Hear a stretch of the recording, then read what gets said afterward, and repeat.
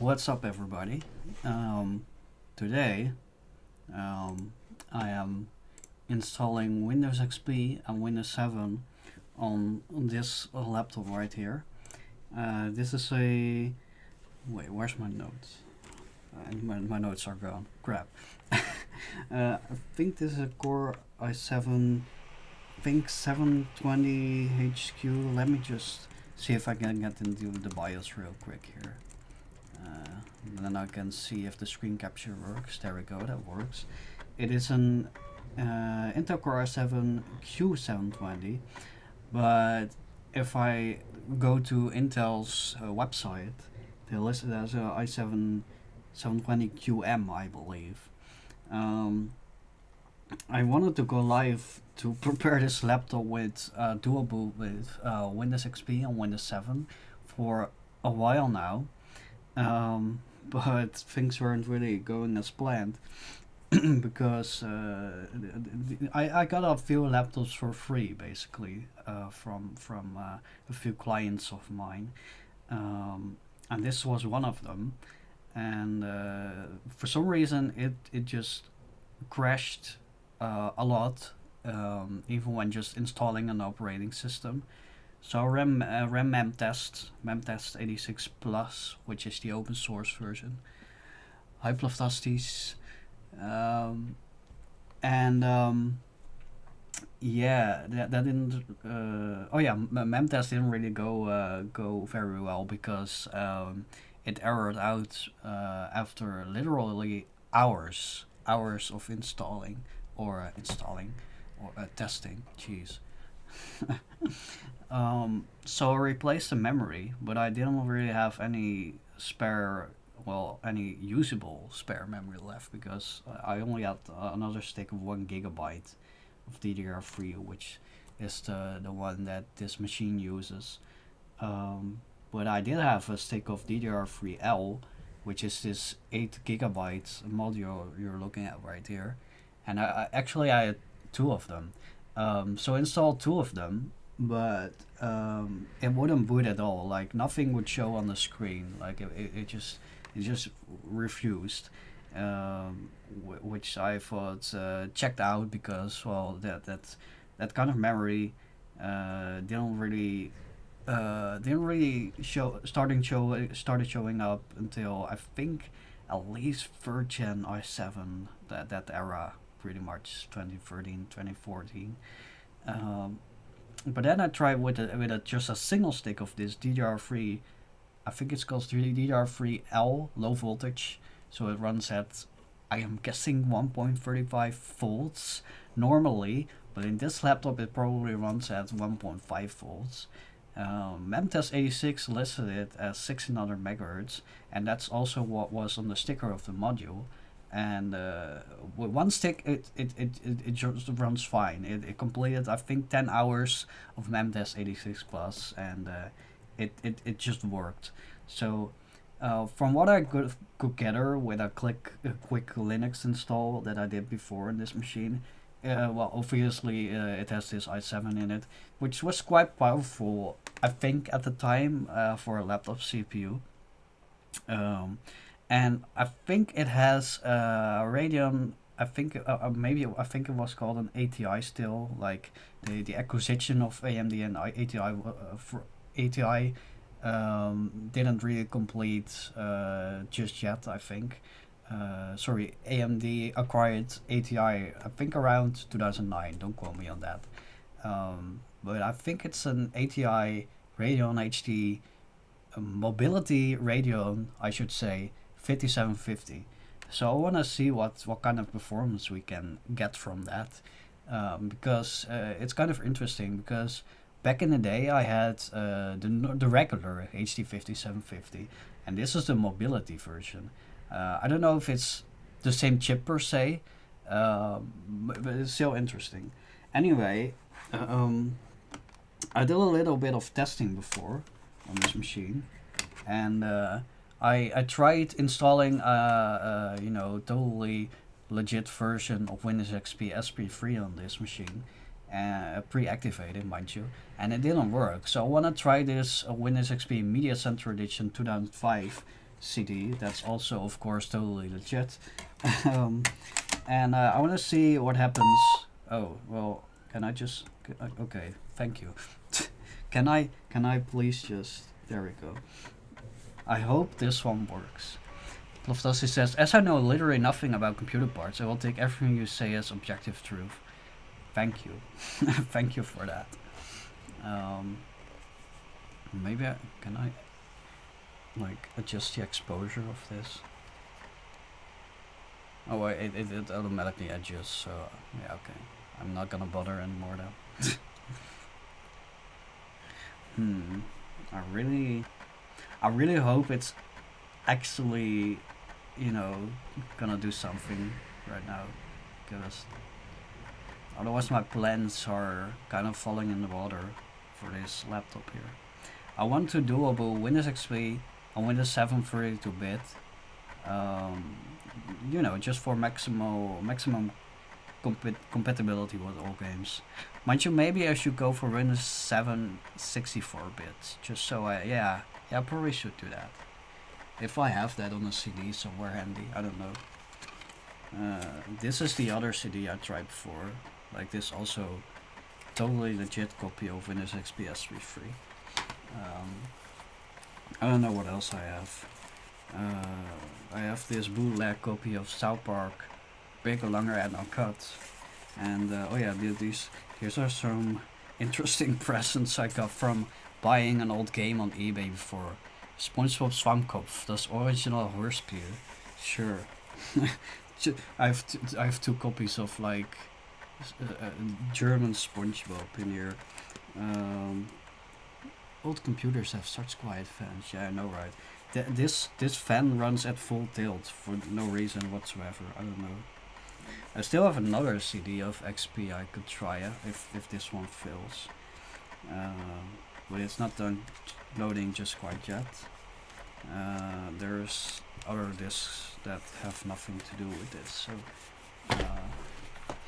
I really hope I don't need to burn any more CDs, but it's probably gonna happen because old systems, yay. I have actually a stack of CDs ready just in case, or DVDs, mind you. Also CDs somewhere in the closet. This is the part where it blue screened last time. So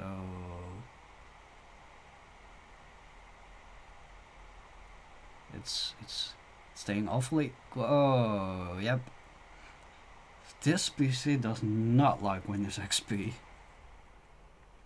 Yeah, no, that's a failure. Alrighty then. So this PC likely came with Windows XP, Windows 7 64-bit. I do have this Windows 7 32-bit, Server Spec 1 English edition, that I'm just gonna try popping in here to see if that boots, because I don't know if it's like a Windows XP error or it's just something still wrong with the computer or something. I don't know. That's what I want to know. Let's keep this somewhat ordered. Well, so now I'm trying Windows 7 32-bit. Is this for funsies, or do you actually need Windows XP and Windows 7 for something? Ploftasty says. Yeah, I kind of want to have at least one backup machine. You know, I do already have an old computer with Windows 7, but I prefer also having another backup computer just in case, because you know old computers can fail, right? I got this laptop for free, so I kind of just want to have another one just in case. This one also has HDMI, so I can easily capture from it. Also, it gave some really funky colors. Interesting. Maybe I should not touch that. But it's also for funsies. I haven't really done old Windows installations for a bit, so you know. Let's see what's going on.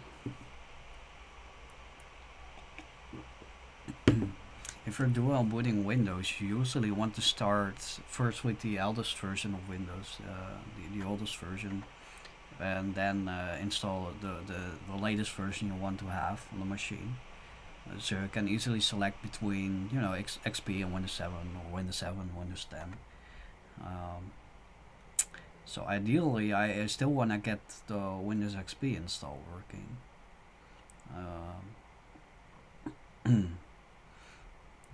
Maybe I should have googled that blue screen error.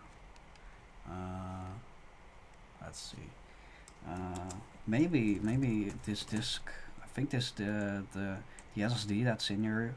I think that still contains a Windows 10 install.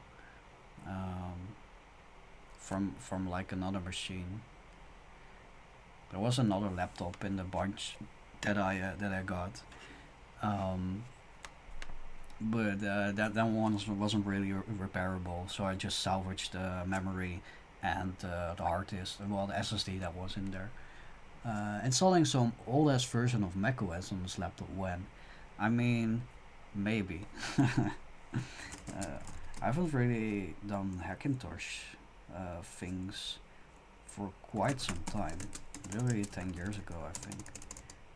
Select this 0. It's been a while since I did this. List part. Yeah, there's still some stuff on here.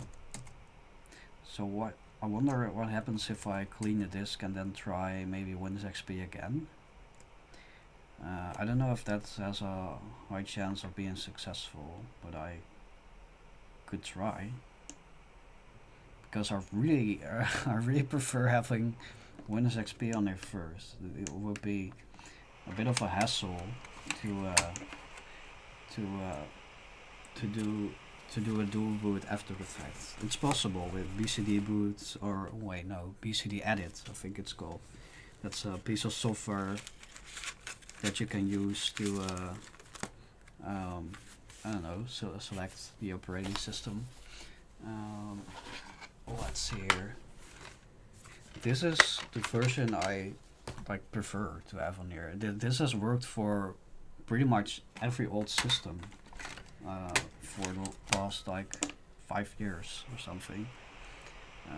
So ideally I get this to work, which will be awesome, but I don't know. I did disable the TPM in this laptop, just in case, but maybe, I don't know, maybe it needs that for something. Probably not. No, I actually turned that off because I was scared it would create like a compatibility issue, but I don't know. Maybe it has Uno reversed me here.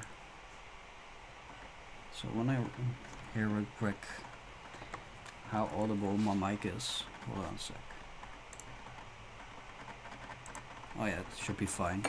My voice is kinda fucked though, but that's okay.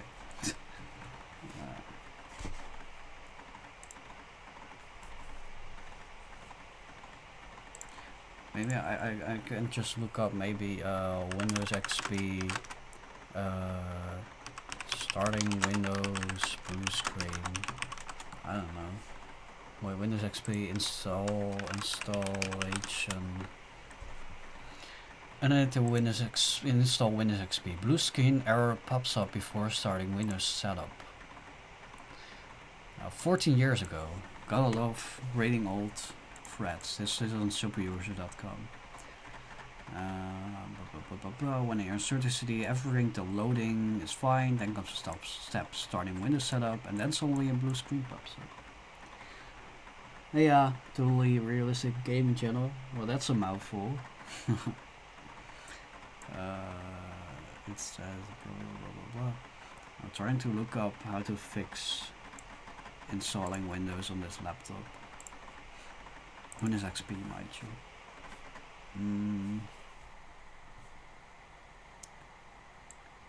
This person 14 years ago on this forum did a little bit of Googling. Yep, he did it again.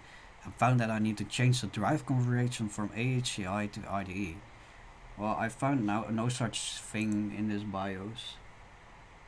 Thank you, TRGC. I will call you from now on in YouTube chat. 0x000007B. Error Windows XP installation. Let's add to the BIOS again. Let's see if I missed some setting, but I think there's not much I can do in here. Yeah, there's kind of nothing really. What if I, enable and activate the TPM for some reason? Yeah. Wait, what if I first go with defaults, save, and see what that changes? Half expected the only answer to that thread being a never mind, fix it. Well, I didn't really get to the answer yet. Hold on. Well, the default operation of the TPM is disabled and inactive, so that's kind of weird. That's freaky. Let's just enable it, see if that does anything. Probably not. Let me see. Blah blah blah. What is this person doing?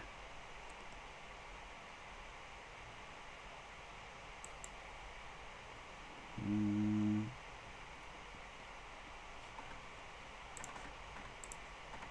ah, the BSOD means inaccessible boot device.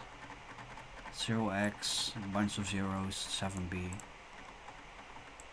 And it's supposedly fixed if you change the SATA config to from RAID or AHCI to IDE, which I know that's how you can fix this. Same goes for installing like Windows 98 and Windows ME on old hardware. You can only use IDE or RAID. Well, actually, Windows 9 Windows 9X is kind of a different story because you cannot install using SATA drives whatsoever. Using SATA, you can only install it if you enable like a RAID mode. So it doesn't need the SATA driver because that's definitely not included in Windows 9X. That's before that era. Yeah, but it's kind of looking like I cannot. I am not gonna be able to install Windows XP on this laptop because I am not able to change the SATA mode to IDE, which is like a legacy operating mode for older operating systems like Windows XP. Yeah, there we go again. And some people are saying online that one way to install it on a computer is to first install it in a different computer and then transplant, first transplant the hard disk from this laptop, install Windows XP on another computer, then transfer the hard disk or SSD in this laptop again, which I don't know if I'm gonna do that. Stress says Google and YouTube says nice Windows Y. So little people watching. Yeah, well, it's because I don't really have, I don't really have a good. I found a good. Damn it! How do you say that? I don't stream very often. I haven't streamed for like 2 weeks. So I don't find it weird that people aren't finding my channel. I don't have a good schedule down yet that works for me. I gotta work on that though. But it appears I am not gonna be able to run Windows XP on this laptop, which kinda sucks because I was hoping for that. But I really want to see a Windows 7 32-bit works on this machine though. Chances are I might not even need Windows XP. The reason I wanted Windows XP because well most games that I want to play on this laptop were made in the Windows 98 XP era. So they have the most likely chance of working on this laptop than Windows XP. But Windows 7 also has very good compatibility with old games, especially if you install the 32-bit version. So you have 16-bit compatibility. So let's try that then. Exactly how Windows is supposed to be played.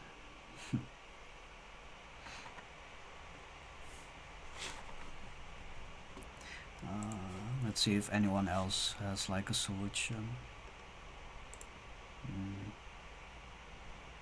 Professor says I thought Windows prides itself on backwards compatibility. Well, yeah, that's definitely a staple for Windows, and it still is actually. But running older versions of Windows on newer hardware sometimes can be problematic. You can actually install Windows 11 on this, not officially, mind you. This is a laptop from 2010, so it's 15 years old by now. But it should actually run Windows 11 completely fine, but not officially. And you cannot upgrade it to like the next version of Windows 11 because I think they release new versions of Windows 11 every year now. Like you have 23H2 and now you have 24H2. Wait, no, 24H2 and 25H2. It's already 2025. Duh. um, but it should theoretically work. Getting the drivers to work sometimes is a hassle. Like getting all your hardware to work and such. I have an even older laptop than this one, where someone was running Windows 10 on for quite some time, but it became really slow. It was just unworkable. It was a Toshiba from 2008, and it worked, but yeah, you just had to wait a really long time to to get stuff to load, like a modern application like Spotify, like it ran, but you really didn't want to do anything else on that machine because, well, otherwise the sound was gonna lag quite heavily. So I'm just gonna install Windows 7 on this. Yeah, it's more likely to work, more likely to be compatible, and probably most games that I want to run in this are likely gonna work fine. So uh, I'm not entirely happy, if you can tell, but gotta do what you gotta do, I guess. Also, I wanna mention this display on this laptop looks really good. Um, I think it also has like a really good scaler on this. Mind you, it's now stretching the 4:3 aspect ratio to 16:9. Uh, but even then, like, props to whoever this developed the scaler in this laptop, because text looks crystal clear, even though this is not the not the resolution of the panel at all. Um, so let's get Windows 7 on here. I think it has like a Samsung, I think 840 Evo SSD in this. Nothing spectacular. It's a few years old, but it's probably gonna saturate the SATA FreeBus that's in here anyway. No, it's SATA 2 actually. That's also always kind of confusing. SATA 3 is like the latest version of the SATA spec. I think came out around probably like 2012, 2013. I don't know. Around that era, PCs had that SATA spec. But SATA 3 is 3 gigabits, or was it gigabyte per second? Ooh, crap, I don't remember. But SATA 2, the previous version, I think that was. I gotta look this up. It's been a while. Was that 2 gigabit? 2 gigabyte? To SATA 2 versus SATA 3. Everything you can look up these days, luckily. I know I think one of the first versions of SATA was like 1.5 gigabyte per second. This is a sketch website. Oh dear. So many websites made using ChatGPT these days. Just awful. Let's just go to Wikipedia because that's just a trusty source. Oh yeah, it's in gigabit. Speeds 6 gigabit actually. Oh yeah, wait, SATA 3 is probably 6 gigabit then. Yep, 6 gigabit. This PC has no SATA 3. That came out for some reason the full SATA 3.0 standard already released in 2009, literally a year before this laptop came out. But I've never seen a machine from like before 2011 that included SATA 3 speeds. Just send ChatGPT a picture of your screen and say please fix. I'm sure that will work. I mean, you'd be surprised how good ChatGPT is with technical issues. But I don't think it will work for this machine because there's literally not much we can change about the situation here. SATA 2 was 3 gigabit. Yes, so that's what this laptop is running, and that's about 300 megabytes per second. It says here on Wikipedia, mind you. But this SSD that's in here maxes out at 500 to 550 megabytes per second, and yeah, it's bottlenecked by the interface. So it really doesn't matter which SSD you put in here, as long as it's an SSD, because hard disks are just slow as hell. Mind you, back then Windows 7 was great on a hard disk, but if you're used to using an SSD at this point, you kind of just never want to go back. I forgot how long installing Windows from a disk takes. This is gonna take quite a while. I wanna fix the exposure real quick here. I hate that the display's overexposed, even though there's really a capture right next to it. Is this doing something? Yeah, it's doing something.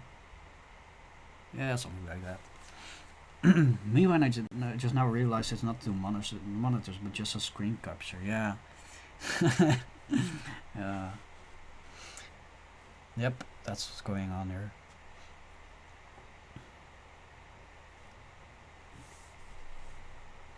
No, I also could have just, captured my face, but yeah, I don't know. I wanted to capture like the device I'm installing it on, but you cannot really see much of it. It's all about the idea. Let me see real quick, Styles, if I have the drivers ready for this machine. I did find the drivers for the Radeon Mobility HD 5750. I just gotta grab a USB drive real quick to put that on. Hopefully it's gonna... Oh dear, I didn't really think of that. I don't know if it's gonna recognize the USB devices on the first try without installing drivers. So we gotta see about that.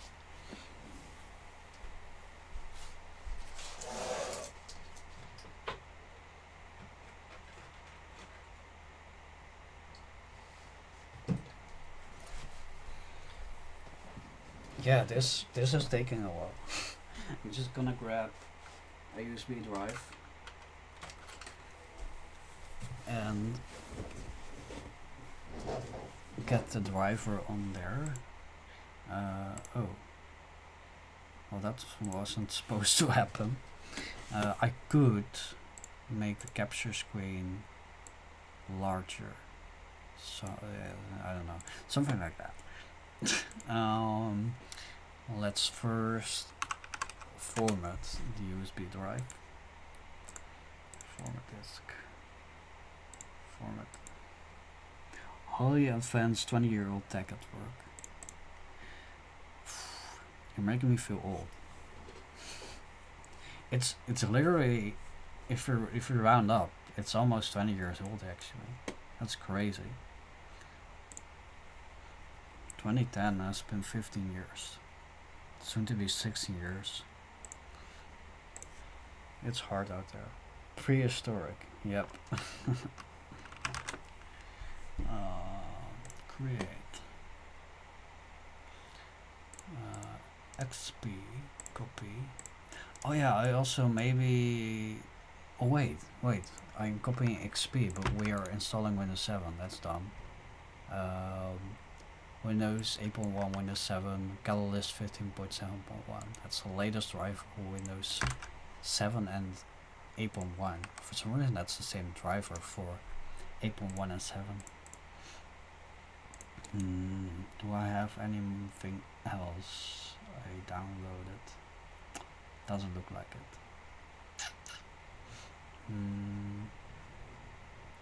Yeah, I didn't really know what was like inside this machine. Also, the thing about this laptop that's kind of weird, and I'm gonna make the exposure different again if I can figure that out. Something like that, hopefully. No? Crap. How does this camera work? Oh my god. Can I please? reset. And intelligent automatic. Okay. There we go. This laptop has no branding whatsoever. So there's no driver page I could look up at all. Well, if it had the driver page online, mind you, but at least if it was, at least you could have looked it up. If it included something somewhere, there's literally no branding to be found, which is kind of odd. I want to see real quick sauce, and I gotta disconnect the capture for this, and hopefully it's gonna stay plugged in if I do this. I really hope so. Don't want to lose this Windows install. I want to see if there's something underneath that I can make sense of. There's a bunch of stuff. There's probably serial, and there's model number probably. There's also a model number right here, which just says BLB5, and then it says CM2. Maybe we can look up something. One of these numbers. One of these numbers might mean something. This laptop was made by a laptop company. Yep, sounds about right. There's so little info. CM2, BLB5. That's all that I can get from this.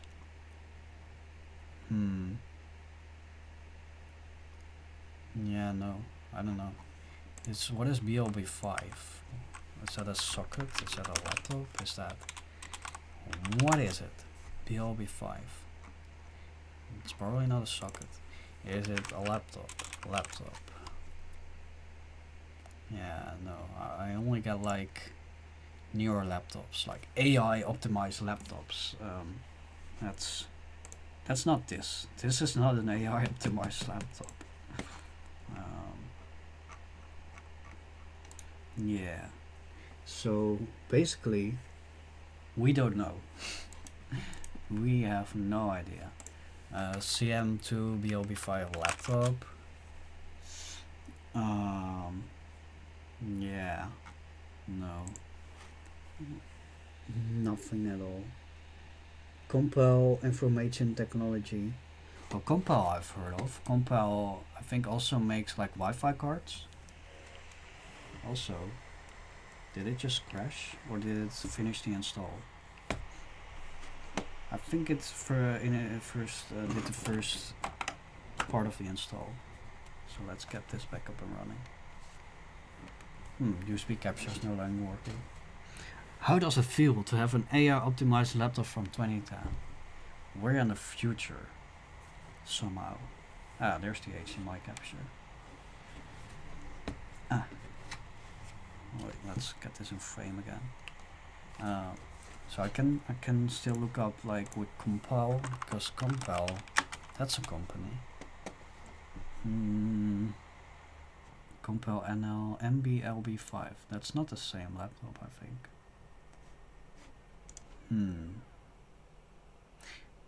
It's really close though to the model number that we saw on the underside of the device. But this is a really sketchy site, so it's also literally the only website, just about the only website that I can find with this laptop on it. Wait, there's another with a manual, so I did find a manual of this laptop, but there's surprisingly little information. Compal Electronics Inc. 2010. Yeah, it's from 2010, just like I already kind of expected.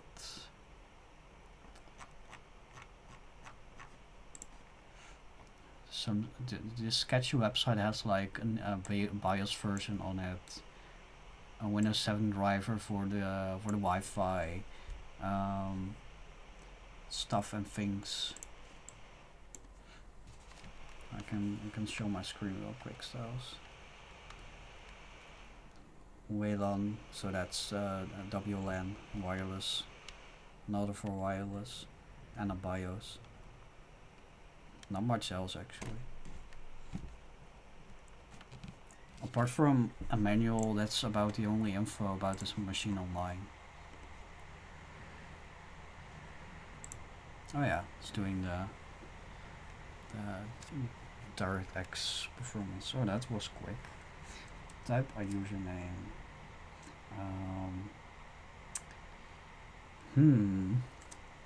How about, let's see. I don't know. What do I want to call this machine? Type a username. A username. Yeah, that's kind of lame. So I still want to mention, I want to keep mentioning, holy crap, this display has such a good scaler in it. Or it's just that it's scaling without, you know, any filter. But to me that looks really good actually. Gerald, yeah, I don't know.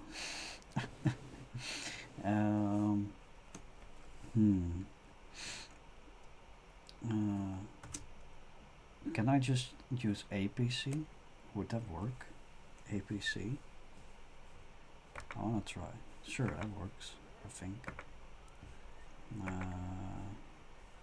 Oh yeah, I'm gonna change the time to GMT plus 1. Or is that UTC plus 1? I guess so. What's the difference? I think it didn't complete the DX DirectX or direct whatever.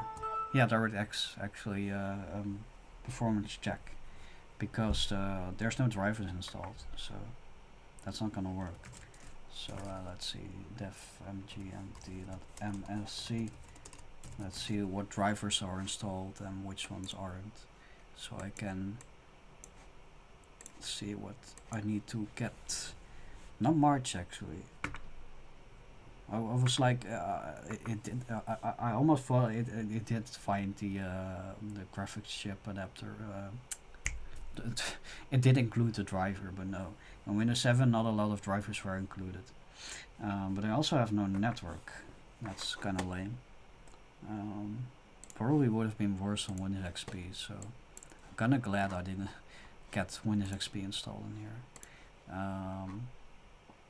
So this Sketchy website does have a BIOS and does have a driver for wireless, but I don't know which version should work for me. One is Intel, one says Akacan, which sounds like a Turkish word, so that's kind of weird. Would I be able to tell by this number here? Vendor 8086. That must be Intel, right? Must be Intel.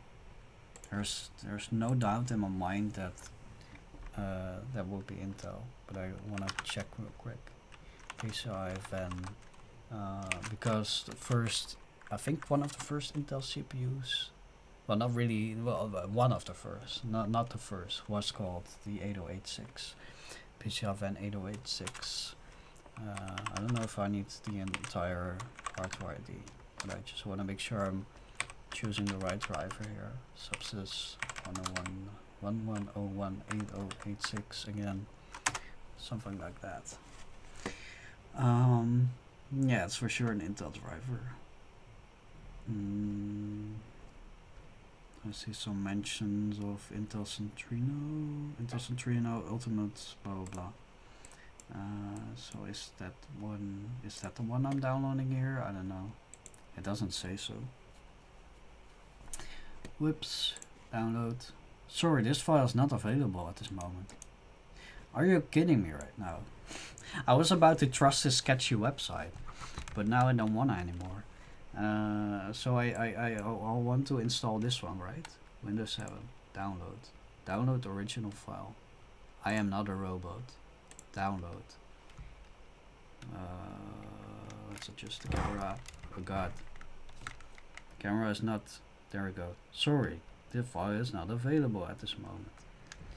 Okay then. So what now then? Download Intel drivers and software. Let's see if I can somehow still get these drivers from somewhere.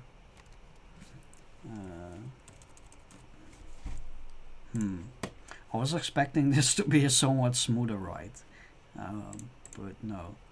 Wireless. So I gotta look for Intel Centrino Ultimate N6300. That's the Wi-Fi card that's in here. Yeah, that does look about right actually. I could have also just opened up the laptop and made sure this was the correct one, but I didn't. Then I please just search Intel. No results found. Well, that's lame. Legacy Intel Wireless. Intel Wireless Bluetooth for Windows 7. Yeah. But is it compatible with this card? Doesn't appear to be. Yeah, no.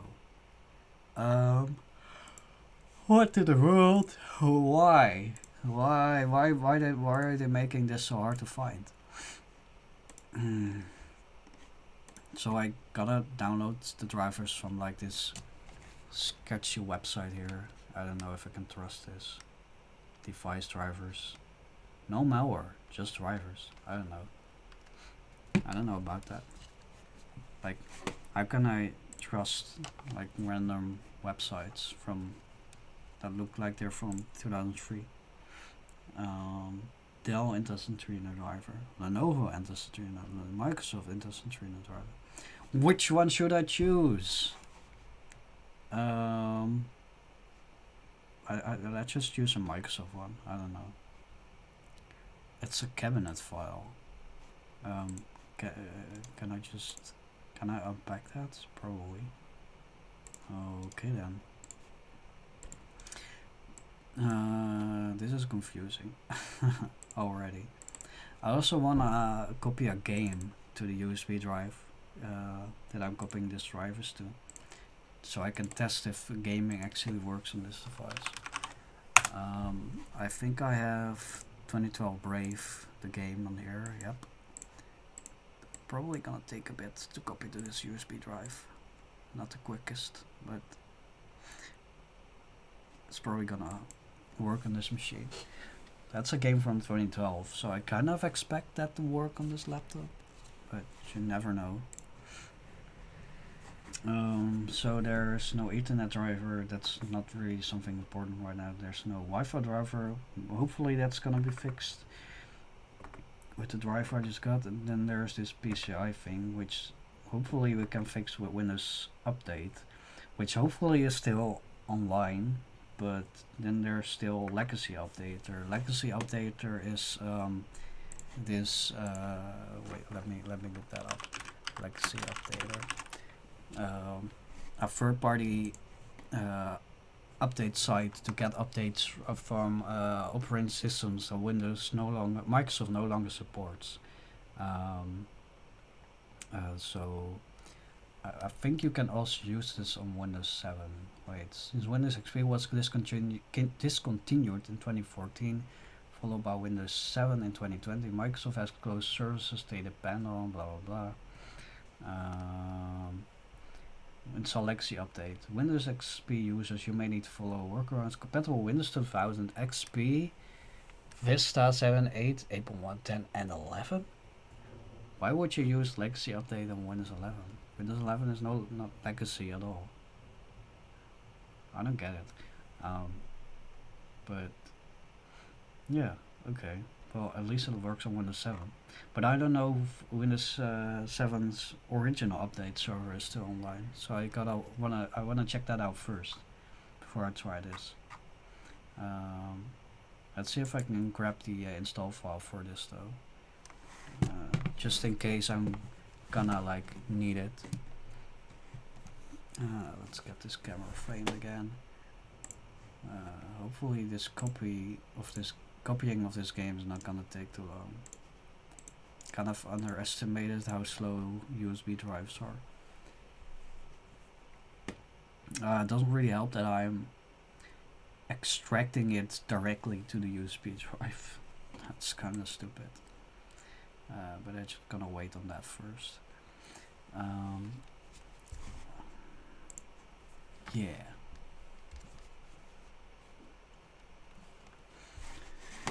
I think it didn't complete the system check. No, system rating is not available. Windows Experience Index has not yet been established. Let's check that out after I get the graphics driver installed. Also, if the internet connection is fixed, I can like circumvent the Windows activation, because that's gonna be kind of lame to have to deal with. Because Windows 7 and Windows XP and I think Vista 2, probably Windows 8 and Windows 8.1 too, but I don't remember. I haven't really had much experience with that operating system, and it's also been a really long time since I last installed that. But what was I gonna say? Oh yeah, they deactivate your Windows installation if you don't activate it within 30 days, or maybe you can still boot after 30 days, but maybe like after 90 days, you know, your computer just is fucked because you can't do anything except activate Windows. This is kind of lame. It did detect a USB drive, so that's good. So I can at least use the USB drive. Let's get these files loaded onto the desktop. There we are. Gonna take a while because this laptop only has USB 2.0. That was the only option back then. But it's still doing kinda fine actually. Oh yeah, Windows 7 doesn't have an option to mount a disk yet. So also gotta grab, I think I got WinCD EMU or something like that for that. WinCD something. Yeah, WinCD EMU, which hopefully works in Windows 7. Back in the day, I used daemon tools to mount disk ISOs. So daemon tools kind of sucks right now. So it's just lame. It's just written with ads, and used to be like a simple tool, you know, to just mount a virtual disk. That's all it did. But then got all these extra features that nobody really asked for. It's kind of the starting period of the NCDification to me. Like right around the era of Windows 8, I think daemon tools also started sucking, and then Windows started sucking with Windows 8, and then everything just kind of sucks. So let's first get this driver installed, which hopefully is the correct driver. I actually am not quite sure. Should I first see by using GPU-Z or something?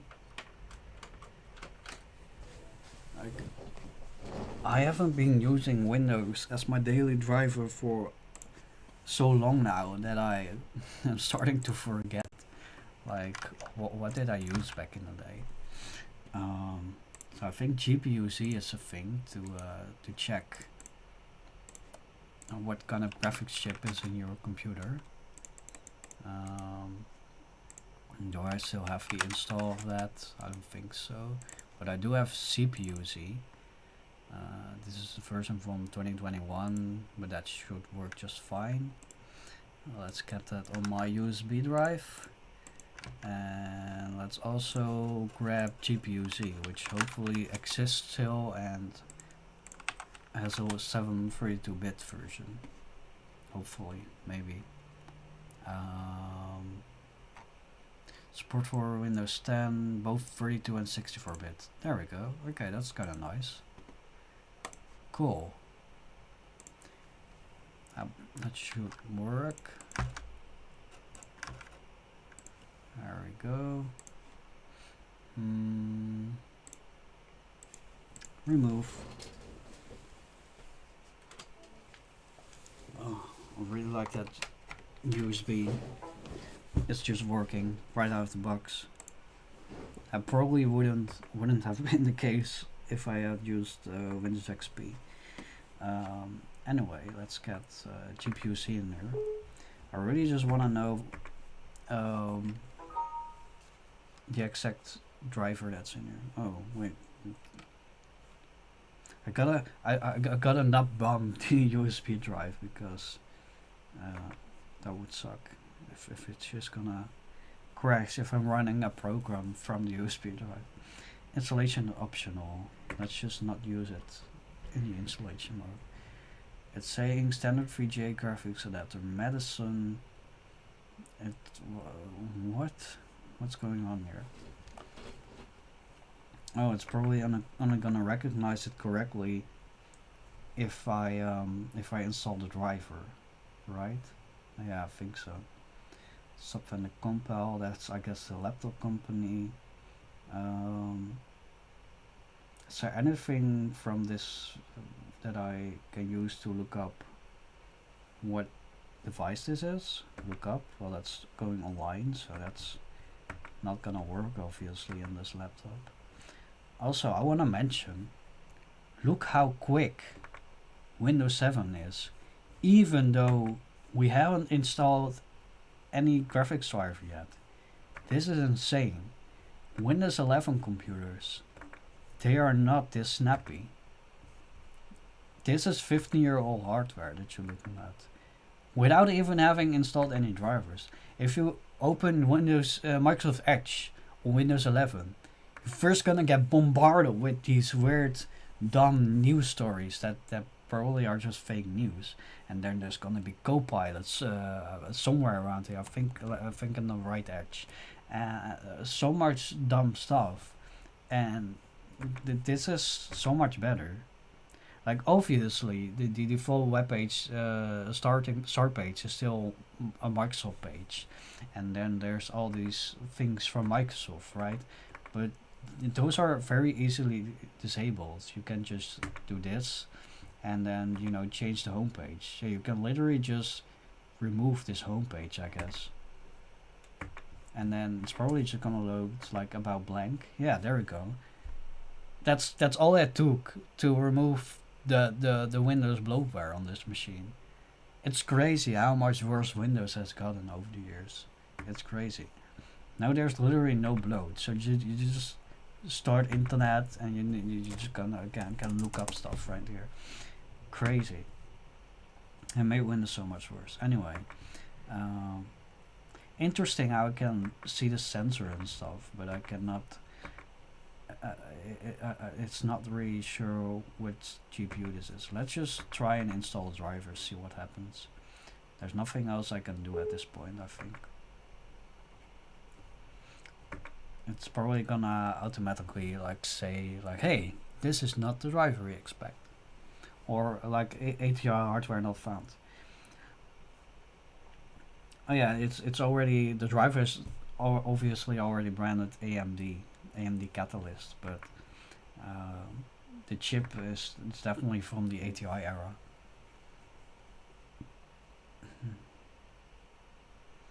Let's see what's gonna happen.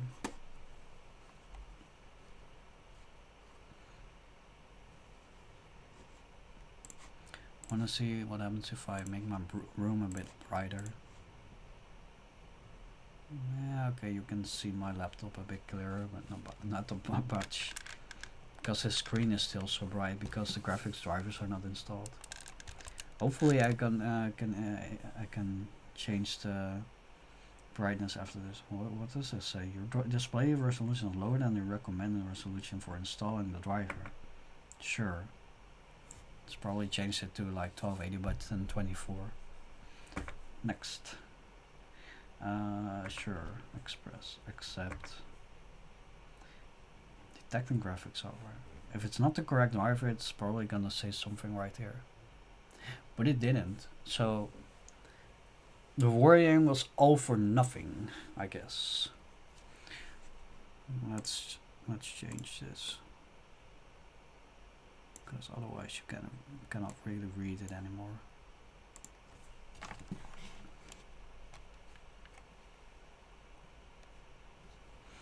There we go.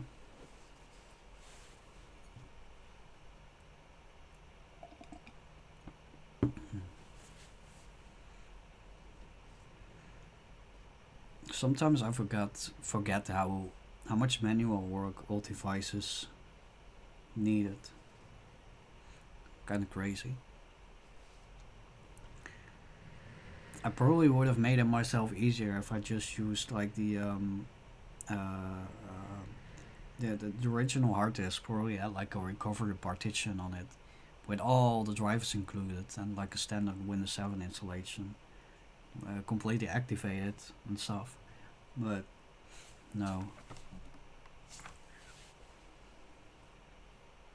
yeah, actually I probably didn't want that anyway because that would have probably a Windows 7 64-bit, but I don't want 64-bit for compatibility reasons with all the games. Actually, I, I just forgot. Maybe this Brave game right here that I want to install after this. I don't know if that's 32-bit or 64-bit. I I I I I I don't know. Let's find out together. If it's compatible with Windows XP, it's probably 32-bit, but it's a game from 2012, I think. So it's yeah, I don't know. It's interesting to see what they chose for. Windows XP was still very popular at the time. Thank you for installing. Finish. So I I would be kind of surprised that they already dropped Windows XP support, even though it was the most used operating system at that point still.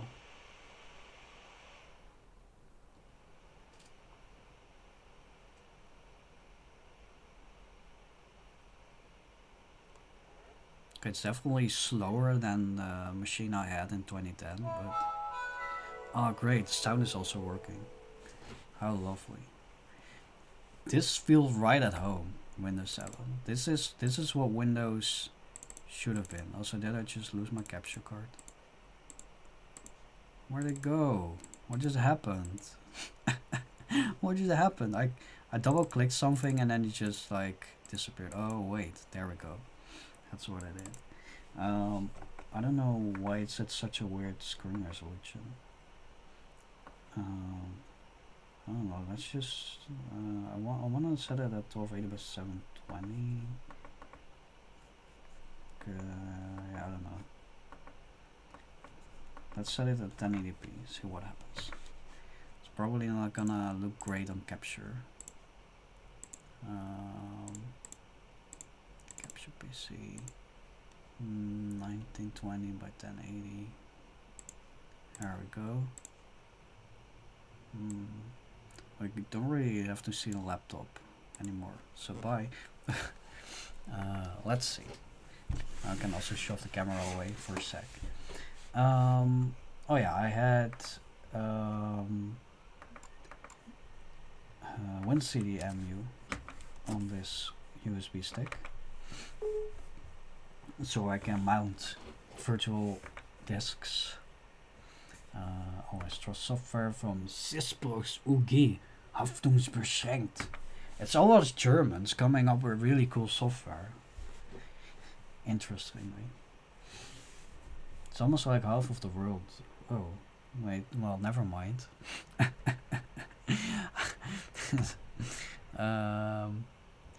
That didn't work.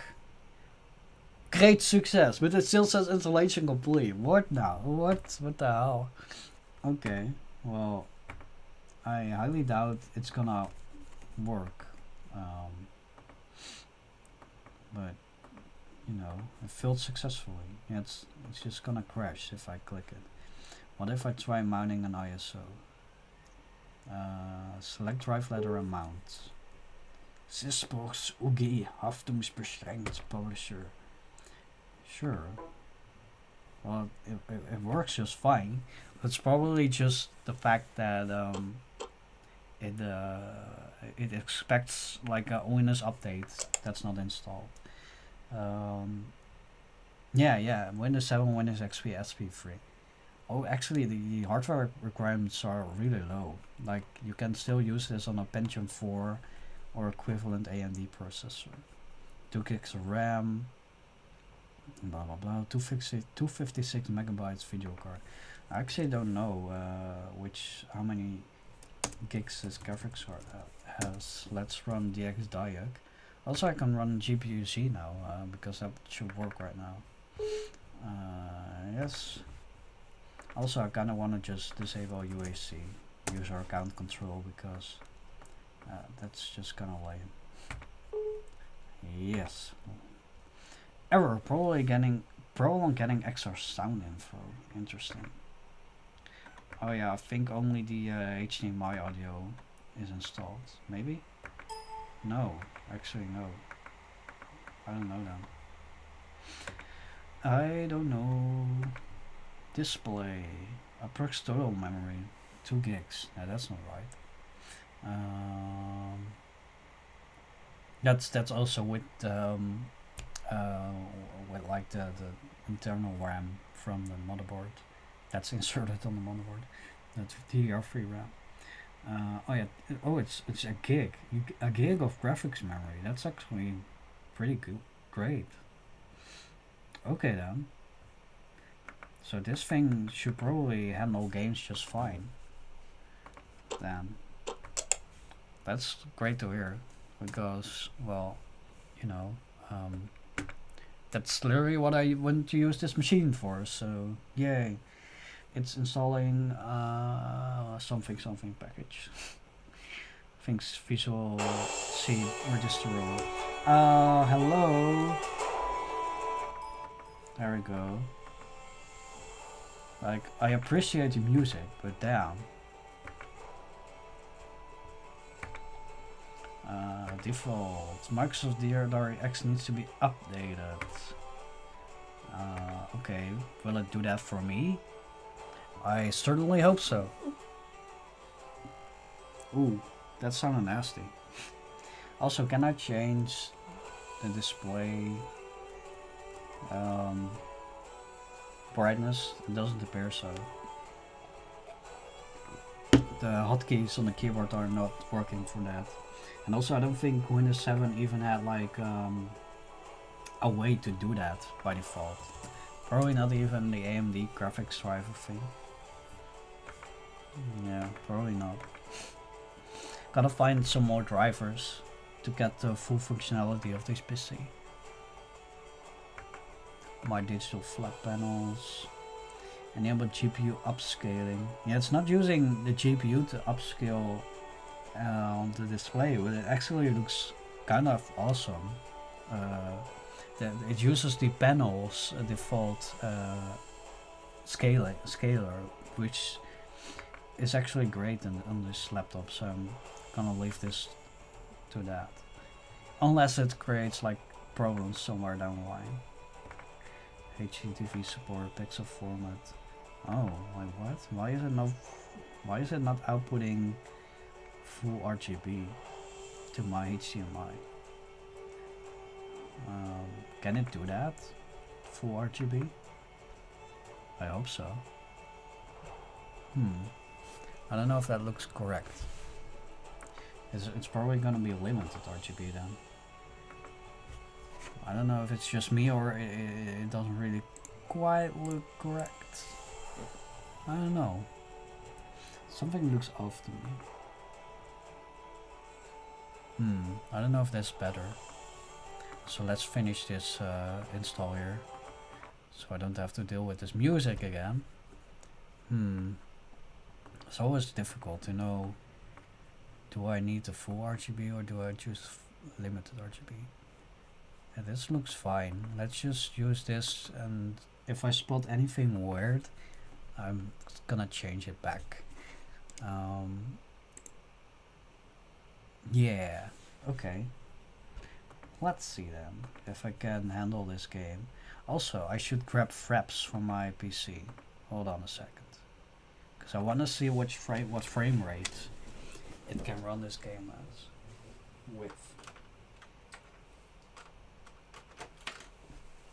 So let's grab Fraps real quick. That was pretty much the de facto standard way to both capture gaming footage from your system, and also to know what frame rate stuff was running at. Copy paste. Maybe I can see if I can get some more games on here just for funsies. I don't know, like KO the Kangaroo. Do I have that somewhere that I can grab it from easily? I don't know if the original disc works. Oh yeah, it should work. It should work. Let's copy that. That's gonna probably take some time. In the meantime, I can launch Brave and see what's going on here with my own eyes. I can probably see real quick styles if it's running like 60 FPS or below that. Hi Mesco Gaming, are you using disc copy of this game? Yep. I don't have a lot of real discs anymore, so this is the copy. Please insert the original Brave DVD. Well, there's my first obstacle. Speaking of the devil, oh yeah, there's something in there that I shouldn't say because it's probably gonna get me banned if I say it. And I'm just gonna paste this right here and copy and replace and continue. And now I should be able to launch the game. Great success.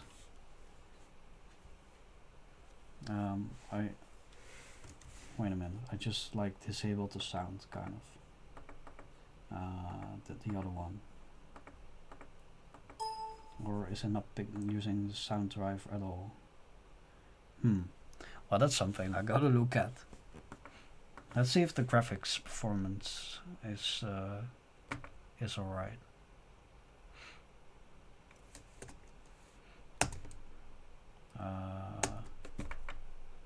Didn't register my key press there, but now it does. I think that's weird. I wonder what's going on here. Maybe it didn't like me alt-tabbing out of the game. That's probably not what it likes best. Hello? What if I just use the mouse?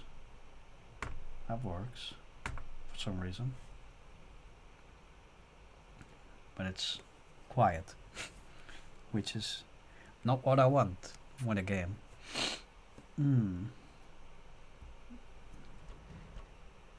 It's taking its time.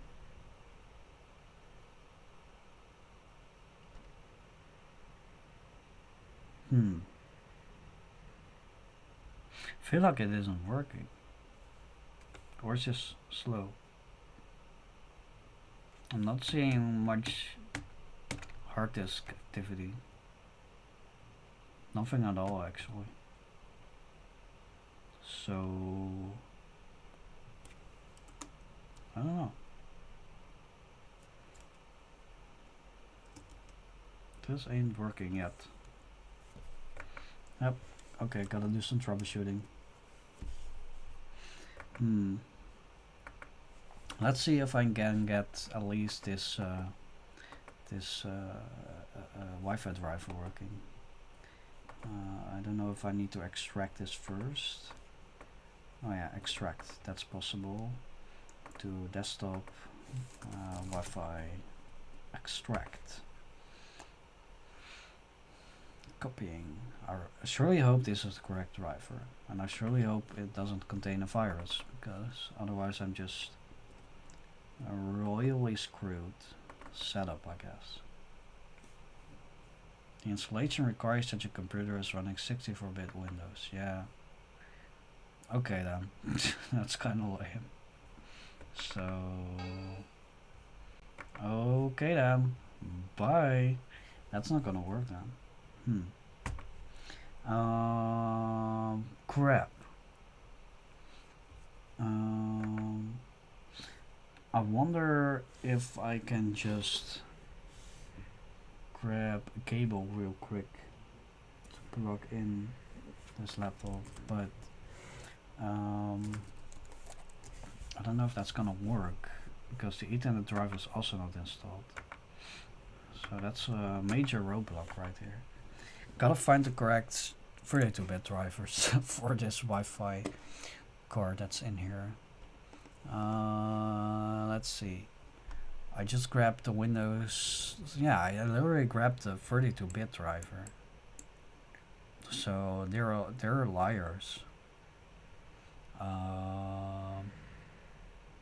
Well, there's another driver that I can try, but it's not gonna be guaranteed that's gonna work or anything. Old computers, man. Old computers.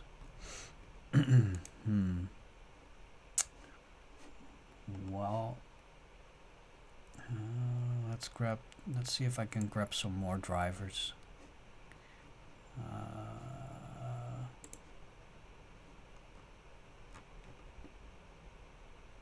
That's literally the same website. Okay, I'm just gonna see if this works. Don't really have much other options because the original Intel page is completely down. So rest in pieces, I guess. Open folder. This one right here. Hopefully it's not gonna launch like porn or something. I don't know. Oh yeah, it's a Lenovo driver, but it might work on here. I don't know.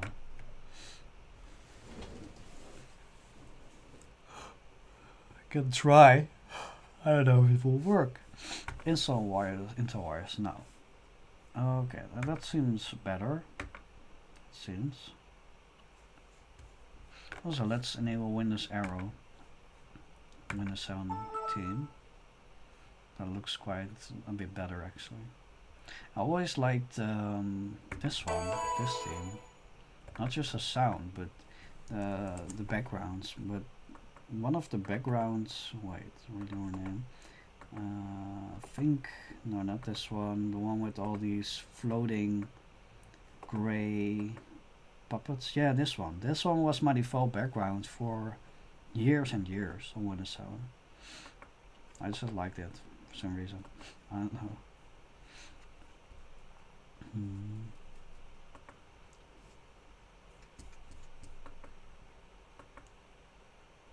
Oh yeah, it seems it has no, well, not yet.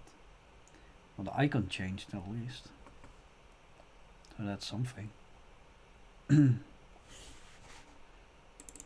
sure is something. No connection available. I just gotta wait. Anything else on my USB? Oh yeah, Fraps, right? Yeah, let's grab Fraps. I agree. Next, install. Close. This is for KO the Kangaroo. Should work just fine on this machine. Success! Hooray! So is it gonna list anything?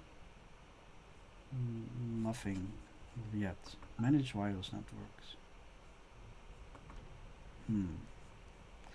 Well, it should have listed them right here, so I don't know what's going on. Is this the correct driver? I would assume so, because it's not giving an exclamation mark. So maybe I just need to restart. I wanna do that. Yeah, let's do this right now, because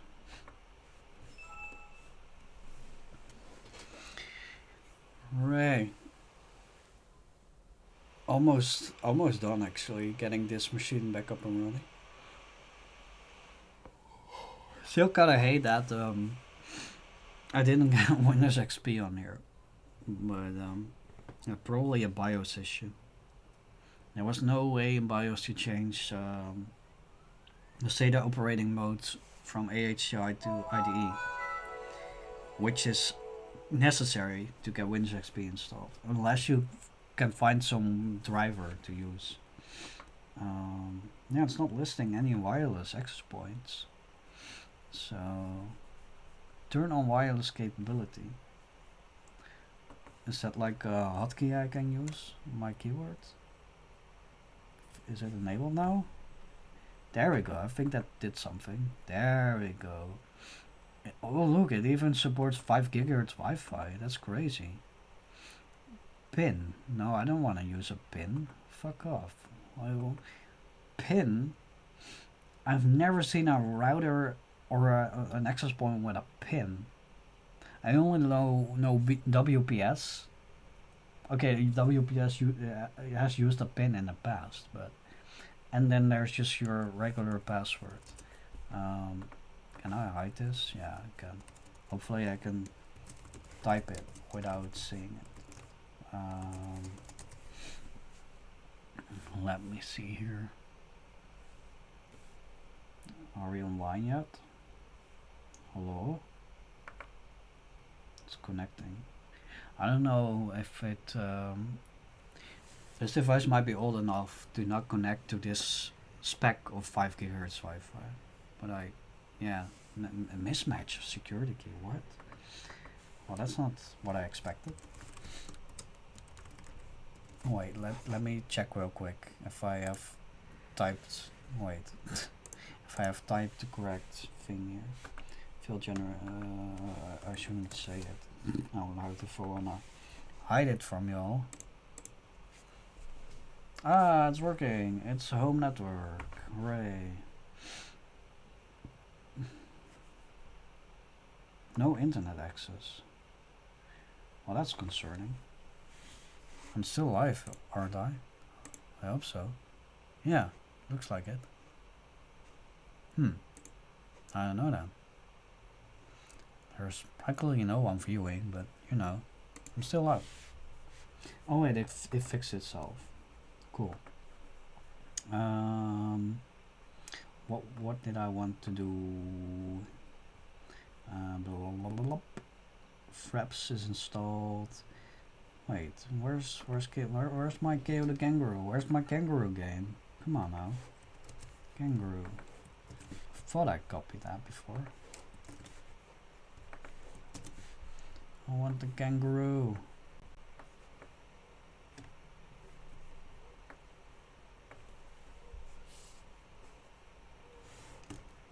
Oh yeah, this was such a cool thing on Windows 7. I don't remember if this originated from Windows Vista or Windows 7, but I love this. Let's get this game installed as well. Okay. Oh, I love this sound effects. Oh yeah, this sounds just like a 2005 Flash website. Correct. I love this. Install. Next. Agree. Next. Install.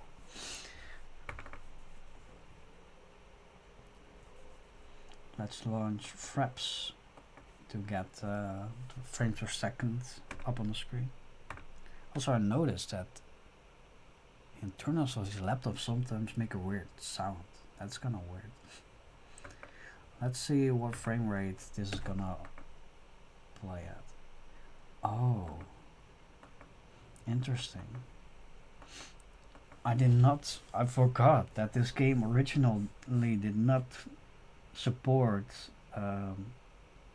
widescreen resolutions. That's interesting. So I can run it in full screen, but not at the highest resolution. I can also just run it in window mode, like 16. Yeah, window mode, it does support 16:9 on it, so that's a 16:9 widescreen resolution. So I don't know why it doesn't support that full screen, but sure. Wait, did I copy the? No, I did not. Oh, That's not gonna work. Come on now. Open file. Copy and replace. There we go. I love how snappy Windows 7 is. This is what Windows should be like. Is it gonna work?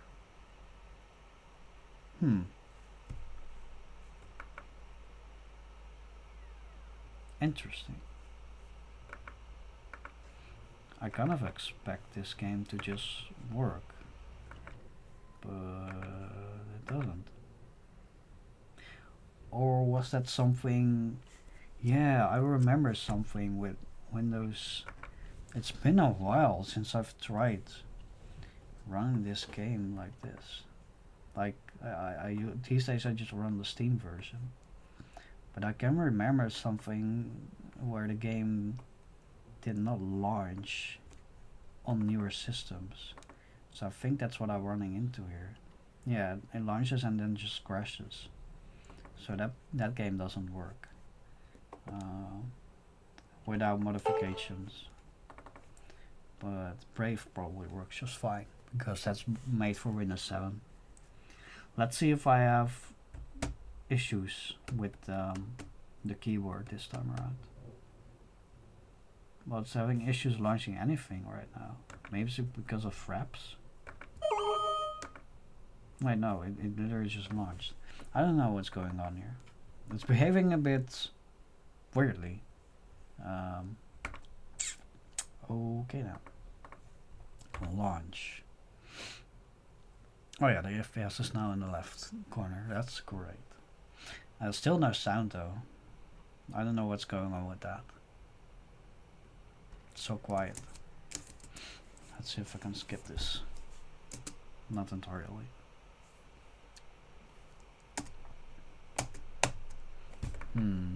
It's still behaving a bit oddly.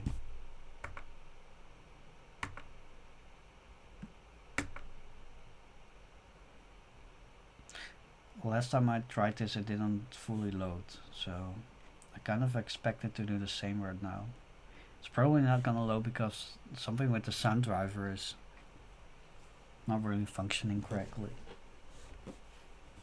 which is rather odd, but yeah.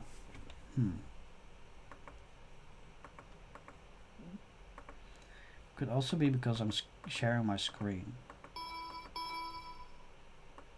because it seems that the sound driver works just fine and the game didn't like me alt-tabbing out of it whatsoever.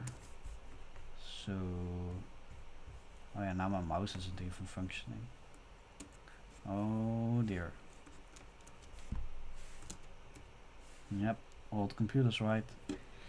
I'm just gonna turn over to the camera, which should work in theory.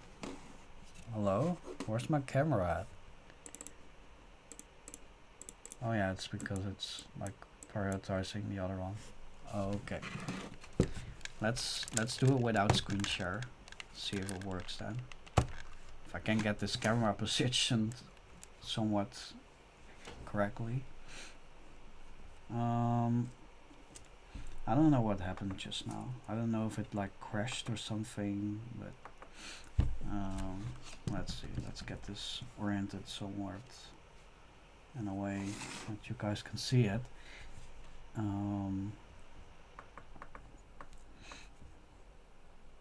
Let's see. So it is using the high definition audio device, so the Intel HD blah blah blah HD audio, and it should pick up that that driver right now.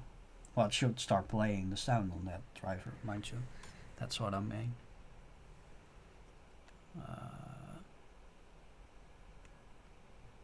It's not really sharp on the camera, this display, but it looks really sharp in real life. I can tell you that. It looks real good for an old computer. Exposure maybe. Yeah, I don't know. That's about all I can do. Launch. could have to do with the fact. Oh, there we go. So it did have to do that. The fact that I was screen sharing. I gotta fix that before I try creating videos with this laptop, because that would suck if I run into this. If I'm streaming anytime soon on this laptop. Hopefully that didn't crash the game. Nope. Okay then.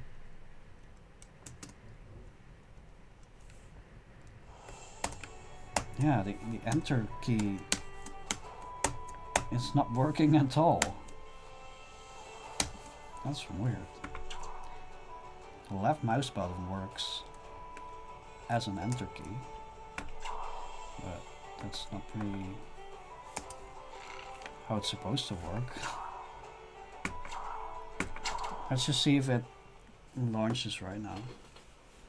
Yeah, it works just fine.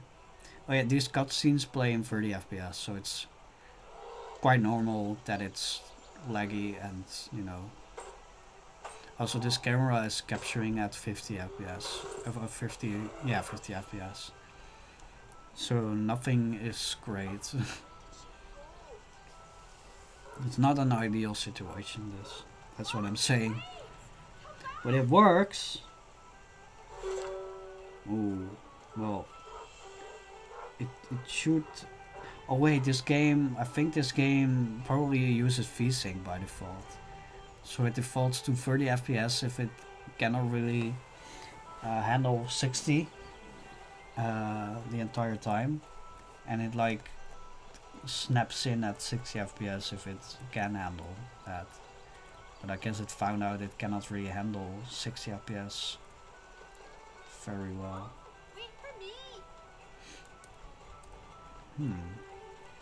I don't know how this game ran on my 2010 system, but I feel like it ran better. But you know, this is also a laptop chip, so it's for sure different.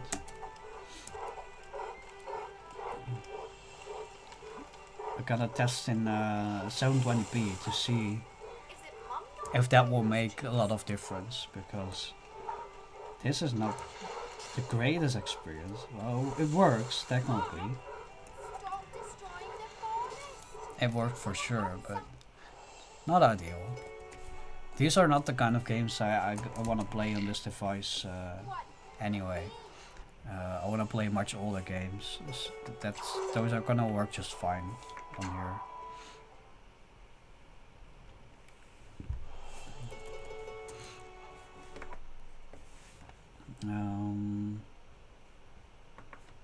Let's see here. Oh yeah, let's also check the driver settings real quick.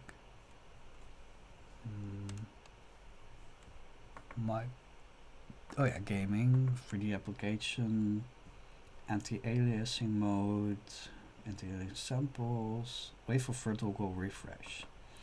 Let's just turn that off globally. Unless it's gonna give me like really big issues. I'm just gonna leave that off. It's probably gonna handle 1280 by 720 quite a bit better. I would assume anyway.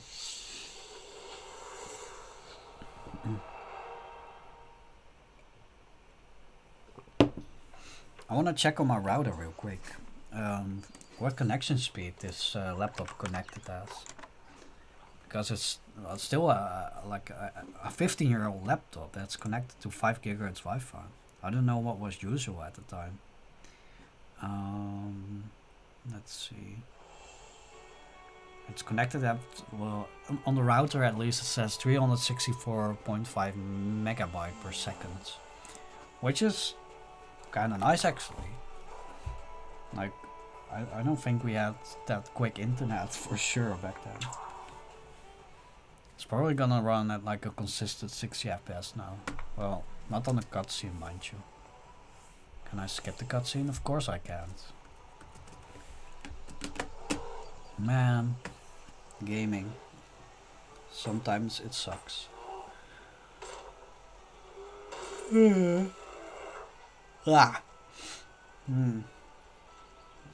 Imagine sleeping well.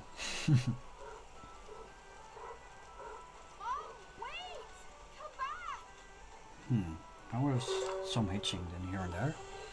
But probably because this game is locking itself at 30 FPS, capping itself, mind you. Not exactly a smooth 60. Yeah, it still goes down to like 52, 54. Yeah. I kind of expected better from this hardware, but it suffices.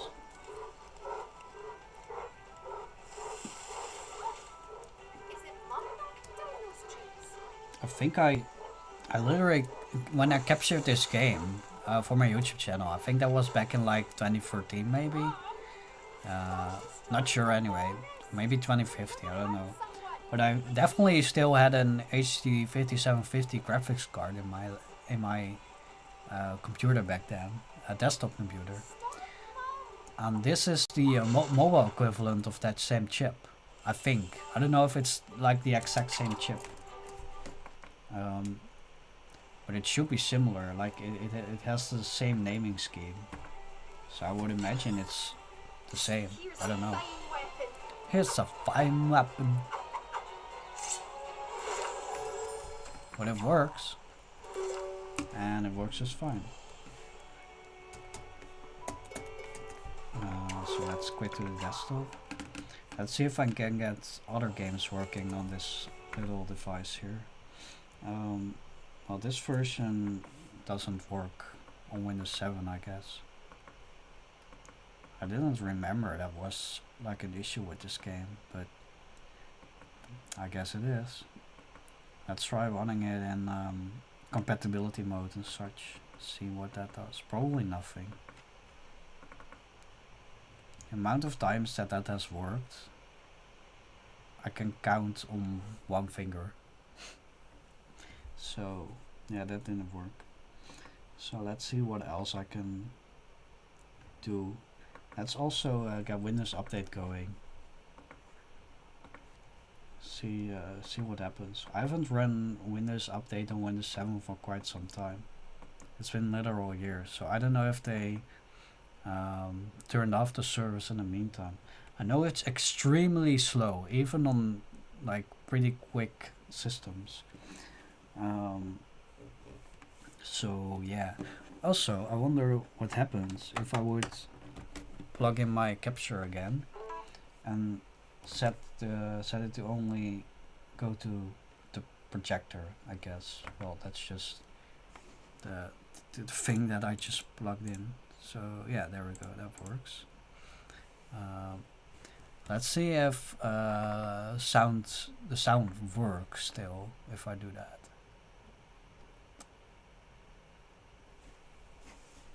Oh yeah, it's probably gonna capture the sound through my capture card right now. Let's see if I can get that going. USB capture. Yeah, that seems to work.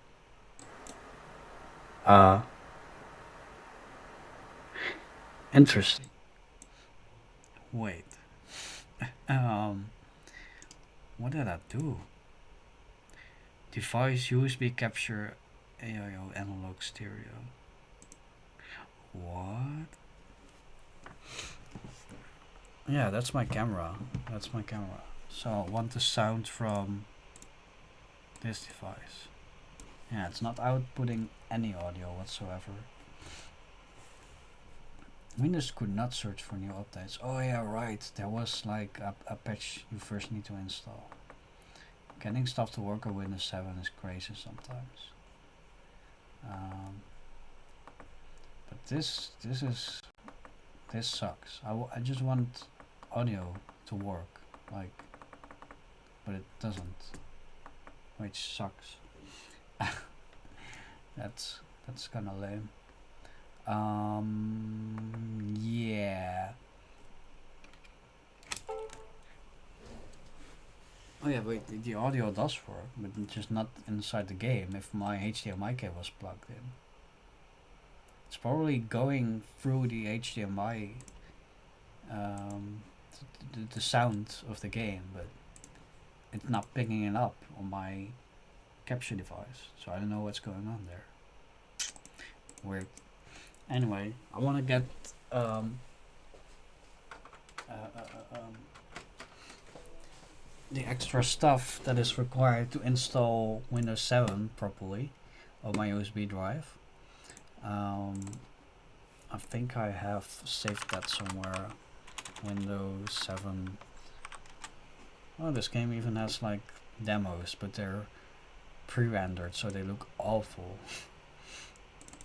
Windows 7. I still have some. I have a zip file full of updates that are needed for installing from scratch, and then I also have one that's necessary if you need to install VMware tools. Yeah, okay, let's just extract those all to the USB drive. W7, Windows 7. Copy. Let's also get the a working version of that Chaotic Kangaroo game. Let's just grab the somewhere I have the version from what's it called again? GOG, Good Old Games. Somewhere I have the version of GOG right here. Yeah, GOG KO Trilogy. So let's get both the first one and the second one on my drive. KO1, KO2, KO3. Yep, okay. Paste. That's gonna take a while to paste, I guess, but you know, for all devices you gotta wait a lot. Let's see if I can at least run the Windows Experience Index, I think it's called, WEI, so I can see what the base score of this laptop is. Let's turn everything off for that, just in case it's gonna screw up the performance. I think you could find that here. Yep. Alright. We wanna see what's going on here. It's probably gonna rate the hard disk close to a 7.9, which is the highest score.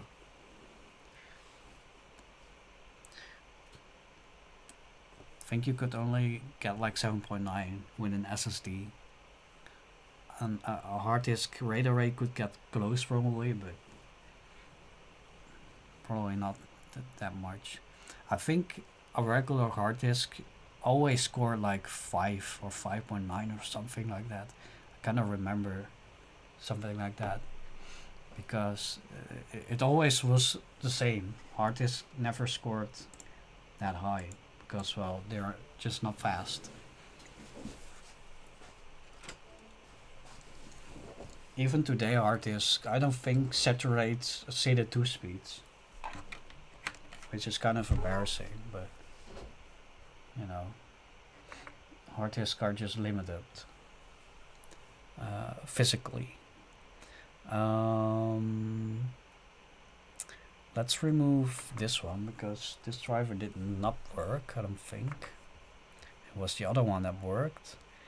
Oh yeah, CPU-Z. I didn't even test CPU-Z yet. Which, yeah, its results are not gonna surprise me whatsoever, but you know. Let's just get this. Yeah, I don't have a mouse plugged into this laptop all this time yet. So that's kind of stupid. CPU-Z 32-bit. Let's see. Intel Core, yeah, this one also says Intel Core i7 720QM, just like the Intel website. But the BIOS says, I think it says 720Q. So I guess they just forgot the M. I don't know. I don't know what's going on there.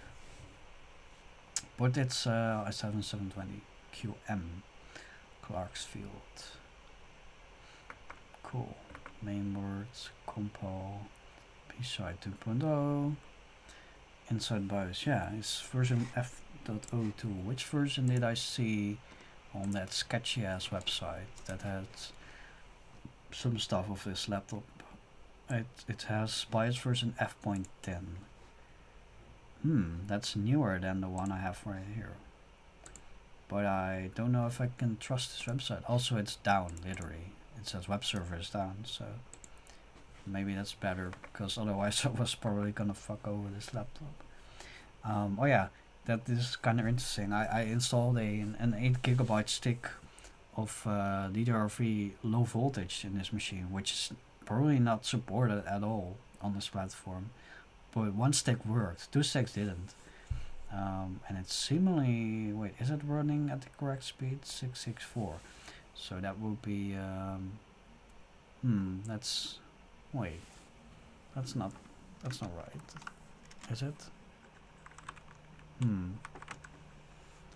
That's about 1333 megahertz, which is not the max speed. It should have been 1600 megahertz. But it's probably not supported by this platform as far as I could find. Yeah, this is the 800 megahertz, so 1600 megahertz double data rate. Yeah, okay. AMD Mobility Radeon HD 5000. Nowhere lists exactly which GPU it is, which is kind of is lame, because I still don't know exactly which one it is. It only says series, but I don't know what's that mean. Display, yeah, HD 5000 series. I don't know which one it is. Even GPU-Z didn't specify that, right? Where's GPU-Z? GPU-Z.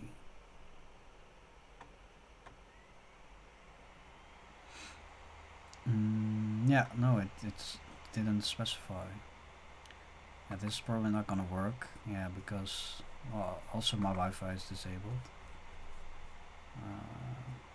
Oh yeah, it's still doing the experience index. I kind of forgot about that. There we go. Primary hard disk, this data transfer rate 7.8. Wow, I'm missing 0.1 points. That's lame. Gaming graphics 6.7, other graphics 6.7, memory 5.5. That's the lowest score. Yeah, okay, it's running at 1333 megahertz, and VDR3 1600 megahertz would have probably made quite a difference, which is literally in here, but it can't run at this speed. It's crazy to me how the processor scores a 7.1. Even though this is Windows 7 Service Pack 1, which I think released in 2011. By then, there were already much better systems. Not by that much though, but you know, I don't think they ever changed the scaling. So every system after like 2011 that was kind of okay probably scored like the highest score. Anyway, that's enough of that. Let's see if I can get one of these installed, and let's get this version that did not work to go away. Okay, let's give a second round and install. So this version apparently does not work correctly on Windows 7, which sucks, but you know, I don't know what this is again, but you can just go.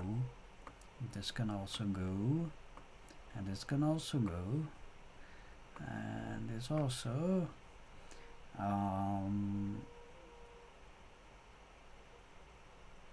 Let's see, Brave Abuse. Oh yeah, these are the Windows 7 updates I need to install. I don't know in what order I need to install them. Let's just try one, see what happens. Yes. These are needed to get Windows Update to work at all if you have installed Windows 7 on scratch. Success. Close. Next, I guess. I don't know if it's best practice to like reboot, but I'm not doing that.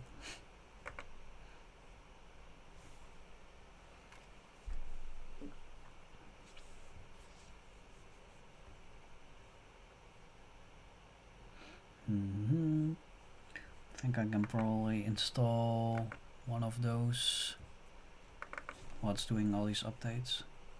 This one wants a restart. Oh, well, crap. Oh well. Okay, desktop icon. There we go.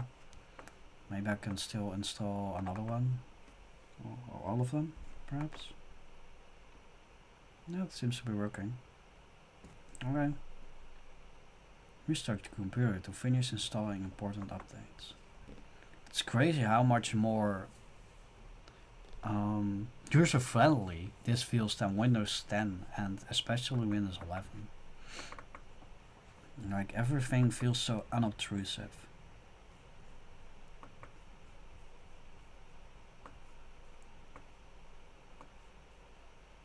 No one can change my mind about my love about Windows 7. This is just Windows. This was just Windows at its peak, and it will probably never be like this anymore. See how smooth this works? This is a 15-year computer. This is just awesome. I cannot stop stressing how great this feels.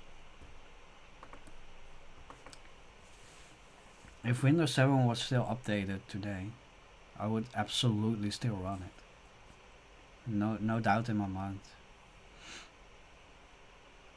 Like I would have never switched to Linux if they just kept following this path with Windows.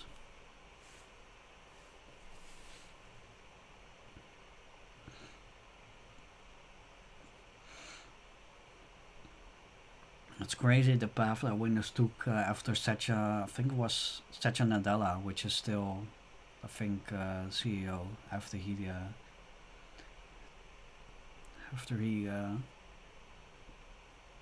went to be the CEO of Microsoft. It all got worse after that. And we got Windows 8, Windows 8.1, the failed Windows Mobile strategy, which they launched Windows Mobile way too late. Like they had no chances anymore. Especially after the iPhone got so big and Android phones were so cheap. They just had no place.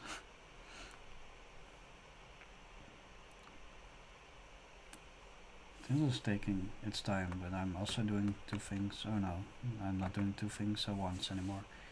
Oh yeah, but this is quite a large update. It's 316 megabytes. And I'm also installing it from the USB stick, which is probably not great. I don't know if this is like that huge update rollup that they released. I think it was in 2016, I wanna say. I don't know. They released like a really big update, which contained like all the past few patches from the past few years. So maybe that is this one. I'm guessing it is. I wanna look up that KB number because I wanna see if I'm still remembering stuff correctly here. If I have my Windows history correct. KB3125574. Yeah, it's the convenience rollup update for Windows 7 Service Pack 1. That includes all important and non-important updates released after SP1. Effectively serving as sort of Service Pack 2. Yeah, I don't get why they didn't call it a Service Pack 2. I guess they just didn't want to move the end of life date of Windows 7 any further. Because if I remember correctly, if they release a service pack, they are supposed to support it for longer after that. I don't quote me on that, but kind of think that's the reason. Oh, it was released in April of 2015, so it was also a year off, but not by that much. Still, that's 10 years ago. So we are moving our laptop from original Windows 7 was 2009. This is Service Pack 1. I think that was like 2010 or 2011. So we're moving on 2011 to 2015 now, which is still 10 years in the past, but it's gonna make running stuff a lot easier. Some software expects expects you to have installed some of those updates.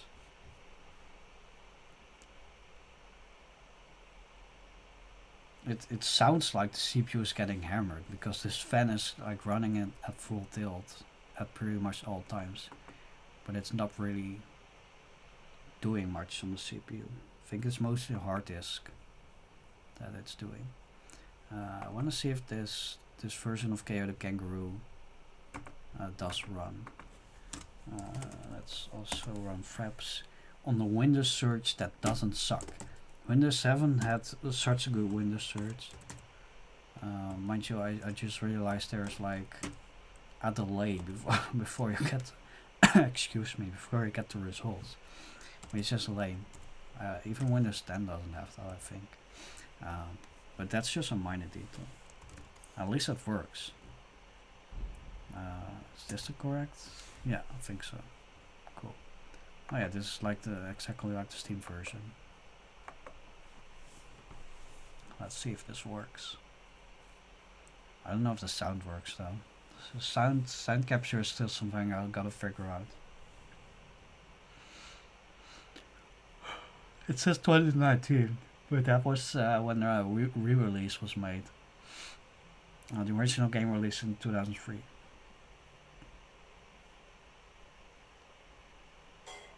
Oh, well. That crashed hardcore. Like, holy crap. That was unexpected. I don't know if this game is supposed to run on like all systems like this one, but it certainly didn't like that at all. Let's just restart the system after all these updates. See what's going on after that.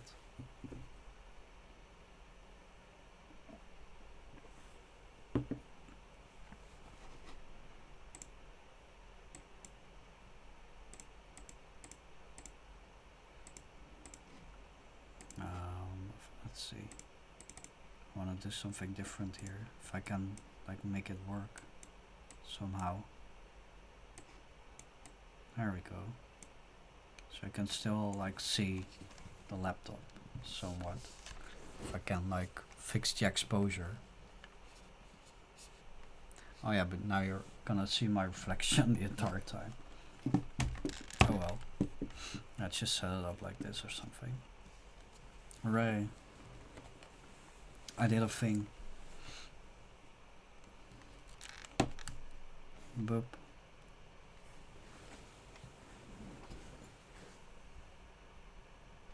Now you can at least see the hard disk activity.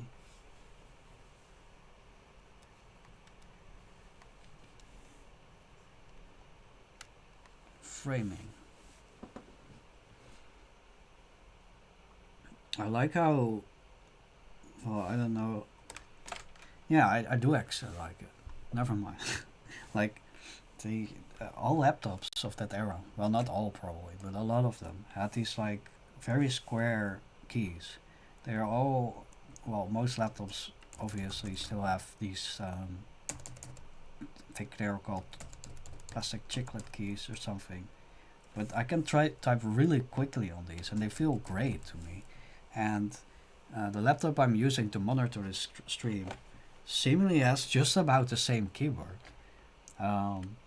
This one is from, well, this laptop here is from 2010, and this one that I'm using to monitor the stream, if I can get this over here without screwing anything up, has kind of the same style keyboard, but of course it has the Windows 8.1 Windows key.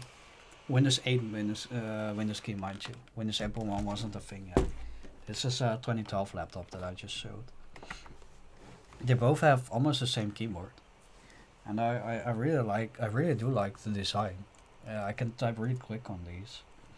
I don't know what's I don't really know the exact difference between these kind of keyboards and newer keyboards, but all I know is I can really type quickly on these. I feel like maybe these keyboards needed a lot more space than newer keyboards, presumably. I think these use like this scissor technology to travel to the switch, which is as best as I'm gonna be able to explain it. Wait, let me see. I have, I think it's a 2017 laptop.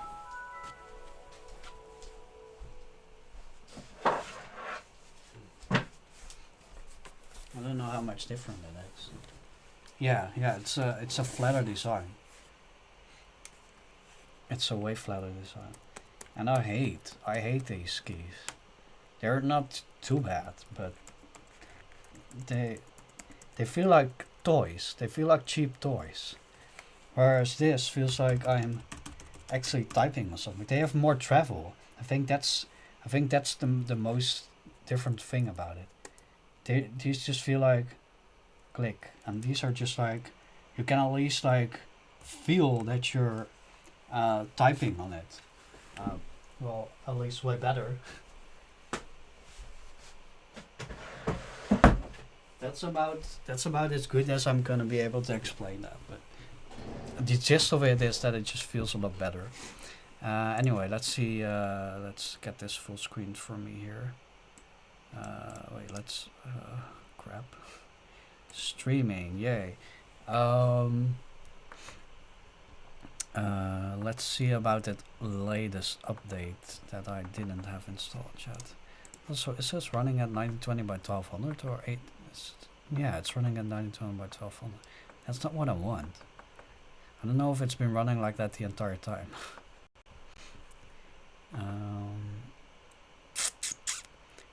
Which one is it? W7, Windows 7 updates. And this update, I don't know if I have that installed yet. I don't think so. No.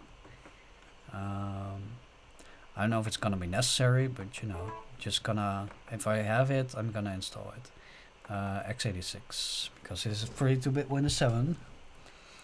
I think this update was necessary to run VMware tools, which obviously this is not a VM, but you know,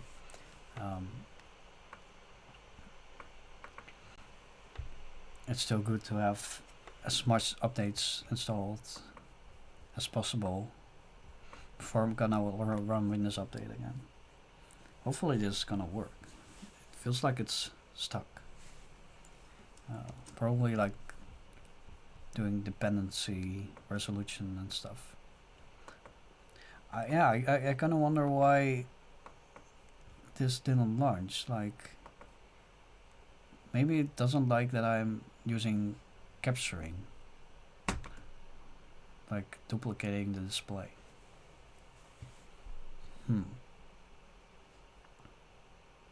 Oh, that looks funky. That looks real funky. What the hell's that? What the hell? Yeah. Well, that isn't working. I don't know. I don't know if that was like because of the update or something. Let's try running it in window mode. See what happens then. I don't know. I don't know what to do.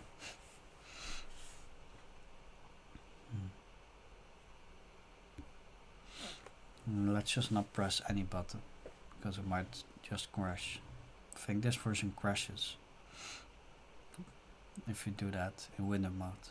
I'm not sure though. So, oh man, I think this is something about the sound. So I want to check what happens if I just unplug my capture and let's switch to full screen camera. If I can do that. Hello. There we go.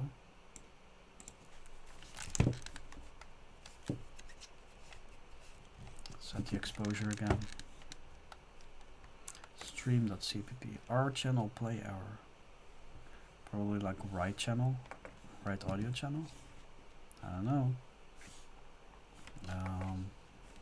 So let's see if it runs without without capture.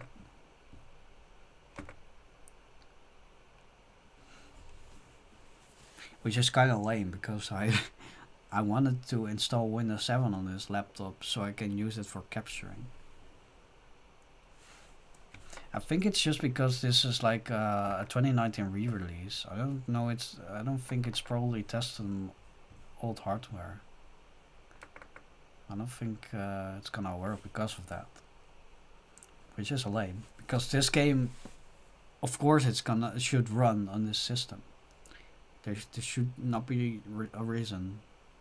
Like I ran this on really old hardware, so.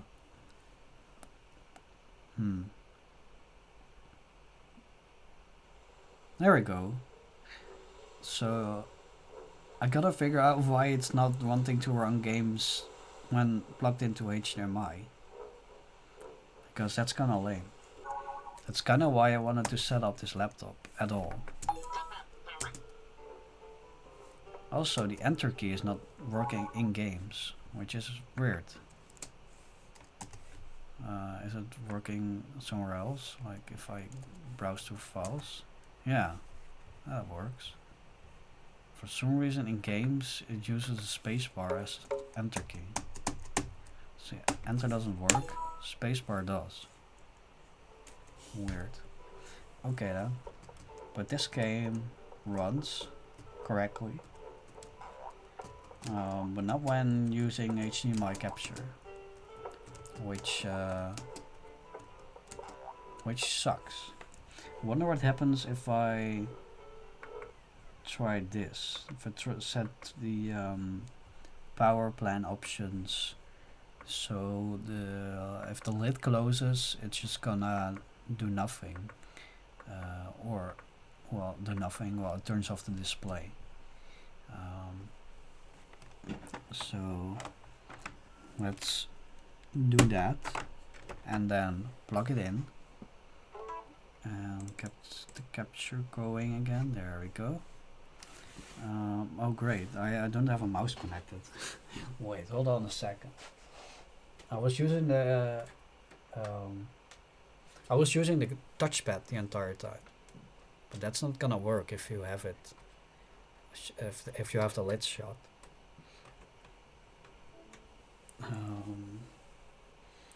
So I'm just gonna use an external touchpad mouse combo thingy.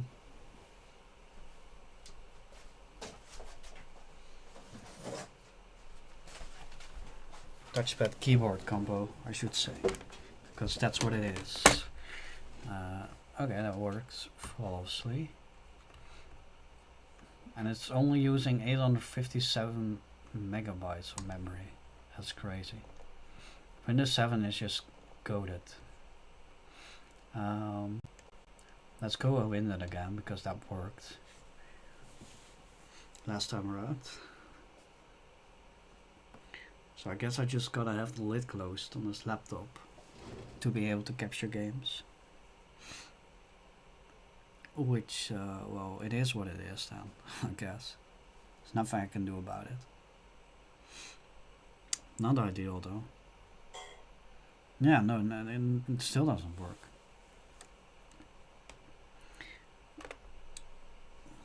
There's gotta be a solution to that.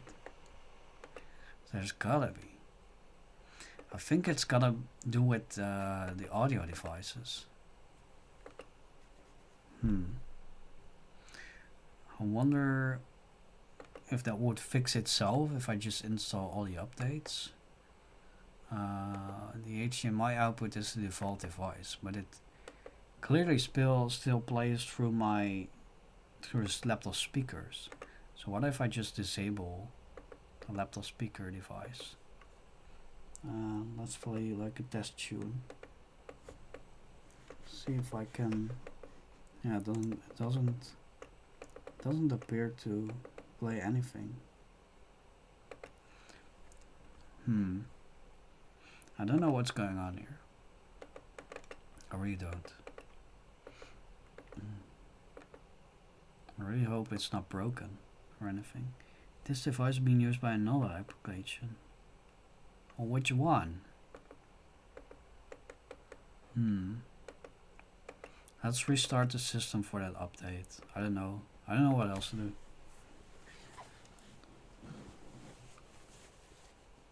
Probably just gonna need to install all the updates to make sure it's not like the fault of not having all the updates installed. Otherwise, I'm just clueless.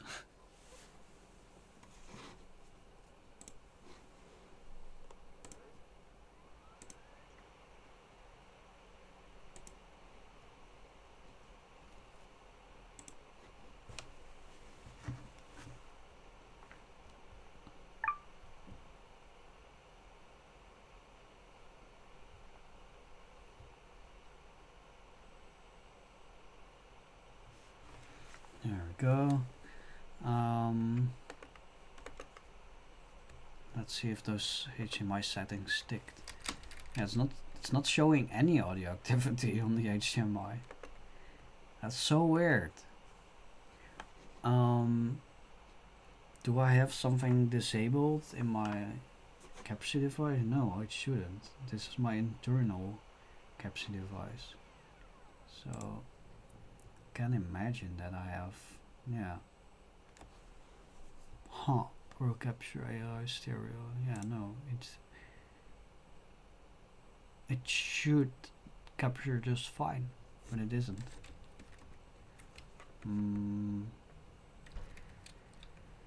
So weird. Well, that's something to figure out. Out of all the things I should figure out, the device is being used by another application. What does that even mean? What does that mean? Power play. Plugged in, maximize performance. Yeah, okay. There's no battery in here anyway, so.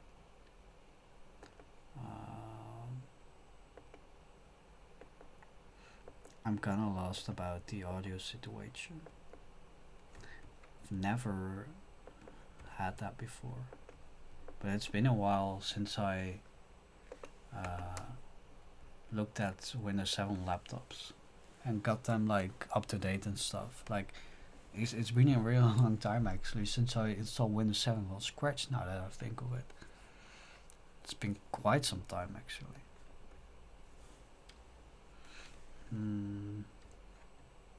I keep wanting to type Windows R Control because I'm so used to that Windows 10 thing where, or Windows 11 too for that matter, where the control panel is just hidden, like completely, and you gotta use like shortcuts and stuff to get to the control panel, which is kind of lame. At least in Windows 7 it's still all in one place, all of the settings. Let's turn on the internal HD audio again, like the Intel HD audio. If I can, yeah, show disabled, enable. Let's see what happens if I set it as the default device and also the default communication device. Okay.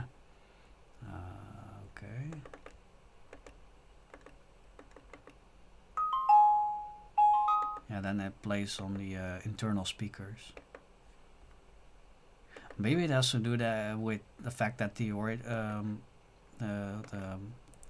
HD audio's internal speakers, well, not speakers, well, the internal sound card drivers are not up to date.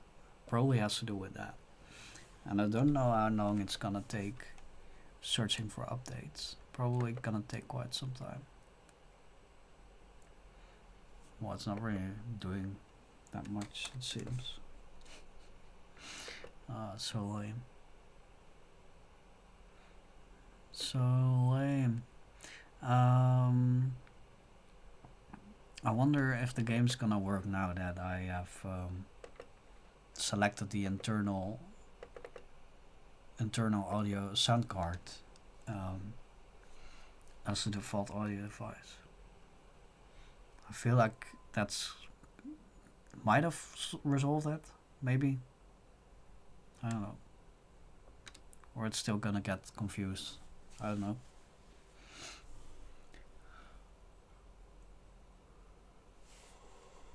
Okay, that worked. So I gotta figure out why the HDMI audio is not working. So that's at least a relief. There's probably something with the audio driver going on that I gotta solve first. So I gotta fix the controls, because default controls are so lame on this game.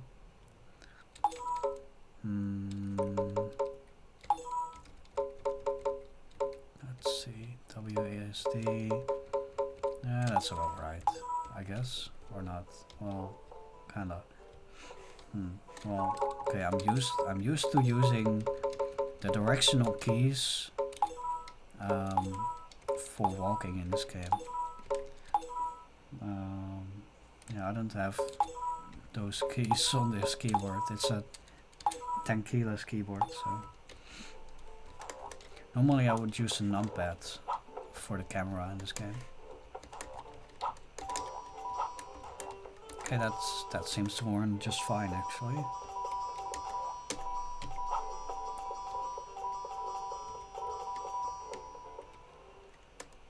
Yep. Just fine. Okay. How about running it in full screen this time?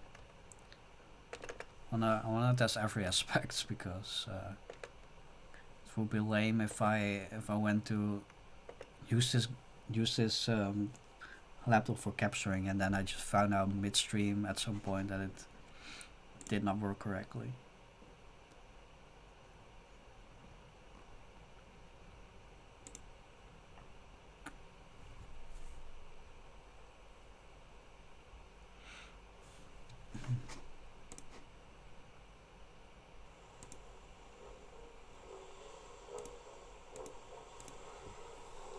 Yeah, seems fine. Let's load up fraps. I don't know what resolution this game is capped at, but probably like 60. I don't remember. Oh no, it's uncapped. Damn. That's a lot of FPS for a 2010 laptop. Hopefully it's not gonna be visible through the stream, but that's a lot of FPS. You do see the screen tearing though, because of this unlocked FPS. Also, I don't know if the HDMI capture is at the correct color space, because this looks too dark to me. That looks too dark. That does not look accurate, like as I remember the game looking. So let's see what happens if I change that.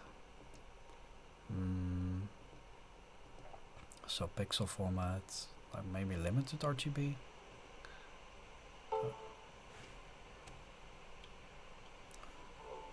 Yeah, that looks better. Yeah, I think that's more accurate. Okay, so I have that one figured out. Gotta use limited RGB now. Oh, crap. Oh, wait, I think I had to accept the changes, which I didn't do. There we go. Yes. I feel like these updates are gonna take quite some time to detect.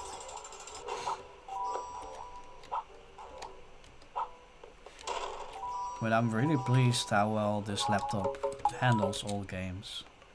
That's pretty good. I want to see what happens if I force VSync. Let's see, because I don't really, as much as I hate VSync, because it introduces like some lag. Not their accurate term, by the way, but sure. screen tearing is much worse if you're capturing or streaming. Like it's also distracting to me, so I don't like it.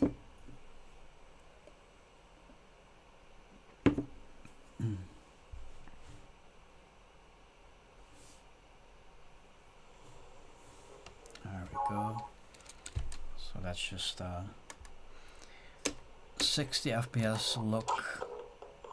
There we go. No more. Oh, it's not really capturing a full 60. Yeah, it's also dropping down.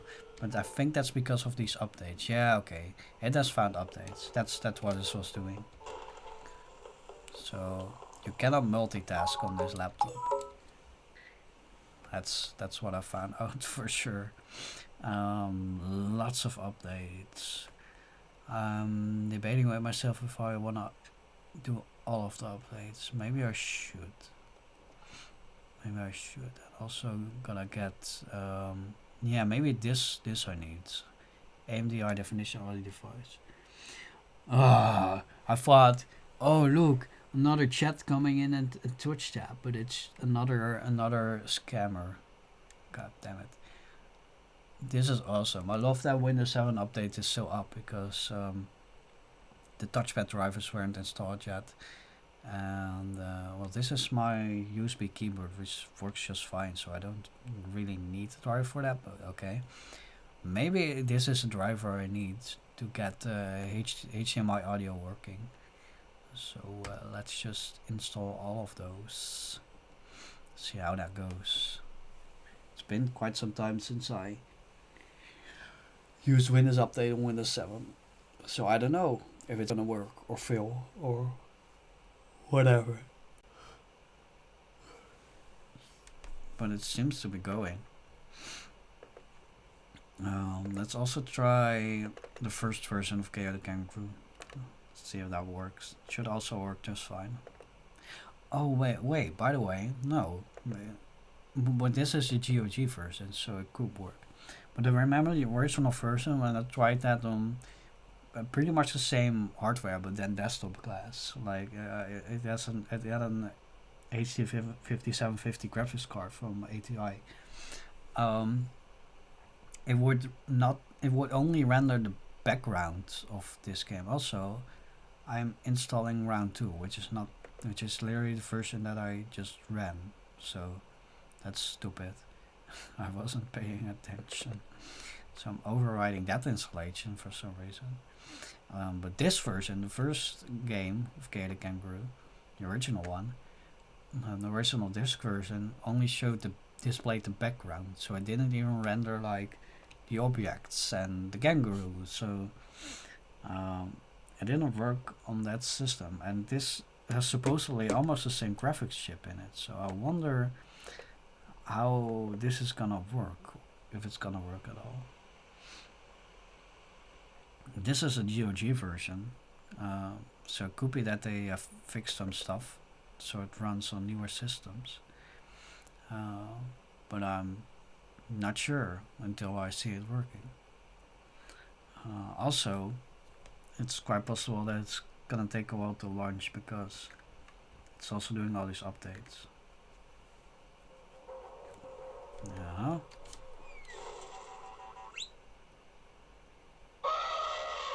Oh, it's probably gonna run at like a shit resolution. Yeah, this is exactly the same issue that my computer had back then. That's crazy. It's crazy how this chip also has the same issue.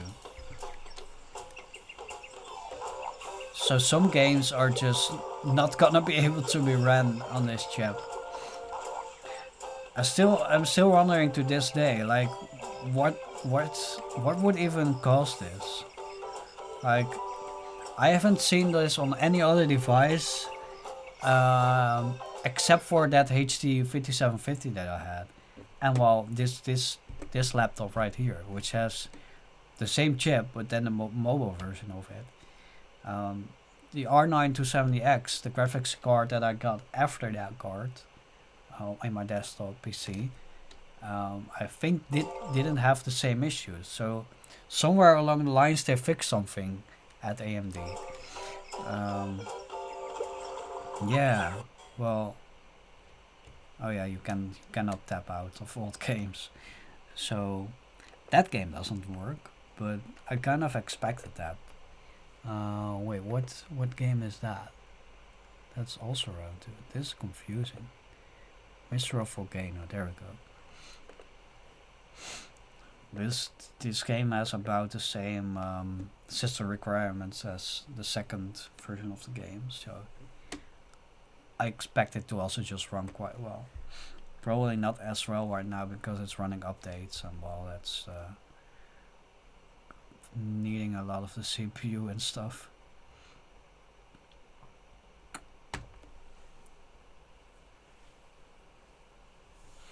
There we go. Launch. It should work just fine, but you never know. For some reason it started in window mode. I don't know why. It's doing something.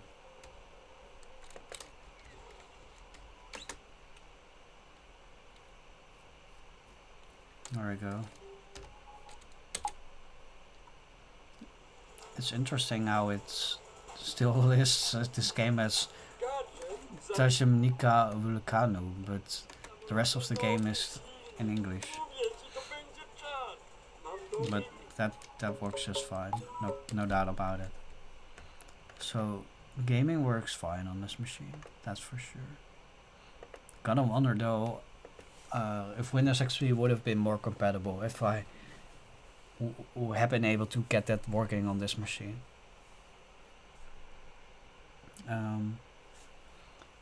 I kinda also wanna try another one of my laptops. Hopefully I can move this out of the way without causing any disruption to the update process. Let's see. Disconnect. Let's get to the webcam. Carefully plug it out. And hopefully I'm not gonna dislodge the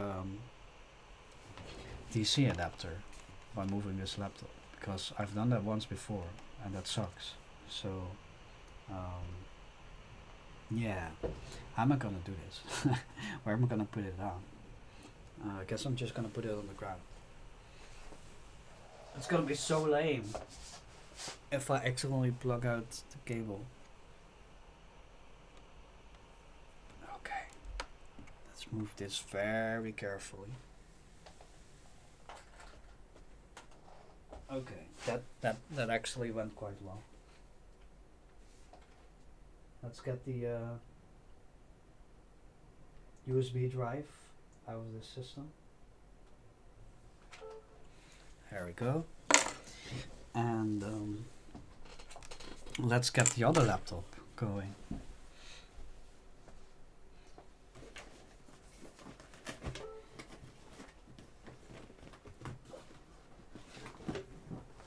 There we go. This is also something. It sure is something. Because this laptop does have branding, but it's like a brand that nobody has ever heard of. Gnode. Like what? What is Gnode? But it's a Windows XP era laptop, if I don't drop it. It's a Windows XP era laptop with a Windows XP sticker on it. And it's model FL90. That doesn't tell me anything whatsoever. But I've opened up this machine and tested it already. It's a Core 2 Duo machine. I think it only has 1 gigabyte of RAM at this moment, because one of the RAM sticks was just dead. It was just completely fucked. Like it just didn't work whatsoever. I gotta get the adapter plug in, so I can at least work on it. It had 2 gigs of DDR2, 2 sticks of 1 gig, but one of them just didn't work. and I could already notice that because if you started the laptop, it would just show like artifacts across the screen, like these weird lines. Um, and I first thought maybe the graphics chip is going bad.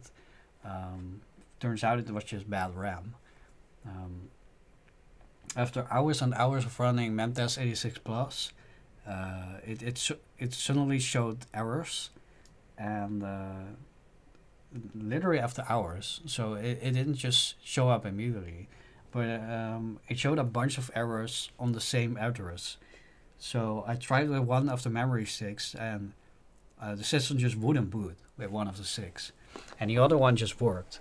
So I just obliterated the memory stick that didn't work correctly, and it's only running on one stick, but it runs just fine like that. So let's see if I can find uh, electricity somewhere so I can actually boot up this laptop. I didn't really think of this. Hold on. Oh my god.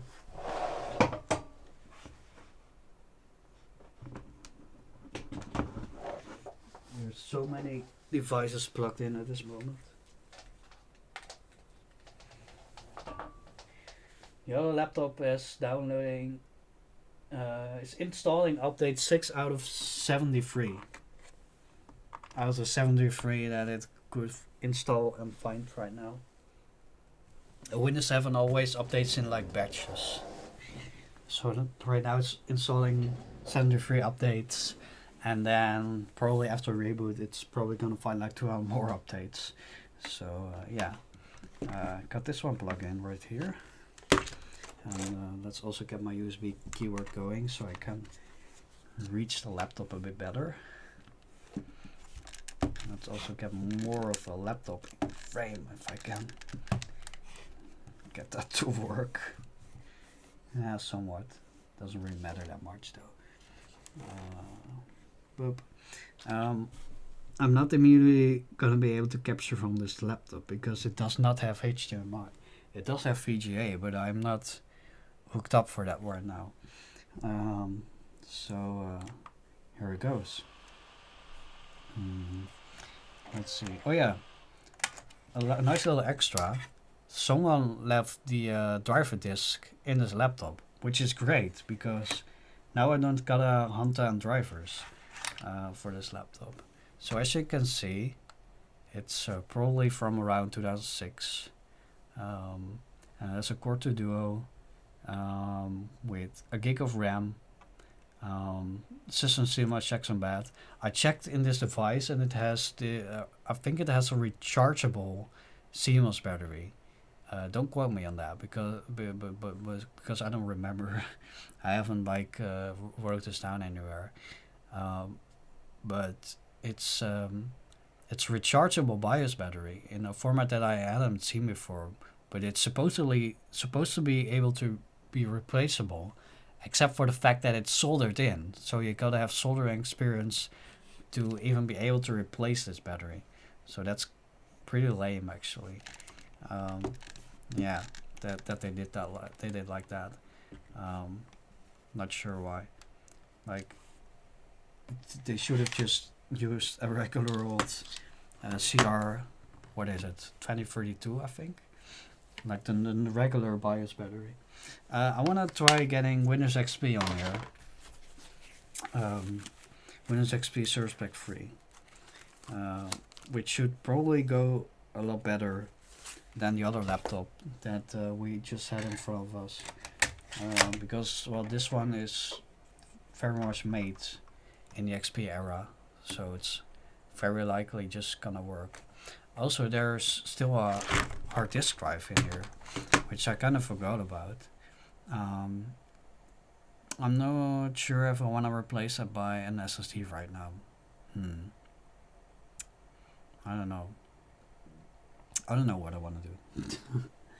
I still have one spare SSD, I think, but it's literally inside a computer right now. So it will be kind of lame to have to open up that computer to be able to use that SSD. Cryptid Demon says in YouTube chat, "Are you just doing this for fun?"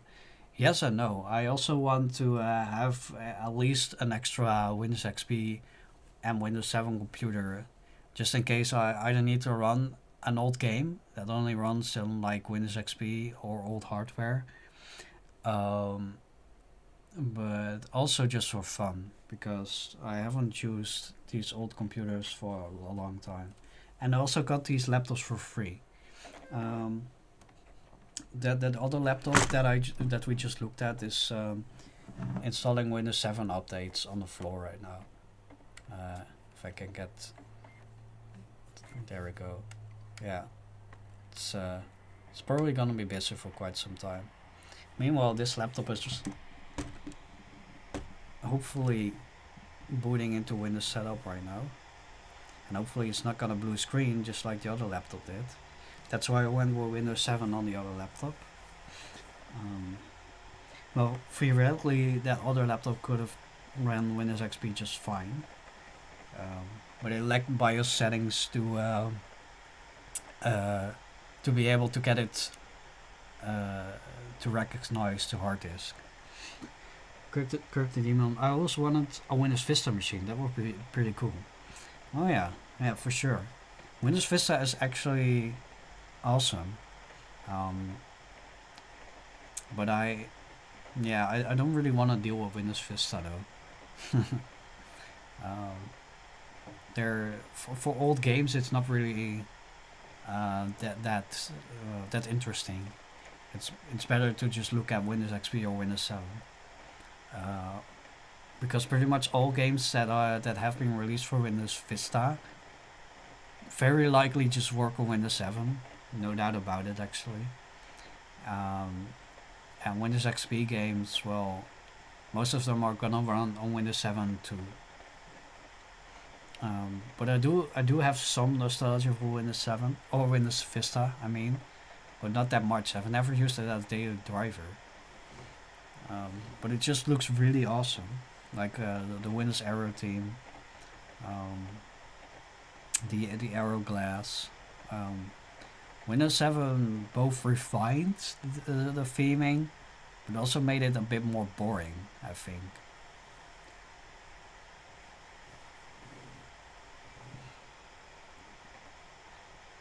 Oh, setup did not find any hard disk drives. Huh. But there's literally, well, at least it didn't blue screen this time. Like the other laptop did blue screen, but this is also not really good because it literally does have a hard disk drive in it. I didn't even replace it with an SSD. Windows Vista and Windows 2000 are my favorite ones. When it comes to the design, Windows Vista is definitely my favorite one. Um, with Windows 7 at second place and Windows 2000 probably at third place. Windows 2000 was like the final refinement of like Windows 9X. Windows 9X's graphical interface, but with the kernel of with Windows XP essentially. Uh, I don't know where I was going with that, but Windows 2000 also is cool, but I've never used it as a daily driver. There's literally a hard disk drive in here. Oh, right, of course. It literally says it right here. At least on this laptop, I can disable HCI. HCI will not work on Windows XP. But for some reason, it says the Windows XP SP1 plus IAA driver supports AHCI mode. Yeah, okay, but then you need to load that special driver, which, yeah, maybe that driver is on this disk. It could be worth a try to see if it can recognize a driver from this disk.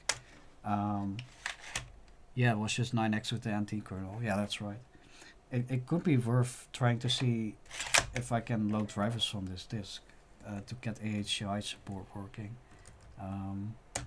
But yeah, I'm just gonna try that once and probably then never again because it's probably not gonna matter for the performance. Like it's still a hard disk drive, so Ploftassi says, this looks so modern. How are the chances that Windows 10 and 11 still work exactly like this but with a prettier interface? Wait, what do you mean? Exactly. How are the chances that Windows 10 and 11 still work exactly like this but with a prettier interface? That they, do you mean that they still work like this underneath it all? Because a lot of the internals in Windows 10 and 11 have just been either untouched or just they just piled code on top of the old code. That's kind of how Windows works, really. That's why it's so compatible with old stuff. Like I could literally install Windows 10 on this machine right now and it would work,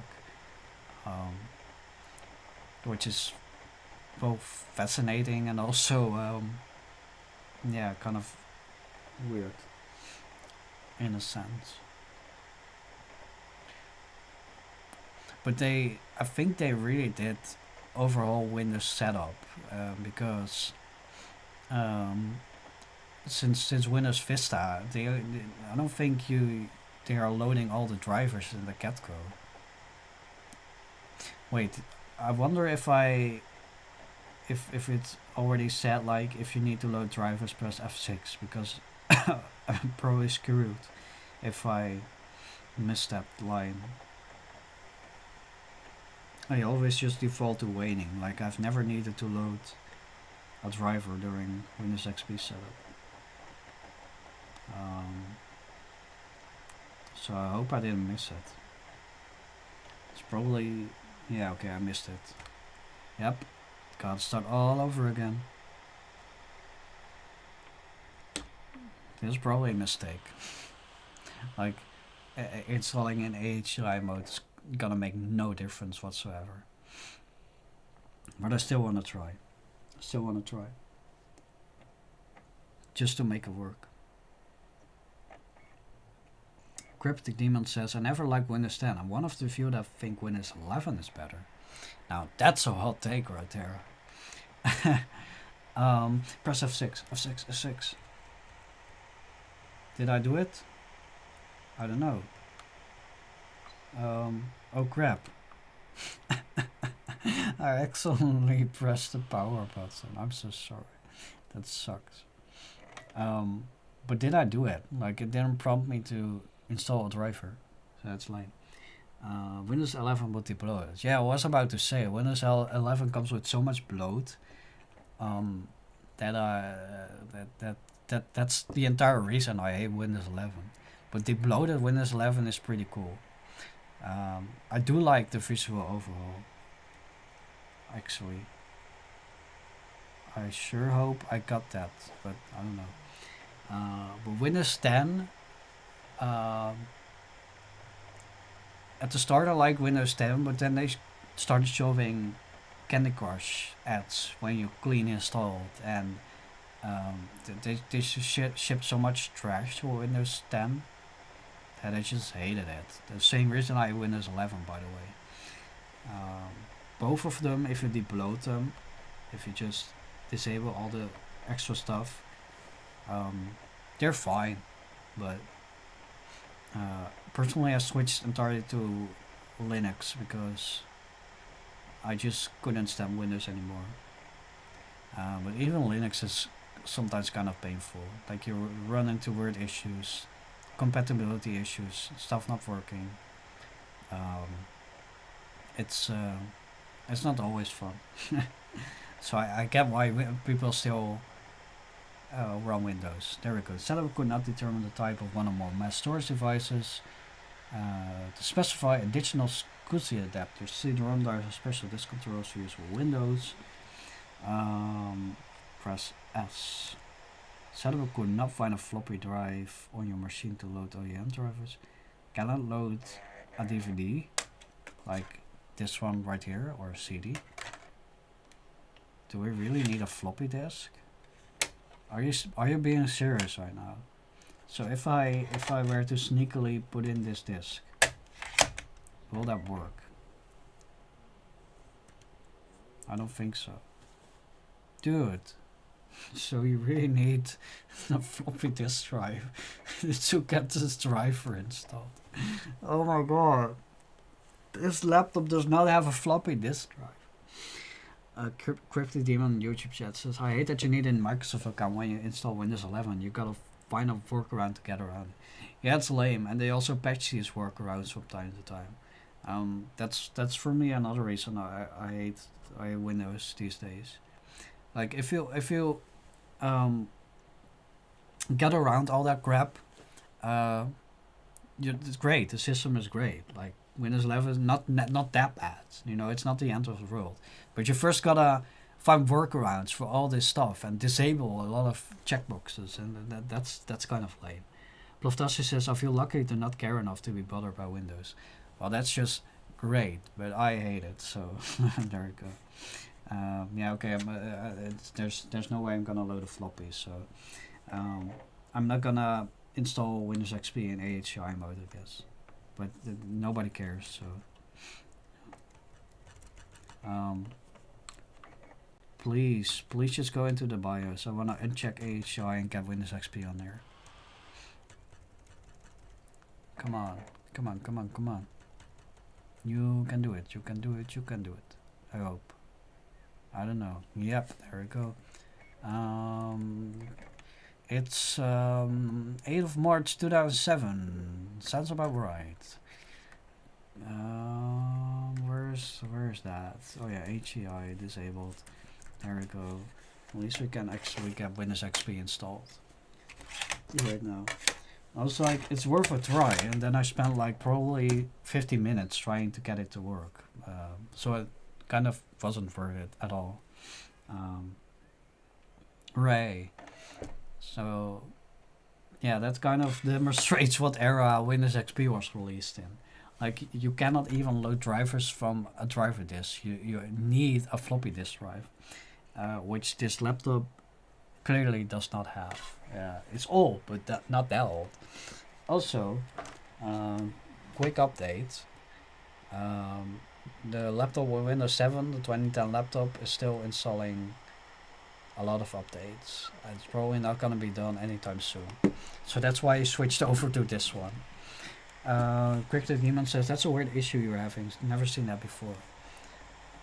Well, it's because newer laptops and PCs, for that matter, use SATA HCI mode, and with that enabled, Windows XP does not detect your internal hard disk or SATA driver, actually. But it's not really necessary. Like, the performance benefit is negligible, so nobody cares. Well, I care enough to try, but compared to the other laptop that is on the ground installing Windows 7 updates, the display in this laptop has a really lame scaler. Like this obviously, you know, it looks really blown out. It definitely has this blurry filter on it, which kind of is lame. The other laptop did not have such a filter on it. A scaling filter. It just makes stuff look like, yeah, Vaseline smeared all over it. So it should just load Windows setup, and I should just be able to create an NTFS petition and move forward with my life, which I should have done before, but you know, I'm a nerd, so I'm gonna try stuff. There we go. Create petition, NTFS quick. I've done this a million times, so don't worry. I got this. I can't believe, like, the first time I did this looked so technical, but really it's just pressing enter a few times and waiting for the computer to reboot. So yeah, it's not all that hard. But the fact that it just looks like a DOS screen, like a DOS screen, made it feel terrifying to me at first. Like in that aspect, Windows Vista really made the Windows installation process a lot more user friendly, for sure, for sure. And every Windows version after that, like even pretty recent Windows 10 releases, maybe even the latest, I don't know. They used almost the same installation screen as Windows Vista did, which is crazy. They even had like the Windows Vista Arrow theme for quite some time, or Windows 17 maybe, I don't know. Uh, on Windows 8 and Windows 10 installations, which is weird, but sure. Uh, Microsoft does weird stuff sometimes. I think it was only quite recently, like in the past few years, that they revamped the Windows setup wizards. If you install from removable media, it looks quite different now. Not that much different though, but like they did at least took the time to revamp it for the first time in almost 2 decades, which is crazy. Like the Windows Vista setup and recent Windows 10 version setup look kind of exactly the same.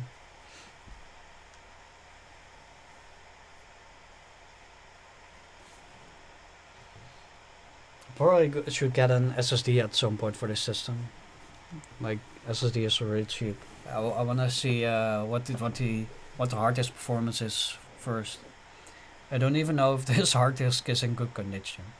Like the only thing I did with this machine when I got it is wipe the hard disk, because I just don't want um, I don't want other people's stuff uh, on my machine. Like,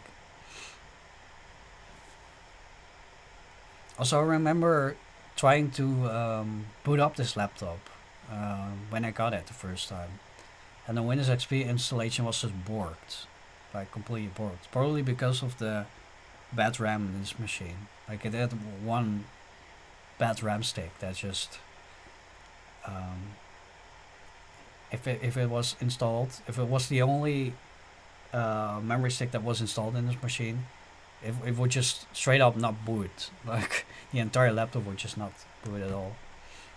Um, and that's probably why the XP installation just crapped out. Um, so yeah, think it. I think it's yeah. What did it do? Yeah, it started like the startup repair equivalent of Windows XP, which just lists like, do you want to load last known configuration, or do you want to go into save mode, or save mode with networking, and that kind of stuff. And every option later just booted into a blue screen. Um, so yeah, that's about as far as I got with the original installation that was on this machine. And then I just um, wiped it because, well, don't want to deal with other people's stuff. I don't know what other people have stored on this laptop.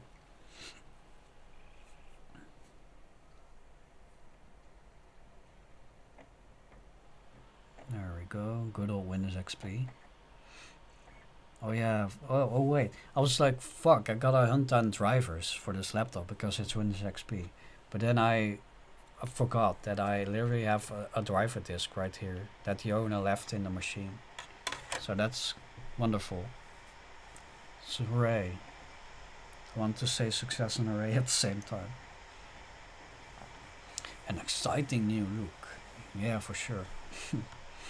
I remember reading that people thought it looked like Fisher Price Windows XP. Kinda still does. Like, for sure. It looks. They really made it made it look very playful.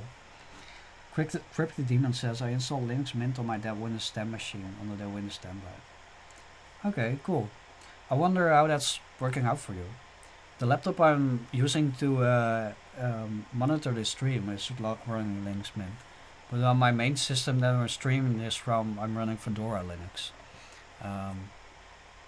Just because I really like the customization options of Fedora KDE well, KDE especially.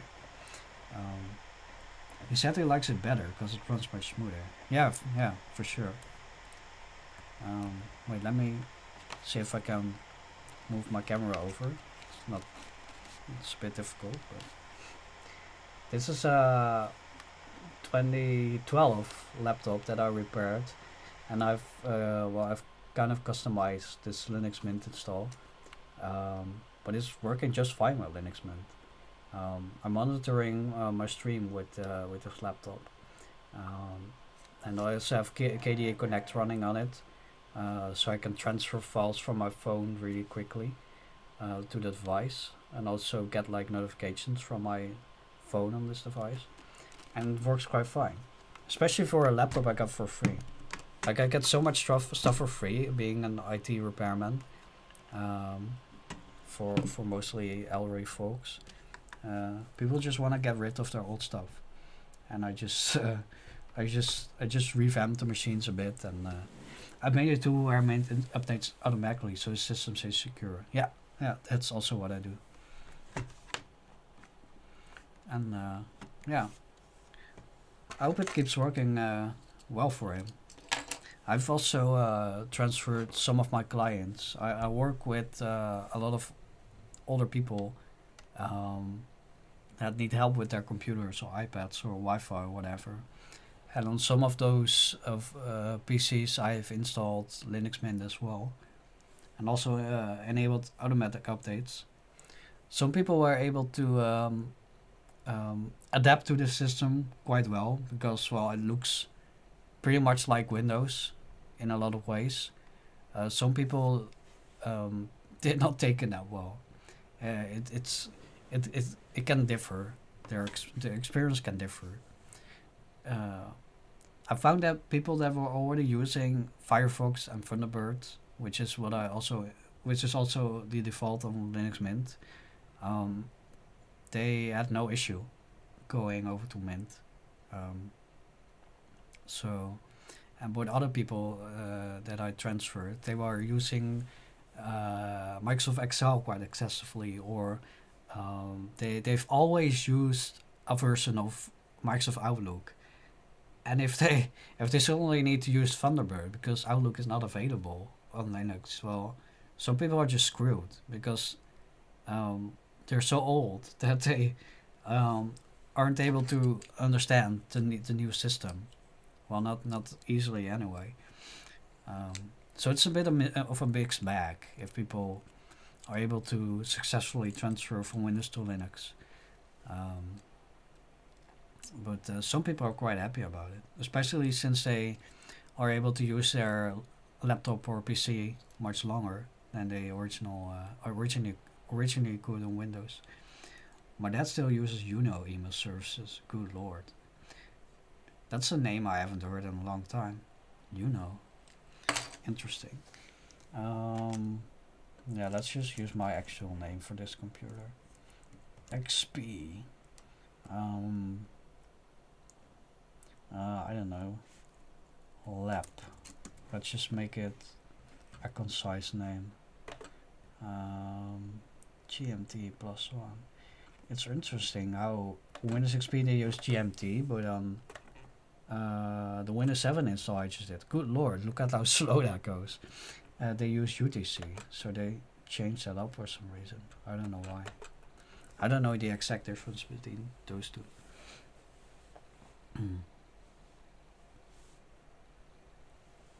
Oh, something has been going on in the Windows 7 laptop. Some updates were not installed. 64 updates installed, 11 updates failed. Yeah, it's kind of par for the course for Windows 7. You need to install updates like in some updates fail to install and then you just reboot, install the updates have failed, reboot again, then it finds like 120 updates again. So, yeah. That's just how Windows 7 was. So I'm rebooting the Windows 7 PC. Or laptop, I should say.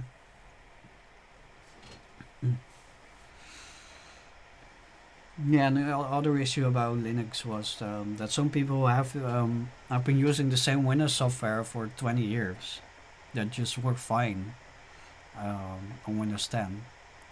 Like I saw one client last week actually that was still using like a calendar software of sorts. No, it was more like a diary, but it was like made for Windows 2000 or XP.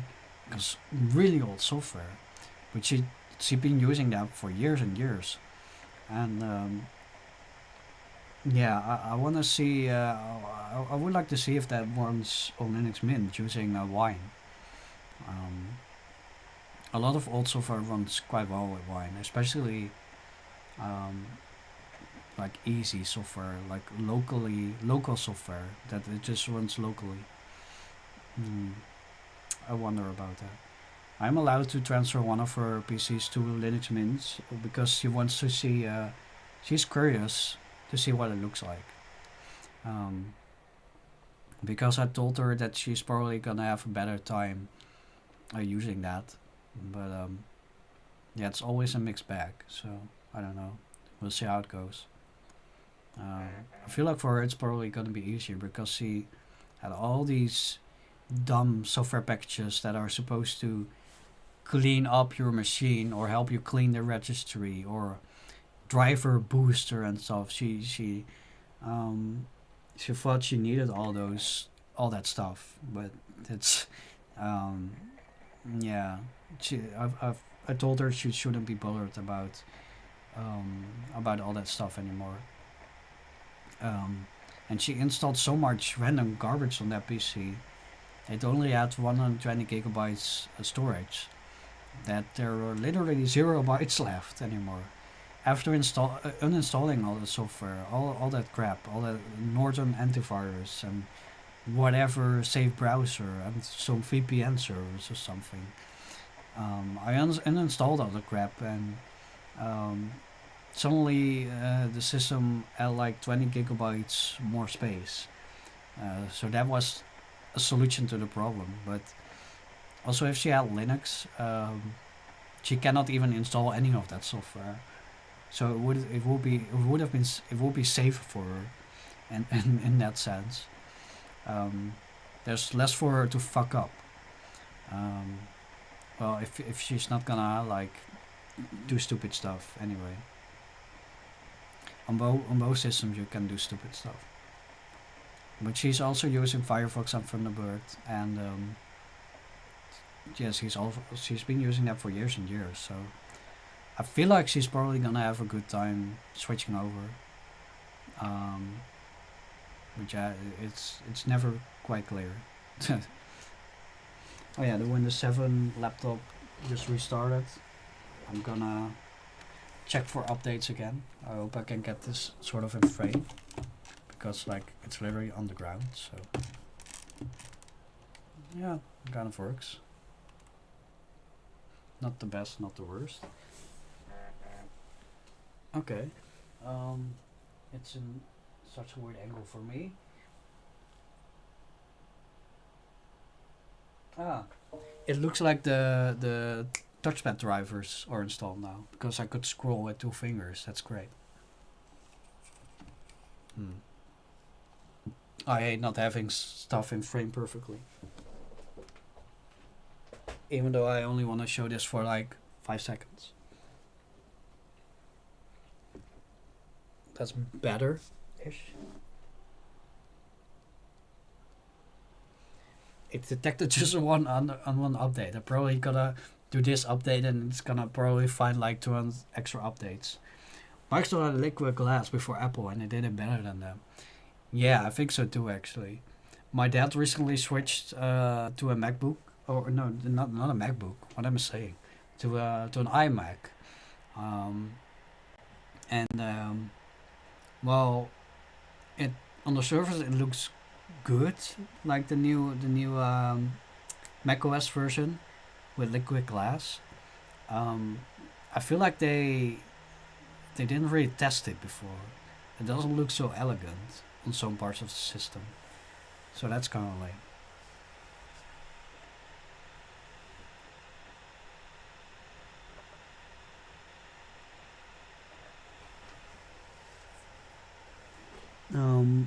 The Windows XP laptop is still installing. Yep, okay.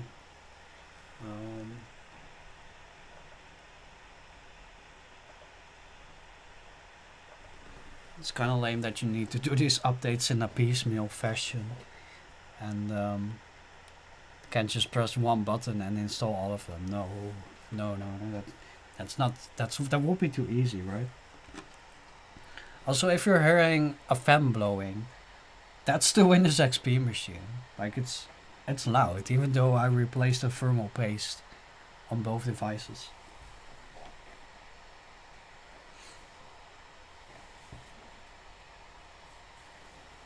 There we go.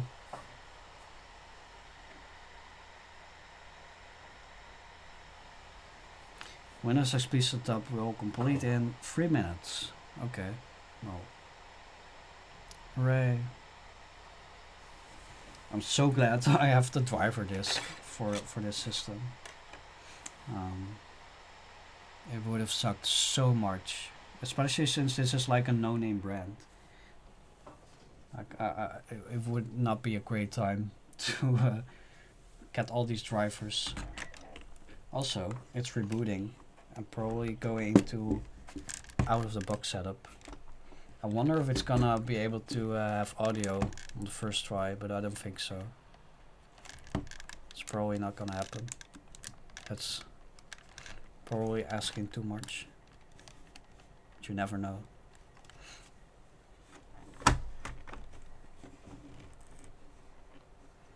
Let's just see then.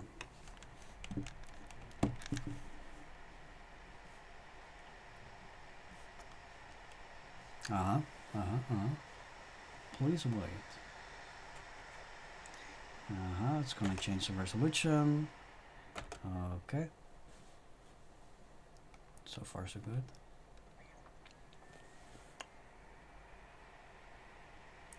If the audio drivers are loaded, it should play sound now. Nope. Okay, well at least we have the driver disk. So there's that. Thank you for purchasing Microsoft Windows XP. Yeah. I don't think I purchased it, but sure. Shouldn't say that too loudly. Let's just use a normal name here. Because we're so normal here. I love how this is such a smooth out-of-the-box experience. Like, it's not asking for my Microsoft account. It's not asking if I want a commercial ID. It's not asking or advertising ID, whatever. It's not asking if I want to send error reports to Microsoft and whatever. If I open Internet Explorer, it's not gonna ask me to send the data to all partners, all like 200 partners of Microsoft. Well, it's gonna first try to get me connected, which I thought you could skip somehow. Yeah, there we go. Look, it's just the only bloatware I see is that it tries to load like a Microsoft page, and there's a messenger icon here. That's all the bloatware there is in this Windows XP here. It's so crazy. They do not ship Windows like this anymore. Like, the only ad I see is like a tour of the operating system, which is quite helpful actually. So I don't mind that at all. It's so refreshing to see old Windows versions. Like on Windows 11, there's like this widgets icon, where if you mouse over it accidentally, even there's ads of like, I don't know, buying new shoes. There's like this stupid fake news stuff. I don't know. Trump has a new hat. I don't know. Fuck all. There's like the weather. There's showing on Tesla. There's like stocks information. I don't care about any of that. If I want to see the weather, if I want to see the stocks, I would just look it up. There's the Copilot icon pinned. About I don't care about Copilot. Go away. Just like You can never shut me up about Windows these days. This was the pinnacle of user interface design. This was just great. Windows XP and Windows 7. Just rest in peace, man. At least we can still experience it on old hardware. Or on virtual machines, for that matter. Let's just open folder. Oh look, it even has like a website. Oh, that's great. Dude. Okay, that scrolling performance is not great. But they made a web page for this driver CD. For this laptop. And even use Comic Sans. That's great. F190 XP32. Which machine is this exactly? I don't remember. Maybe it's in MS Info? Otherwise I gotta flip over the laptop. It's probably not listed in your Compa 1.10. Nope. Let's see if I can flip over the laptop without making the power go out. I really hope. Yep, F190. Okay. It's still powered on. Still is. There we go. So F190 it is. F190 XP32. Need to spin up the disk again. Active content, sure. Yes, please. Might need graphics drivers, yeah. Probably need drivers for everything. Sound, graphics, chipset, touchpad. Probably need to get all of these. Please follow a left side install procedure from top to bottom. Okay, chipset. The first driver to be installed. Let's just do it like it says then, shall we? I don't know.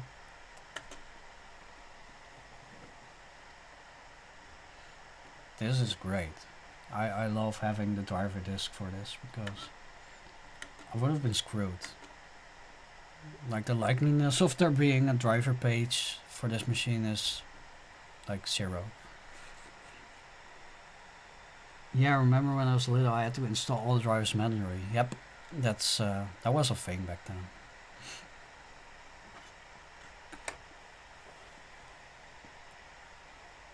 Like that's why driver disks were so great. Because if you install even Windows 7, if you install Windows 7, the likeliness that you had Ethernet or Wi-Fi drivers were pretty low. I know NVIDIA, when it comes to drivers, they still have them on the website. Yeah, NVIDIA is great. NVIDIA is great.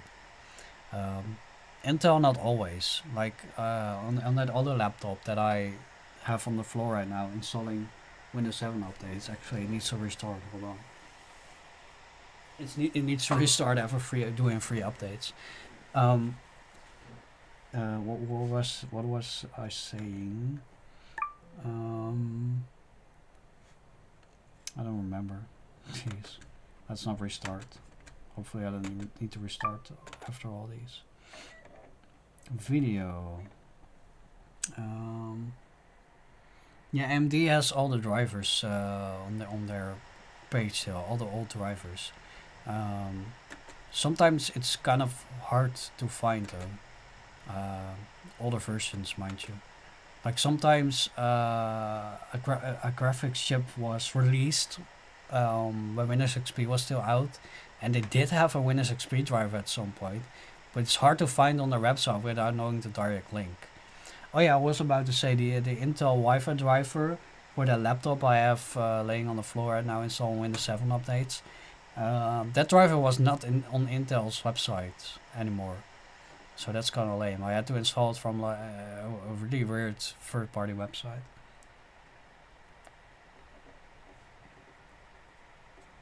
So that was kind of lame. But NVIDIA is quite good about keeping old drivers up, even from graphics chips that were released like 30 years ago. Oh, bumped the camera.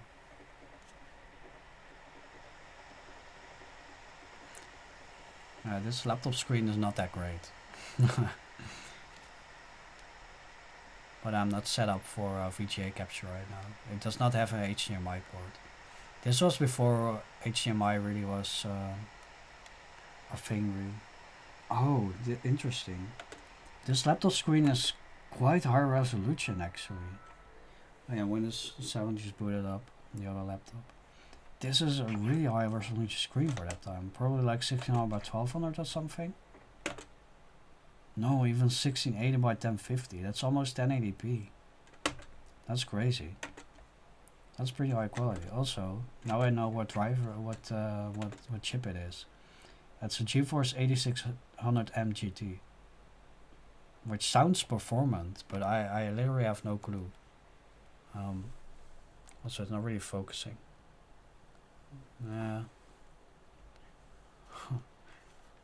Camera, come on.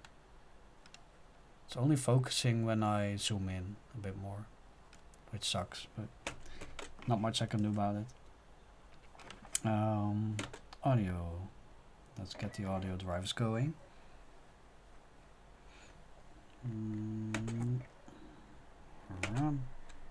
Setup. Interesting. It said when it opened the driver, it said Macrovision Corporation, which I think is the same corporation that created like the anti-copy detection on VHS tapes.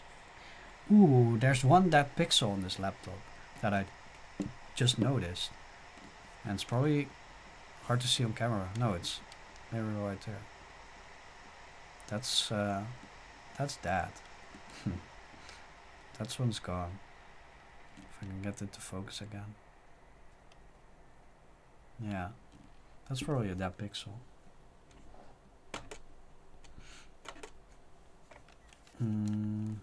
Let's see if it still shows up. Or maybe that was the install screen. That's weird. So that install screen... Oh no, it's not the install screen. It only shows up on some backgrounds. Crazy. Okay, well, that sucks, but not that bad.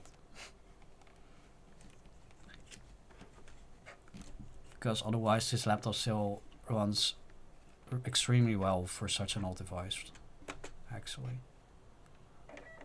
Oh yeah, there's also a dial-up modem in this computer. Don't really need it, but if you're installing drivers anyway, like, why would I not install it? A Motorola SM56, probably 56K then. Which is pretty much the end-boss of when it comes to... oh crap, that was loud. I forgot that the other driver was just installed. Well, audio works at least. Wireless select switch. I always find it crazy that you need a driver for the wireless, for the turning on and off the wireless chip.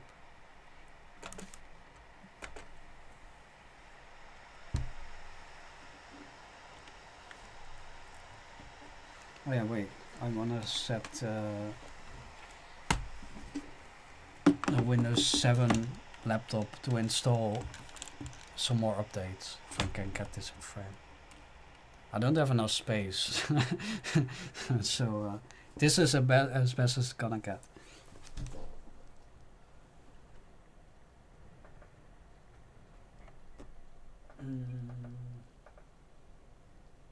More updates. What is it now?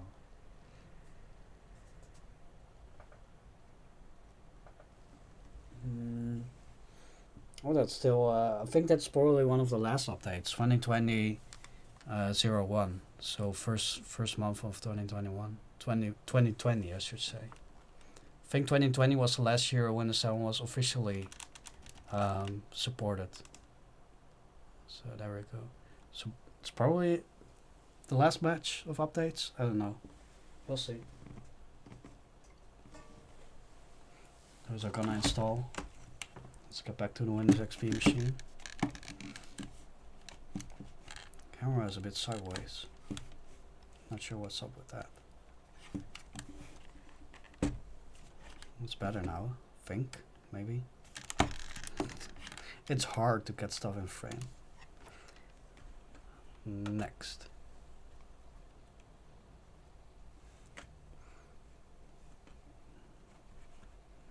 Do we really need an entire install wizard for just a wireless select switch? Hello? It's loading stuff. I can hear the hard disk going. There we go. That took a hot minute, for sure. For practically nothing. Touchpad drivers. That's a lot of drivers to install manually. I really wonder why they didn't make this an automatic process.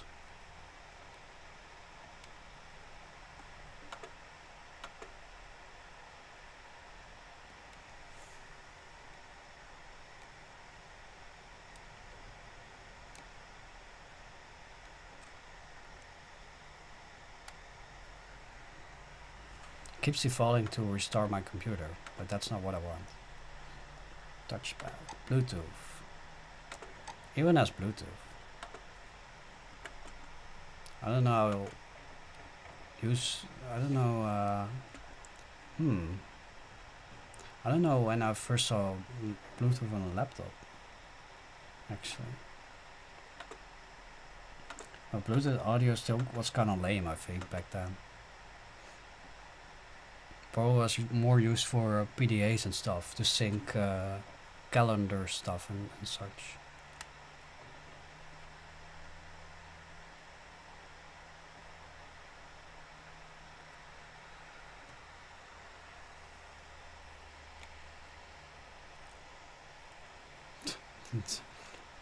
Had to restart Explorer for this update for some reason. Installing Bluetooth kernel, interesting.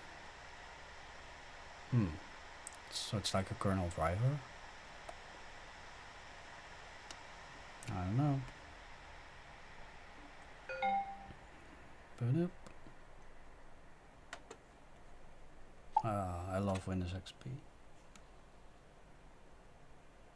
It's not really showing well on this camera. Like, it looks way better in real life, I'll assure you.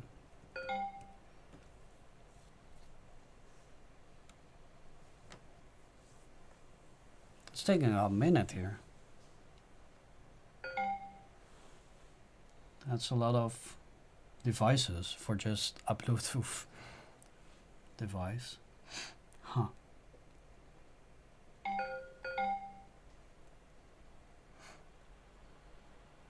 That sounds great. That sounds satisfying, but I don't know if it's supposed to do that. In the meantime, the Windows 7 laptop is restarting again and again.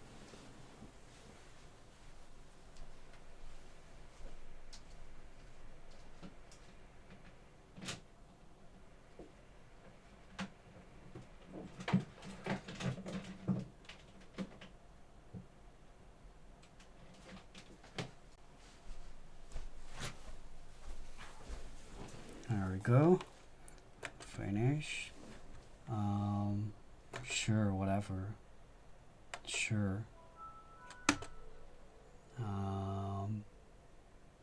Look, I'm a noob. Choose the services that this computer will offer to enable a service. File transfer, PIM synchronization. So, oh yeah, of course, you could also use Bluetooth for networking. Forgot about all of that. Searching for Bluetooth devices. Yeah, okay, I don't need to do anything right now with Bluetooth. Can I just skip, please? Thank you. Back when Bluetooth was like the hot new thing, and now it's just to connect your, I don't know, AirPods to your phone. That's really what Bluetooth is for these days. Hello? Did I click it? Run. Run.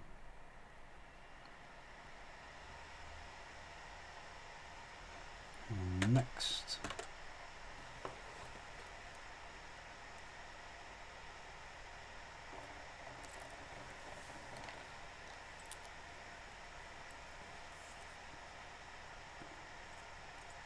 I want to see if I can get VGA capturing going. Well, it's installing some drivers anyway. Camera. I like how in Windows XP there was literally just a built-in way from Windows Explorer to view your webcam, to test it out or to take pictures. In Windows, I don't know if they had that in Windows 8. Probably they did. No, they removed. I think they removed that feature in Windows 7 actually, and that was kind of lame because I was like, where is it? But I couldn't find it at the time. I'm having quite a hard time inserting the VGA cable in this laptop. There's not enough space. I don't have enough room. Oh, good lord. But yeah, there was no native way to view your webcam. You needed an external application, or I think in Windows 8, but definitely in Windows 10, there was a webcam app. Also in Windows 11, of course. Did I already install the network adapter? I don't know. I don't think so. Let's do it again, maybe. Okay, so I have one end of the VGA cable inserted. Let's see if I can do two things at once. Usually that does not go so well. Let's see if I can do this.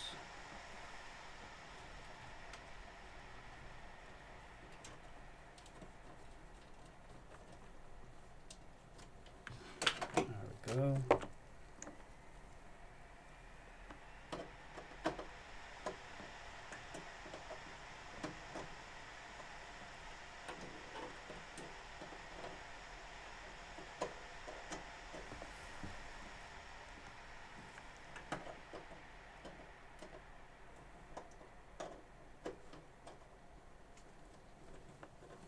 Okay.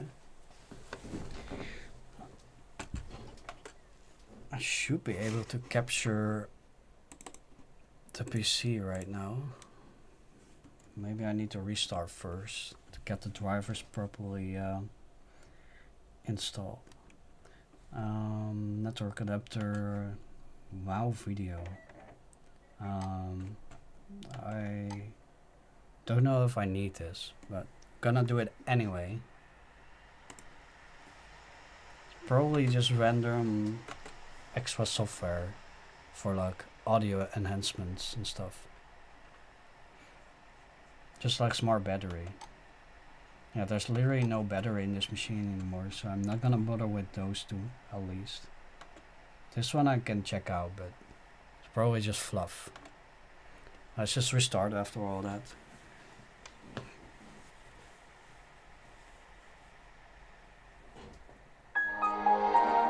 Ah, yes. Classic. Classic Windows logoff sound. Let's switch to the Windows 7 Lab P. See what's going on there. Should have installed probably about the last updates almost. Why am I not getting this in frame? Oh my god. Well, that's better.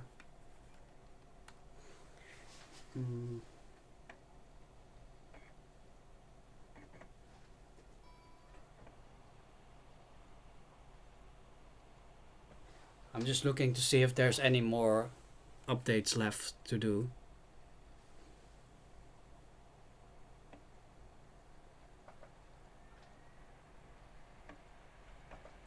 Of course there's another one. Hopefully this is one of the last.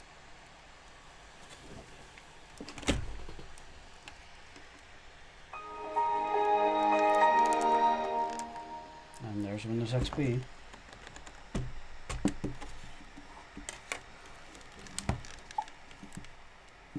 Your computer might be at risk. Okay, well, thank you for that, I guess.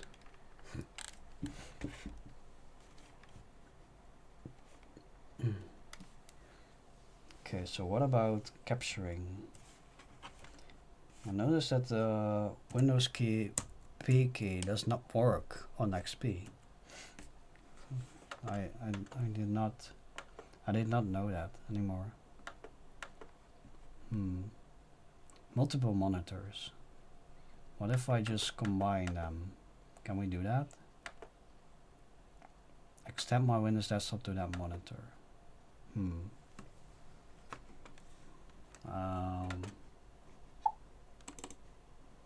Well, that worked, but it's only at 8-bit. Oh yeah, okay, let's make it 32-bit, 920 by 1080. See what that does. Okay, I see it in my capture device, but can I just combine those monitors or what? Was that a possibility, Windows XP? Ah, Cryptic Demon is also in Twitch chat. Hello there. Well, that's weird. I see it in on my capture device, but I just want to duplicate the displays. Like that would be better. Maybe we can do that from the NVIDIA control panel. Standard, maybe. Let's just do advanced. I know my things. I know my stuff and things. Ah yes, such a classic, this app. It looked like this for quite some time, NVIDIA control panel. Like until a few years ago actually. Change display configuration. Same on both displays. Yeah, that's what I want. See if that works. Okay, see if my capture works now. Aha, that's way better. Let's fix the let's just make it 1280 by 720, because otherwise everything's just gonna be tiny. Wait, where's 1280 by 720? Oh my god, are you kidding me? It's not here. Ah, that's so lame. That's so lame. Okay, well, sure then, whatever. I'll take this. See the difference? Lol.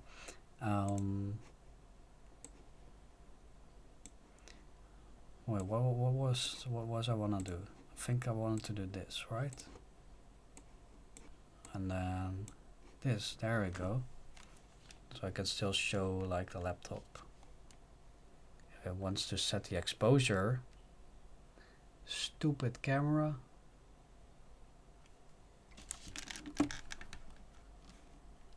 I mean, it's doing something. Anyway, at least we can view the display. It does look awesome, I think.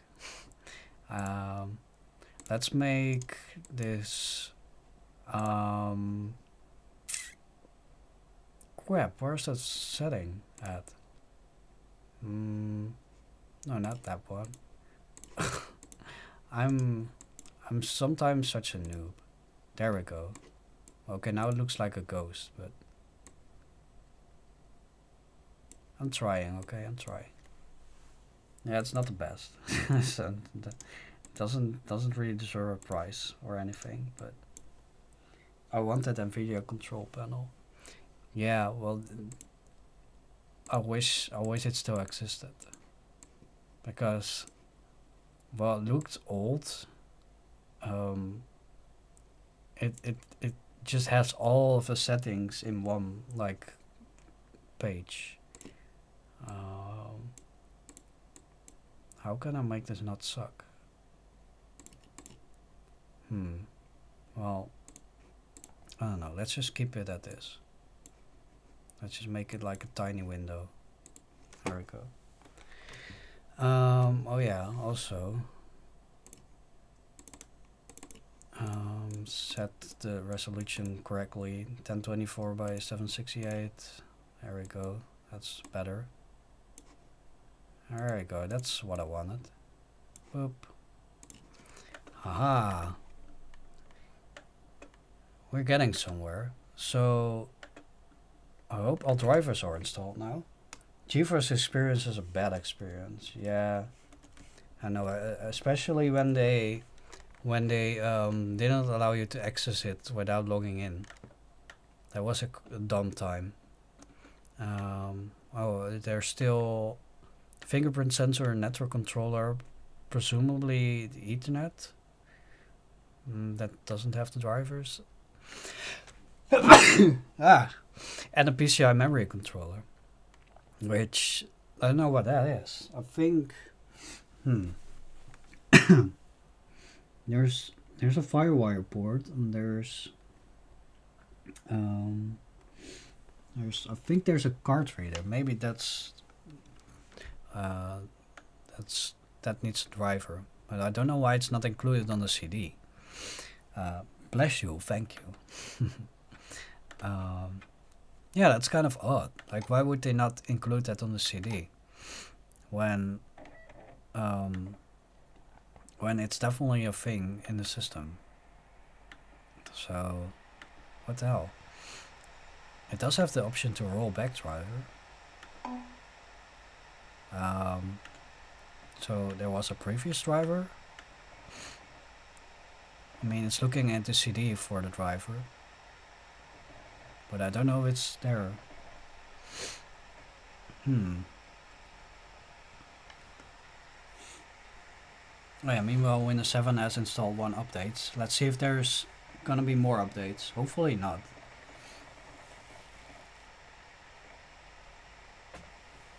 It's checking for updates. It's taking its time here. And it's reading from the CD, so hopefully it's finding something. Or maybe it's just not finding anything. It's Service Pack 3. Like, I always default to install Service Pack 3 because the original XP release was, well, not the best. As far as I remember anyway. I haven't installed that in quite some time. But at least you get better driver support, better support with pretty much anything in SP2 and 3. So yeah, I'm just not gonna bother with the original XP release. You know what I hate though? They, which is such a small gripe, but I hate it. They took away the green loading bar in Windows XP Home. I think after SP2 or SP3, I don't remember. But the original release had, I think, a green loading bar when you loaded up Windows XP Home. And they took it away for some reason. Damn it, Microsoft. It's taking a whole minute. And I feel like that means it's gonna fill. So I'm prepared for it to fill. But I don't care because I'm not gonna use the fingerprint sensor. It would just be fun to get everything in the system working, but I don't really care. Yeah. Audio Bluetooth camera card reader chipset CIR. FP, which is probably fingerprint reading. Yeah, it did find stuff. It did find all of the drivers. Touch chip fingerprint coprocessor. x86 XP. Yeah, that's probably the correct driver. There's even Windows 9 X support, but that's USB, I think. No, that's literally for touch chip. Interesting. x86 W2K, so that's Windows 2000, and this is for Windows 98 even. Good lord. I've never used a fingerprint sensor on Windows 98. Not even XP, mind you. I don't know if this fingerprint sensor required access software. There's applications for sure. So let's just try to install that. I don't know if I missed this or if it just wasn't included on the index on the CD. Protector Suite QL. That sounds like a ransomware antivirus, but sure. I don't care. Let's just install it. It's probably fine, right? Right?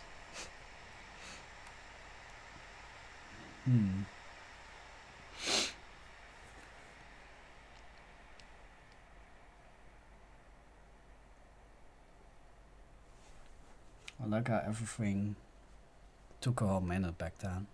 Well, I don't like it, but it's just interesting. You must restart your system. Well, okay, I will then.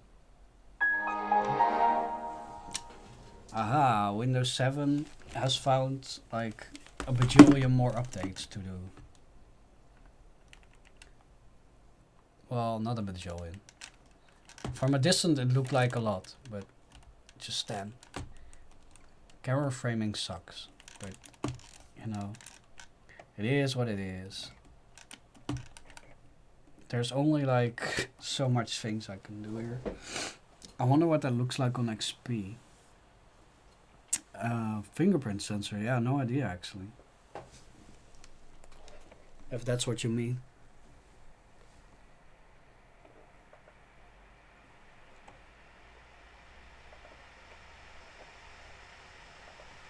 So let's get an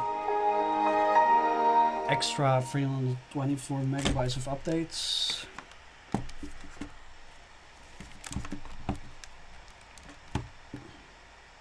Welcome to NVIDIA Display Setup Wizard. What? What does it mean?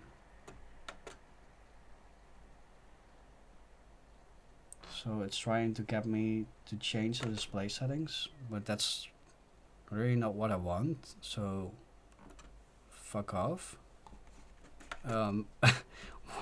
Why? Why did it do that?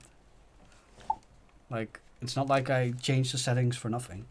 Oh, I meant the login page with fingerprint. Yeah, it's... Oh, you're right. No finger enrolled. So it just wants me to enroll my fingerprint. Let's do that real quick.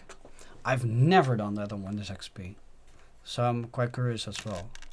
Let's get the laptop in frame. I accept, of course, sure, to sell my data and my kidney and my stuff. Enrollment to the hard disk. Why can I not enroll it to the biometric device? I guess it's not supported on this device. This account is not using a Windows password. To increase security, please create a password. Sure, let's set a password. I don't know. Password. Sales password out there. Enter your password. To achieve the best results, lay your finger flat. Move your finger perpendicular to the sensor. Do not swing your finger at the end of the movement. Position your finger to the center of the sensor to achieve the best contact. Blah blah blah. Next. Okay, let's get the sensor in frame here. Somehow. There we go. To properly swipe your finger, please follow the procedures below. Start to swipe your finger smoothly from the band closest to the fingertip. Wait, what? Yeah, that's... I don't know what they're telling me here. I'm scared. I'm scared to do stuff wrong. Let's replay that video. What was wrong now? Please show me what was wrong. Yeah, that seems obvious. Oh yeah, okay, I get it. Swipe 4 times with the same finger. Bad quality? Are you saying my finger is bad quality? What? Maybe... Oh my god. All samples are different. Repeating tutorials strongly recommend. Are you kidding me right now? Oh yeah, I've seen some laptops with those when I was in elementary school. When the teacher had those. Yeah. Let me uh, uh um clean my fingers real quick. Hold on.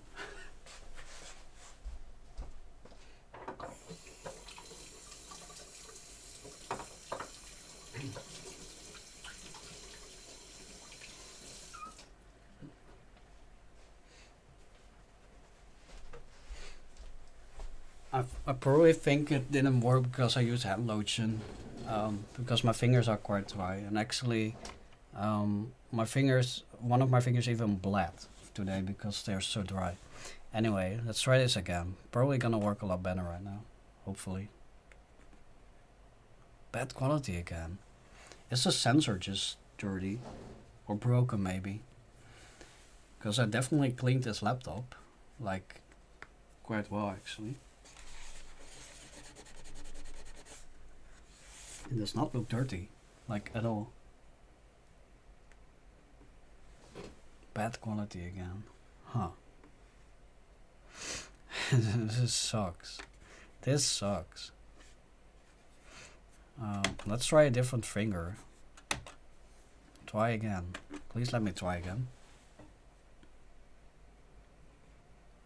Still bad quality, huh?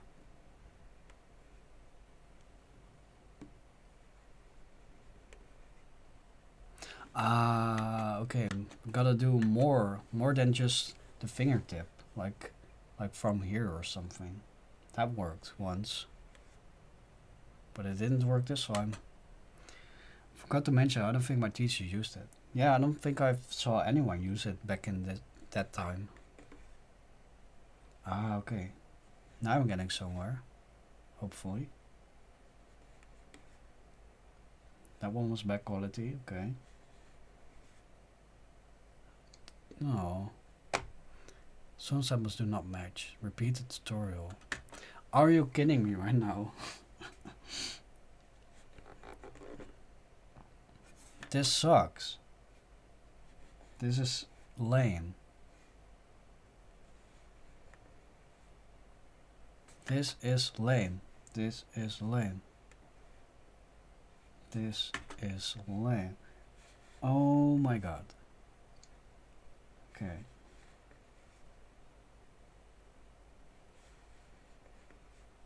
I'm focusing. Okay, well, I think that's good enough. Enrollment is the process of creating fingerprint samples, identifying the user. Click a button above a finger to enroll the selected finger. I guess so. Swipe to select the finger. 3 successful images are requested to enroll the fingerprint. Okay. I hope this is going well now. I really hope so. Succeeded. I succeeded. It's strongly recommended that you enroll more finger in the event of an injury. No, I don't care.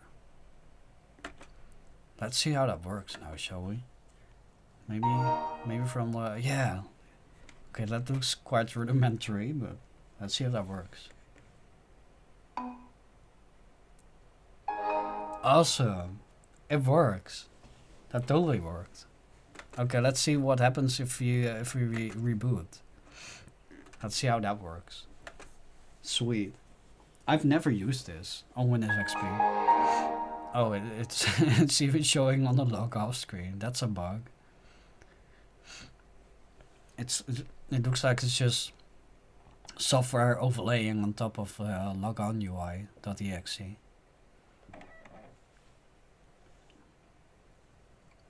Let's see what happens once we're rebooted. Well, that's interesting. The Windows XP boot screen is showing up on the laptop, but not on the capture. It's probably only showing on the capture once the driver is loaded.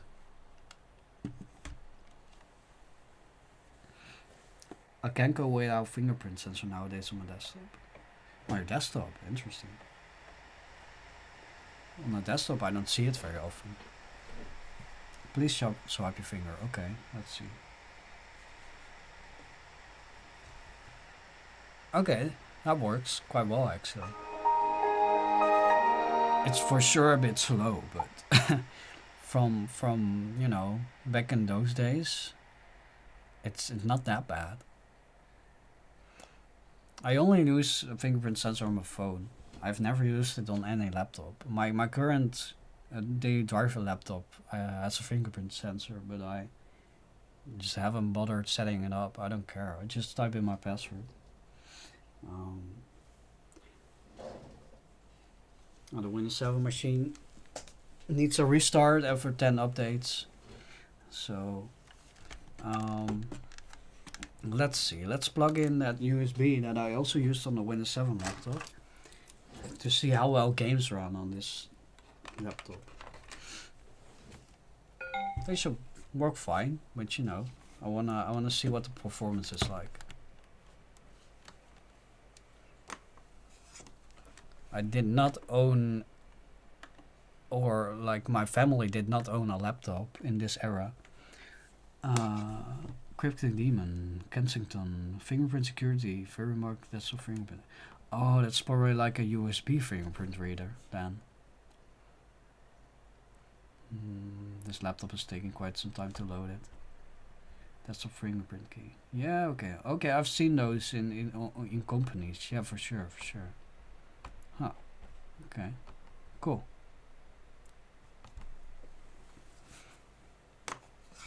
Interesting. USB. Let's get Fraps installed for sure. To see how many frames per second stuff is running at.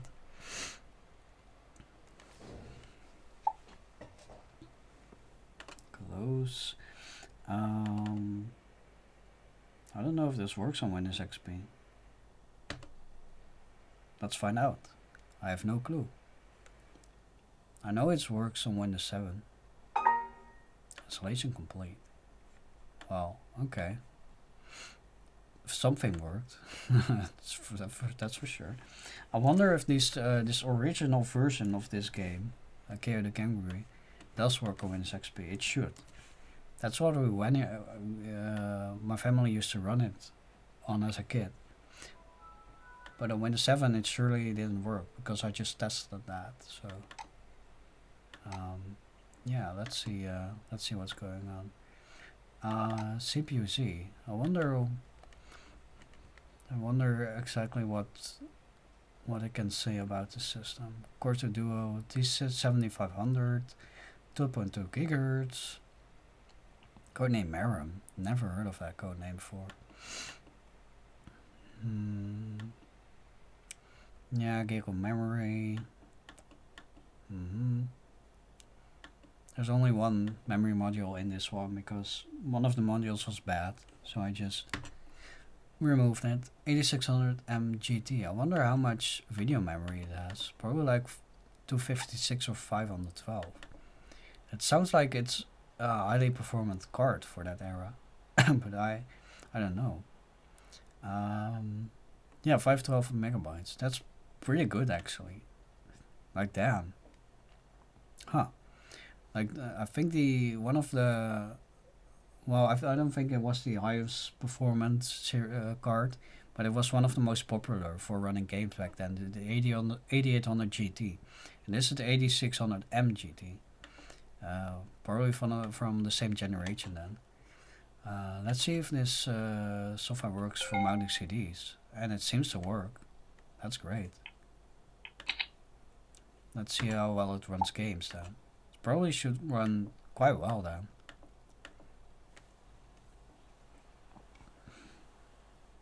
Ah, look at that. Wait, hold on. Let me get that in frame. Your Windows 7 PC is out of support. As of January 14, 2020, support for Windows 7 has come to an end. It just installed that update. That's just one of the regular updates where it notifies you that Windows 7 is out of support. I would have killed of 512 back then, 512 megabytes back then. LMAO. I was gaming on like 64 megabytes integrated Pentium 4 graphics. Yeah, for sure. I was using a 1999 PC with literally 8 megabytes of video RAM for a really long time, and it sucked. I couldn't play Sims 2. I couldn't play like the original Sims, and yeah, it was rough. It was rough. Um, let's see. Oh, and it installed Microsoft Edge, which I didn't really ask for, but okay. Oh man. Windows 7 support ended January 14, 2020. While Microsoft Edge helps keep you secure on the web, your PC may still be vulnerable to security risks. I wonder if how long Edge will still get updates on Windows 7. Probably not for that long. There's one version of Windows 7, I think that's supported until 2026, I believe, but I'm not sure about that. That's more a frame.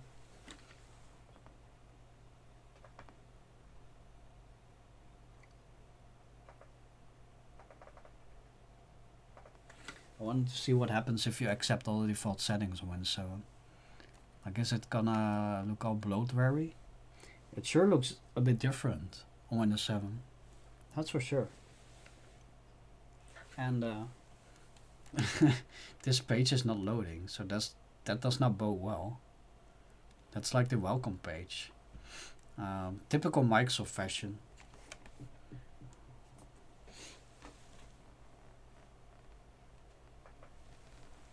Does it have all the same bloatware? Yep.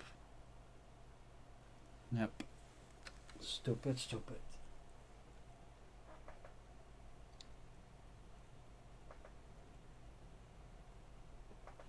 Let's see if there's like more updates that I can find.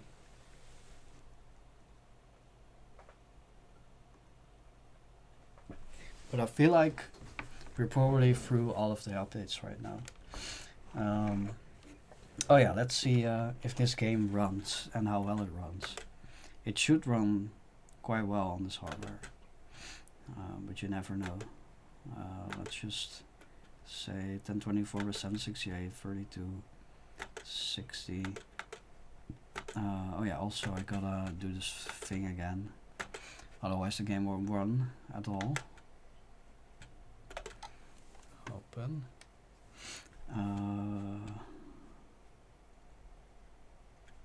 Oh yeah, wait, it was on my USB drive.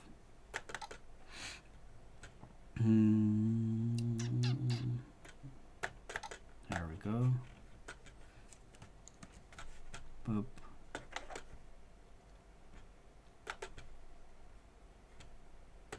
I wonder what this is. Add to new encrypted archive. What software is that from? Oh, that's from that fingerprint software. That's more like a security suite then. Never seen that before. Also, for some reason, this laptop still thinks it's 2007. Oh yeah, because the BIOS battery is dead. That's why. Cool. So now it should launch at least. Hopefully, maybe. This is the original release, not the Steam release or GOG release. If anyone even knows this game. Yeah, the Windows 7 machine has installed all of the updates, seemingly. Oh great, we cannot alt tab out of this game. I want to launch Fraps and also turn the volume down because holy crap, that was loud.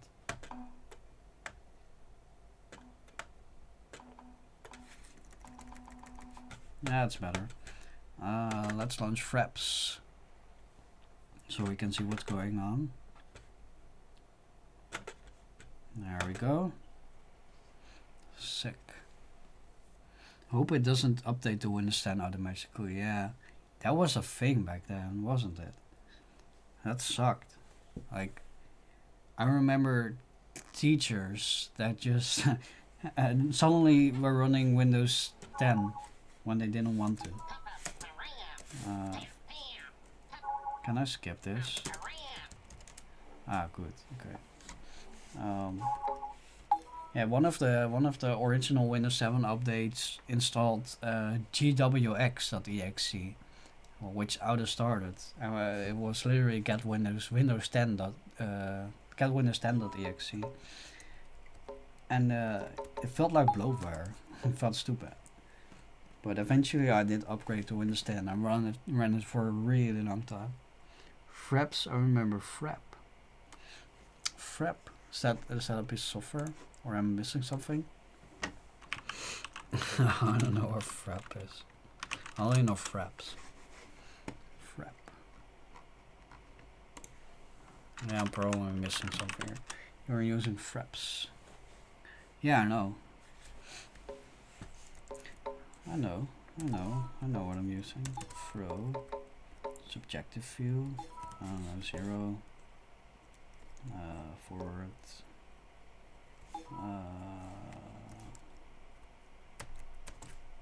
Why is it not working?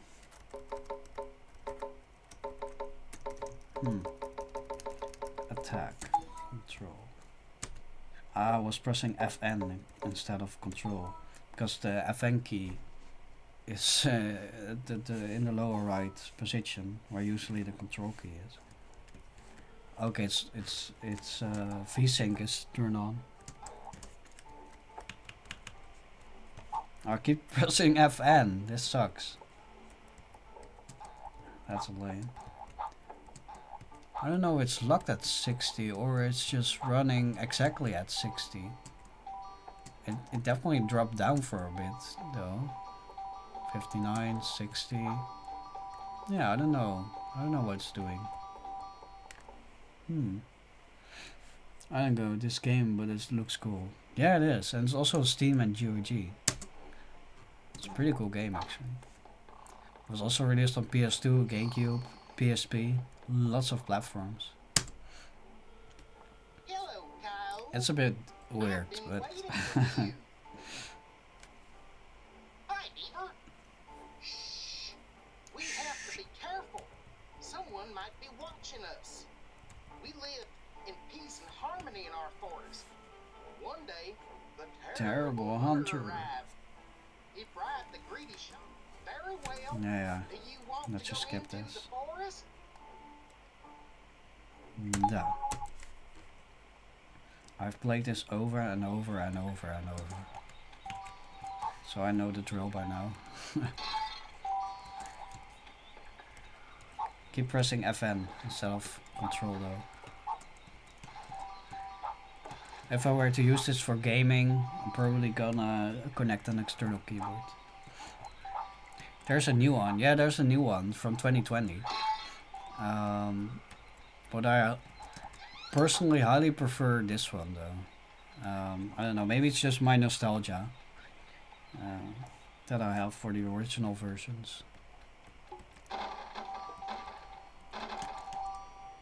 Was the new one released in 2021? I think it was released in 2021 actually.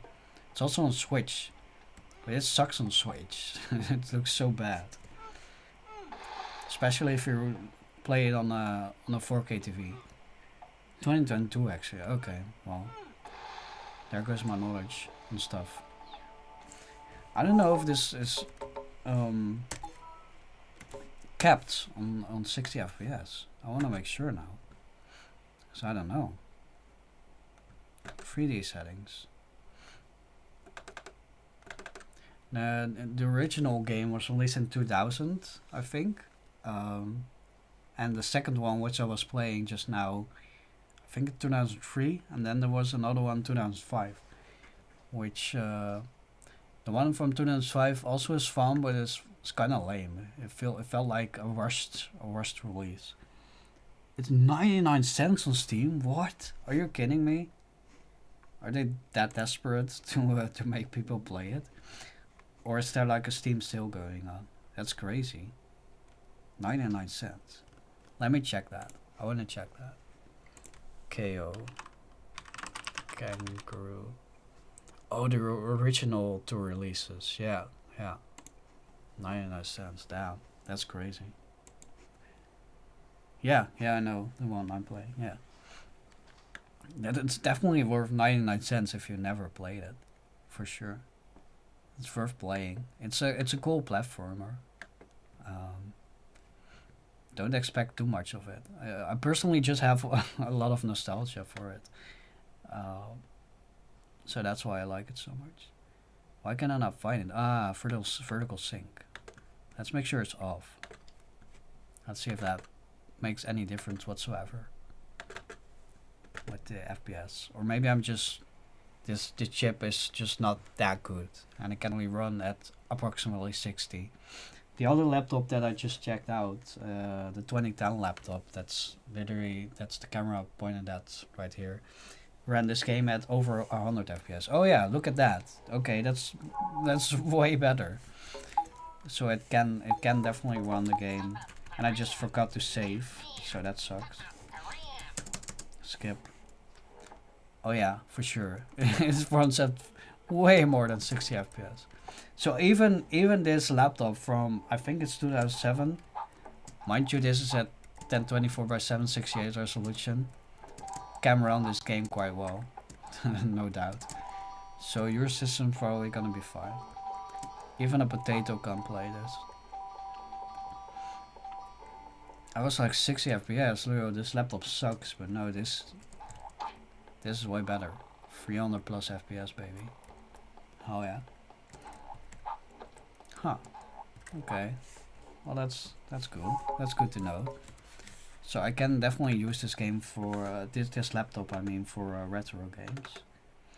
And all this time, I haven't really noticed that I'm running on an old school laptop hard disk. But for Windows XP, it doesn't really matter that much. It seems, because it feels like an SSD really. It feels so smooth. Like, it loads pretty quickly. Like, even Microsoft Edge on Windows 10 and 11 don't load that quickly. So yeah, that's pretty cool. Did that Windows 7 laptop just go to sleep? Damn it. Okay.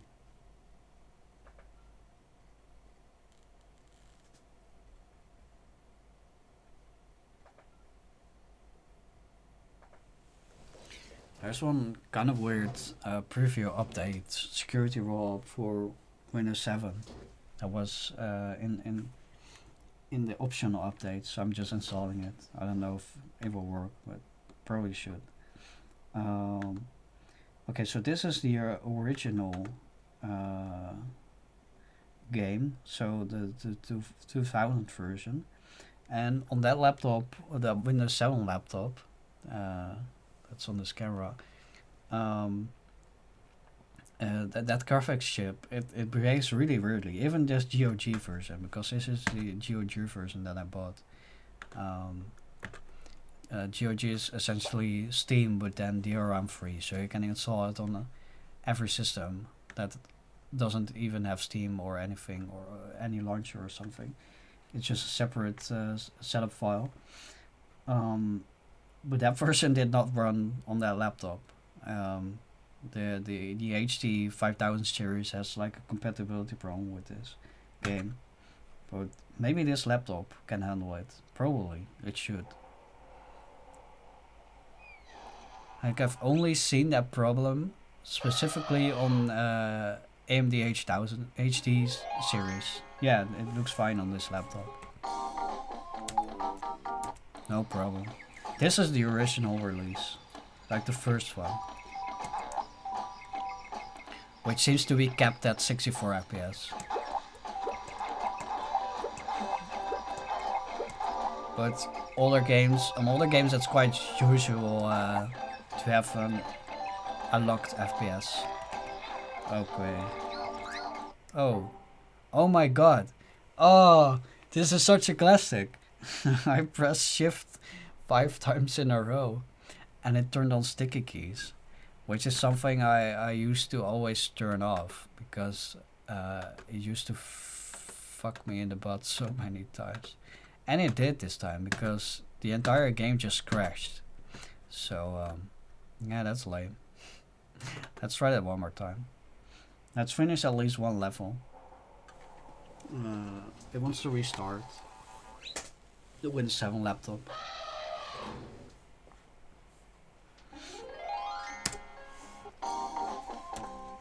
Let's try this one more time.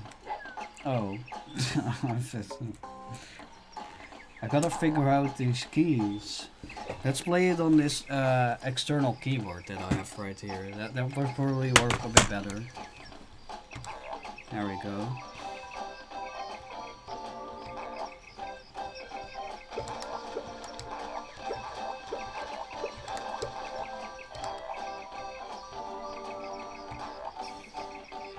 Yeah, that plays quite a bit better.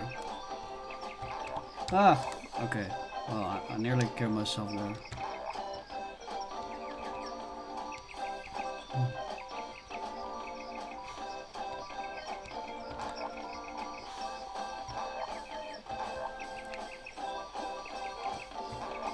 Gotta say, they really didn't make laptop keyboards for gaming back then. The arrow keys on this laptop are all like squished together in one corner. It just doesn't really work very well. Ah, get the coin. There we go.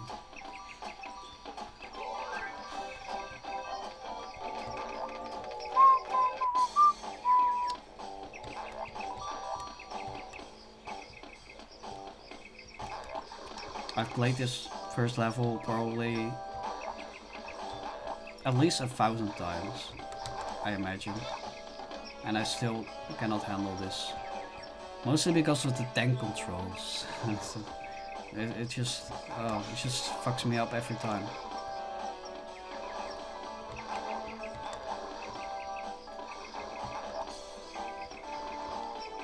Like the way the camera is not following along when it encounters like an obstacle. That's just lame. Yeah, that's what happens when... Okay. Just wanna get all the coins, come on. That was stupid. I'm probably nearly dead, yeah I am. Okay. Kinda looks like Crash. Yeah, Crash Bandicoot, for sure. I've never played that as a kid though. Like, I grew up with this, thinking this was like the best platformer ever, but there's more platformers, definitely. And they for sure took inspiration from them to create this game. I grew up with Banjo-Kazooie. Yeah, I only played that much later, when they released a version of that game on the DS. Wait, I think it was DS. I'm not sure anymore. I think it was. Must be. There's a DS version? Yeah, then maybe not. Maybe I'm confusing things in my head. Like, I don't know much about Banjo-Kazooie, to be honest.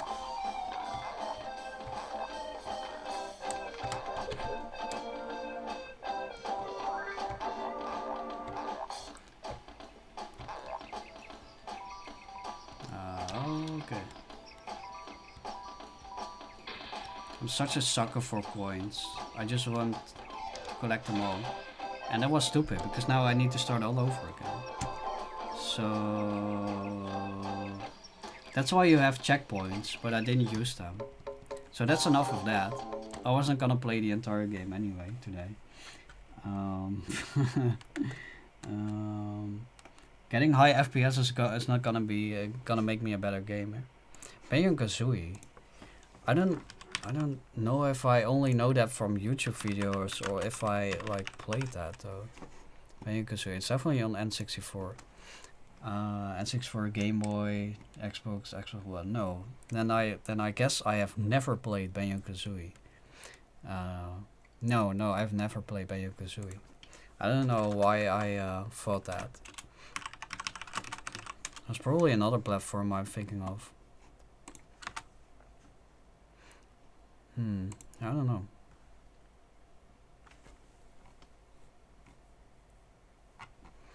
DS platformers. Like I had so many games on the DS that I just don't know. Yeah, N64 is the original. I know. Mm.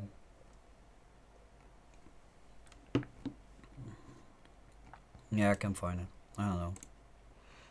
There was some platformer on the DS that reminded me of it. That's for sure. But there's so many DS games. Anyway, I want to see if this game runs on Windows XP. Because I don't know, actually. I wonder. I really wonder. That's probably about the last thing I want to do. Oh yeah, and also check if the Windows 7 laptop can now successfully also capture audio with HDMI, because that would be swell, because that's kind of what I wanted to use it for. So if I ever were to stream an old game that doesn't work on like a virtual machine or on regular Windows 10 or something, then the laptop that I'm showing on the camera right here, it's probably gonna be of great use. Microsoft owns the rights now. Ah, yes.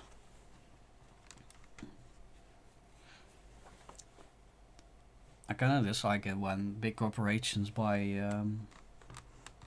the rights to games.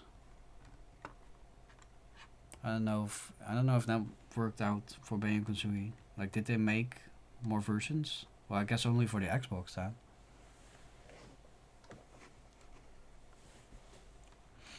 That's probably why I've never played it, because I only owned a DS, a GameCube, and a Wii. Like, I've never owned an Xbox or PlayStation myself.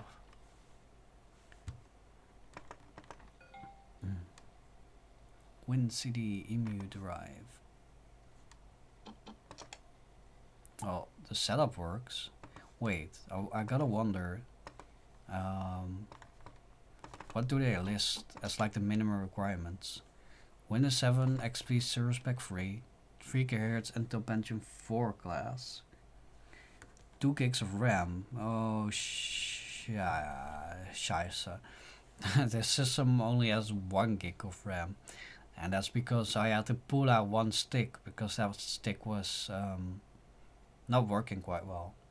So I'm not gonna try this because it's probably not gonna work because of that. But the graphics card should work.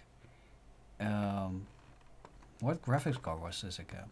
I think it was 8600 Mobile M whatever. Yeah, 8600 MGT. So literally it should work. Probably not very well because that's like the minimum.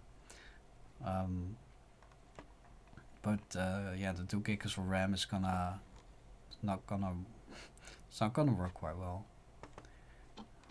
So yeah, let's not try that. It was worth a shot though. To have RAM usage on Windows XP, that's just amazing. There's a lot of extra stuff going on, but even then, there's fraps running. There's this fingerprint sensor stuff, Bluetooth, etc., and video settings. But still, like, almost zero RAM usage. Let's see, available 704,000. So 704 megabytes about, I presume, are available of physical memory, if I'm reading this correctly. That's crazy. That's insane, actually. Yeah. Oh yeah, so I established without saying it that this laptop that I'm running Windows XP on here right now, it works when capturing the screen, but then that Windows 7 laptop that didn't work quite well yet. So this XP laptop I'm testing now. I think like there's nothing else I really need to do on this laptop, so I can shut it down now and see if capturing works on the. If I can get it to work on the Windows 7 laptop, that would be great. Because I need that. That's that would be great if it just worked. So let's get this HDMI cable out of the way, and let's get set up again for HDMI capturing.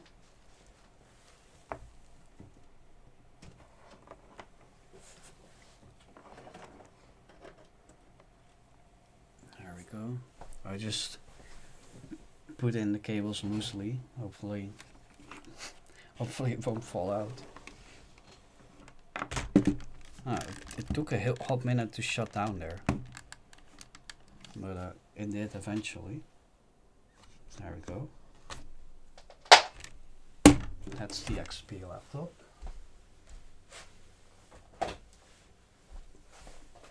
Back to more modern stuff. Somewhat more modern. There we go. Let's get some more space here. And let's connect the HDMI cable.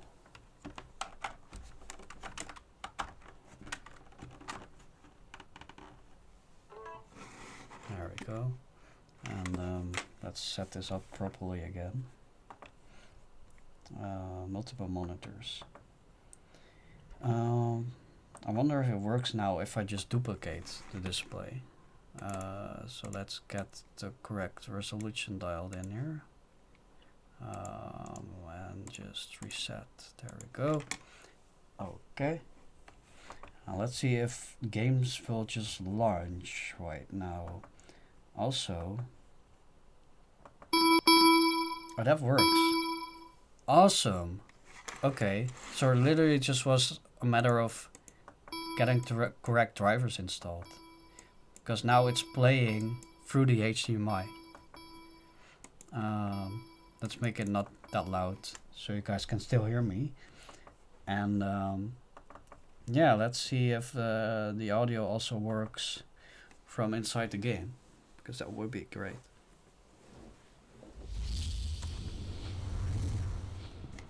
Yeah, sick. Okay. So I just established that I can use this laptop for capturing. That's awesome. That was my end goal for this one. Still gotta reset all my Windows 7 desktop PC. Because I wiped the disk on that system.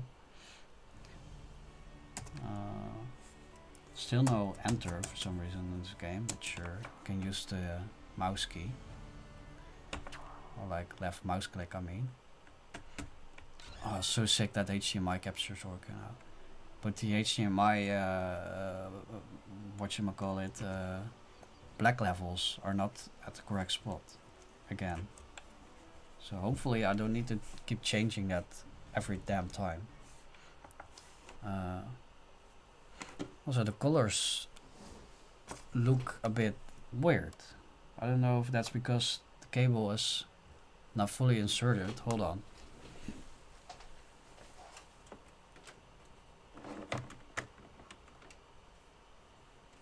Yeah, it's probably not the cable. I hope. Yeah, it doesn't seem like it.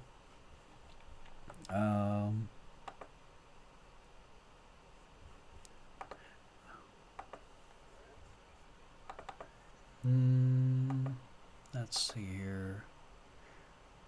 Pixel format, I think it is what I need.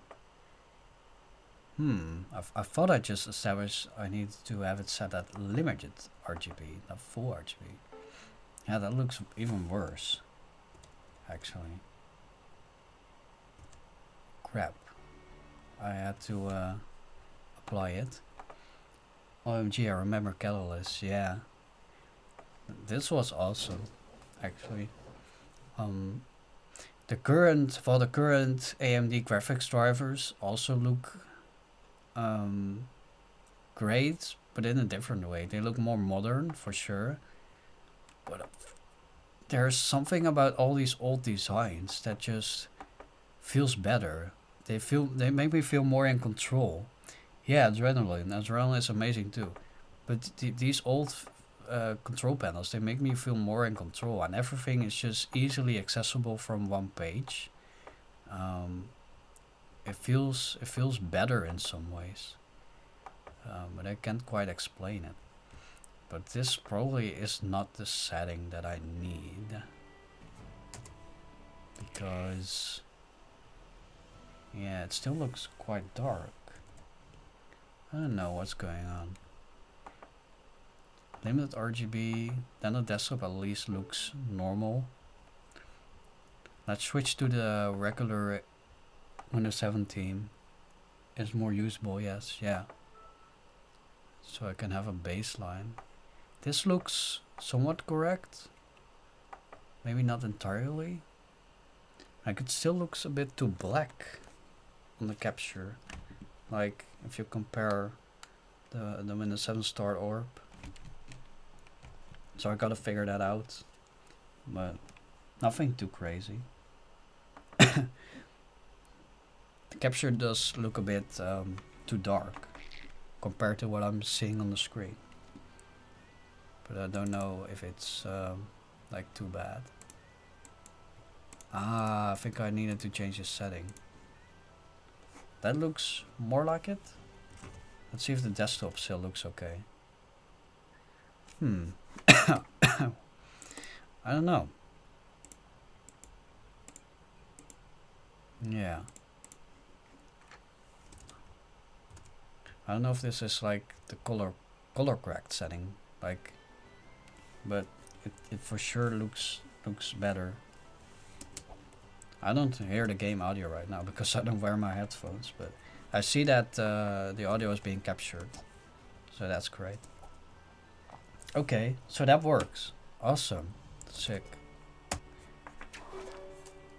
That's the entire reason I started this project.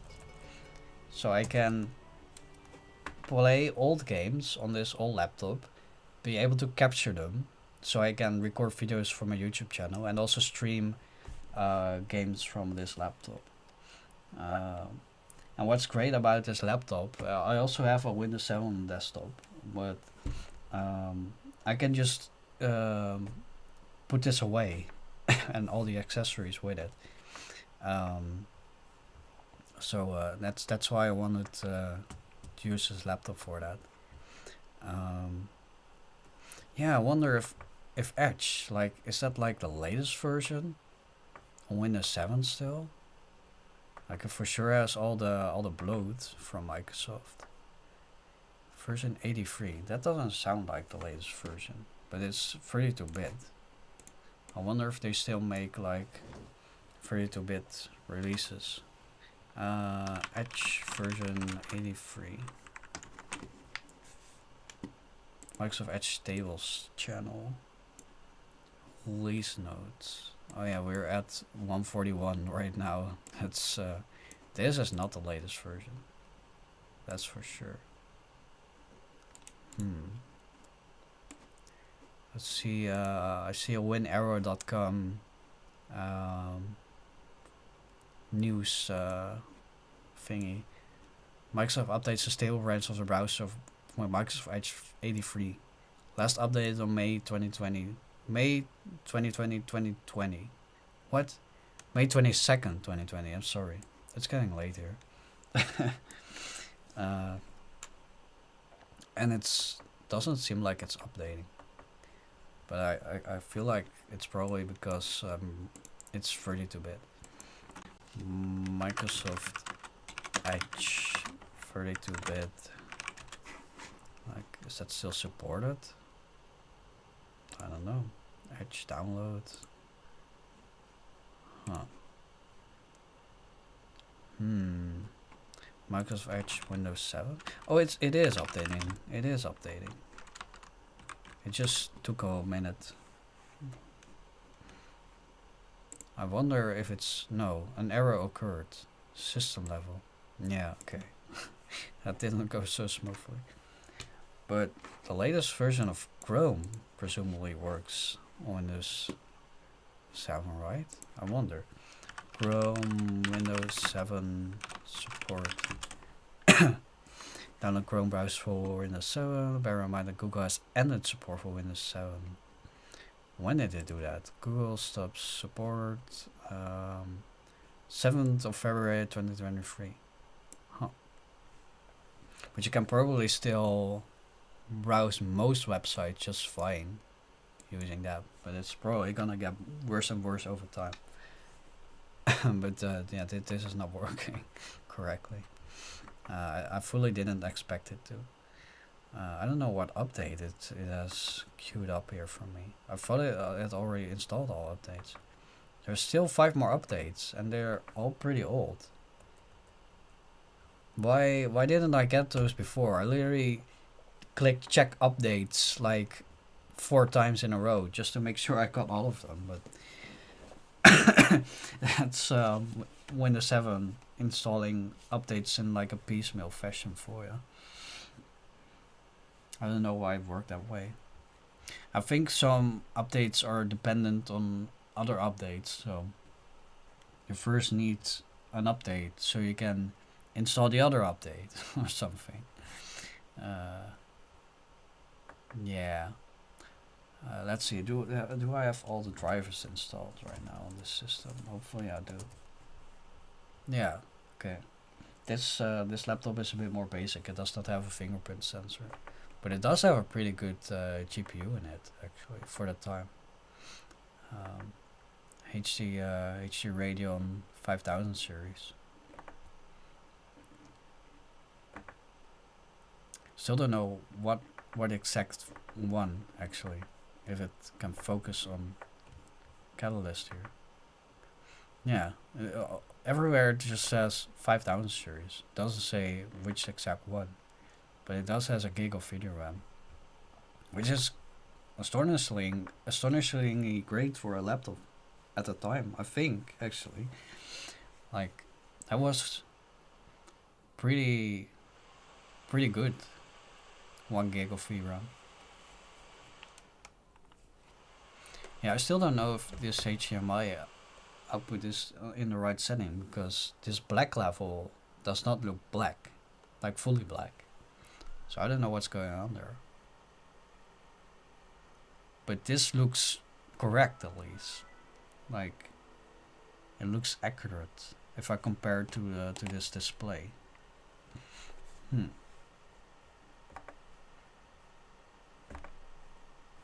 I wonder if there's like even more updates that need to be installed. Also, I kinda wonder, Windows Defender did not get enabled by default on Windows 7, right? Service has stopped. Now that's peculiar. Last scan not available, real-time protection. Weird. I think they just disabled it or something because it just doesn't get updates anymore. I don't know. But I was wondering that, like, did it get enabled by default on Windows 7? I don't remember. I think Windows 8 was the first OS where it got enabled by default, Windows Defender. And starting from Windows 10, it got harder and harder to turn it off. Actually, I don't really know when it started. Like, Windows 10 had a lot of versions. I don't know. I feel like Windows Defender still looked pretty much exactly like it did in Windows 7 when Windows 10 was first released, and only later on they released that like a modern app version for it. I feel like that was that was way more recent in terms of Windows 10 history. I hate that this always takes a whole minute. Do I have more on the USB drive? I don't think so. I even already unplugged it. Still some games on CD that I could try. See if they work on Windows 7. Legacy of the WinCity EMU. Brave CPU-Z. Yeah, no. Can I eject it from here? Yep. Cool.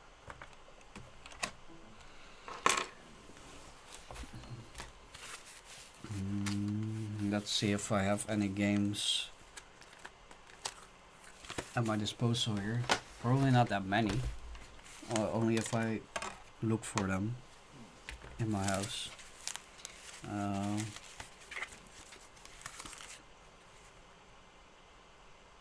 Oh yeah, I have this. I've never tried this CD, but I got it from an eBay purchase when I ordered a German game, and it came with this demo version that came, I guess, from a Kinder chocolate egg, I guess, Kinder.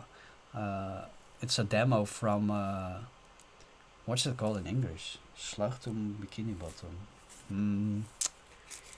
Yeah, I don't know. Something Bikini Bottom. Battle for Bikini Bottom. I think so. Still have the Windows 7 DVD inserted. But that game probably came out in Windows XP era, but it should work just fine on Windows 7, especially on 32-bit. No, it's definitely not a 16-bit game, so it should work just fine in both editions of Windows 7. All drivers are installed, but the function key row is definitely not working, which is not that big of a deal, but I want to see if I can still hunt down that driver. Probably not gonna work out that well because well, I have no idea, no clue where to start. This laptop is nowhere to be found on the internet because it literally has no it doesn't even say who made it, but I did eventually find out who made it. It's from Compal, which also makes, I think, Wi-Fi cards and stuff. Oh yeah. Oh wait. My modem router combo from my ISP. It's from Compal. That's what I just realized. Interesting. But if in device management everything is installed already, like there's no info for me to see where I can like get the function keys working. So that's kind of lame. I wonder, wasn't there like a way in Windows 7 to change your screen brightness? Oh wait, maybe that's because HDMI is plugged in. Hold on. There should be.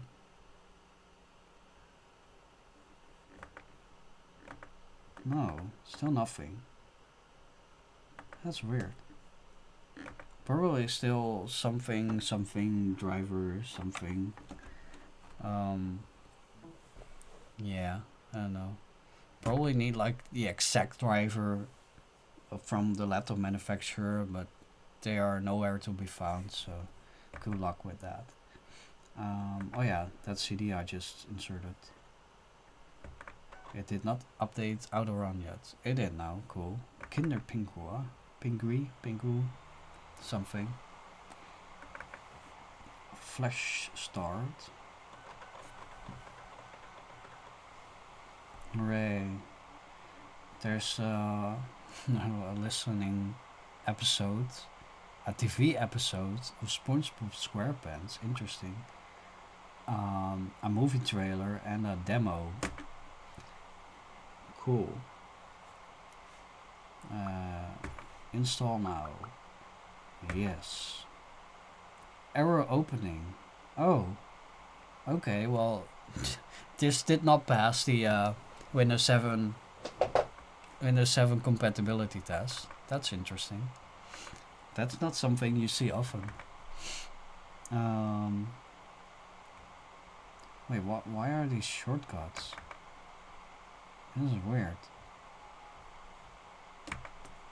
This is interesting. What is this CD? So I can see contents, but these are all shortcuts to what? What are these shortcuts to? This is bizarre. Why can I not just browse the CD? Its target is the O Drive 2004 Ferrero Kipi promo CD-ROM assets shared. Yeah, that disk is definitely not on my system. So Did they like hide the normal files somewhere? If I turn on hidden folders and files. Yeah, that's more like it, probably. Those are the sounds, the episodes, trailer, FS command, shared, game. There we go. Can I just use this setup file then? Maybe. Hopefully. Perhaps. Schlacht um Bikini Bottom. Jawohl. Battle of Bikini Bottom, by the way. That's what it's called. Weiter. Ja. Ja, weiter. It is playing audio, right? I'm not hearing it, but that's oh, it's like bubbling sounds. Okay then. That's interesting. I vaguely remember this game. I should play it for YouTube at some point. It's probably gonna be fun. I should probably play this this German version for YouTube. Just for funsies. I just changed a setting and it sucks. I just changed it back. No worries.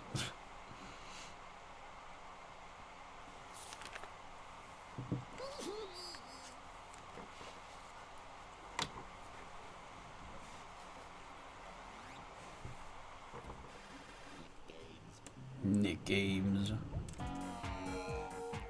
Yo, that soundtrack. Yo. That's insane.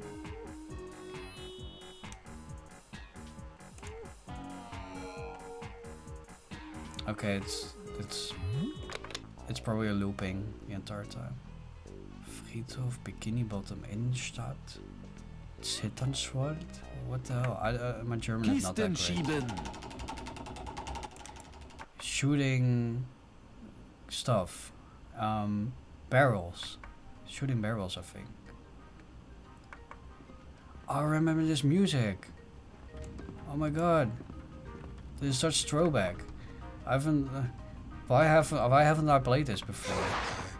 The objective, I guess, is to put the boxes inside that hole? I don't know, actually. I have no clue. There's no clue at all. No, don't go there. I didn't instruct you to do that. Poop. Can I just use the arrow keys? Yeah, that's way better than the mouse. Especially using the touchpad. I really hope this is the objective. I guess so. Can I also move these barrels? No. So it's just about these little things. Yippee! Yay! I guess. Yay! Okay, I wanna try one thing real quick that I have never tried before. Running Windows. Maybe I have tried this before. I don't know. Playing 16-bit apps on Windows 7 32-bit. I wonder how well that will go. So I'm gonna grab my USB drive and get that to my PC real quick. Hold on. And grab a game that I know is definitely a 16-bit executable because it's from like the Windows 95 era.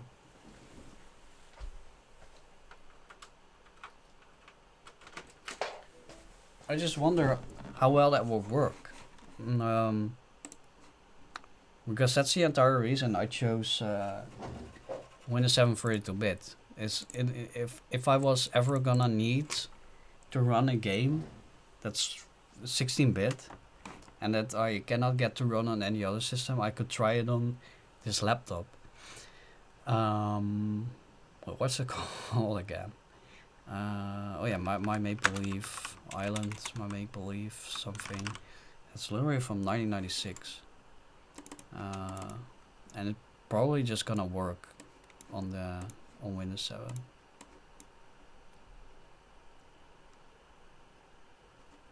Actually, I don't know, because I remember throwing the discs away to that game literally. I I don't know if that was when we got a Windows XP system or if that was when we got a Windows 7 system. Yeah, well, let's try it out anyway. I'm just curious if that will work.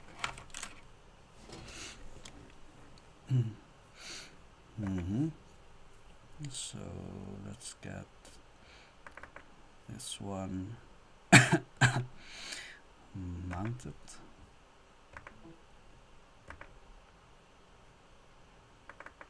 Let's see. Well, it does launch the installer. Full install. Continue. This is very much from the Windows 3.1, Windows 95 era. If you can tell. Continue. I'll be damned if this just works. And I think it does. It does. It totally does. Look at that. I want to change the screen resolution though. Do you want to exit? Bye-bye. Oh, they made that so loud, just for no reason. Let's see. It probably runs at like 640 by 480, but by default you cannot really change your screen resolution to that low on Windows 7. Let's see, do I have 800, 600 in this? Yep. Okay. Boop. There we go. That's better. And that runs just fine. 16-bit. 16-bit application.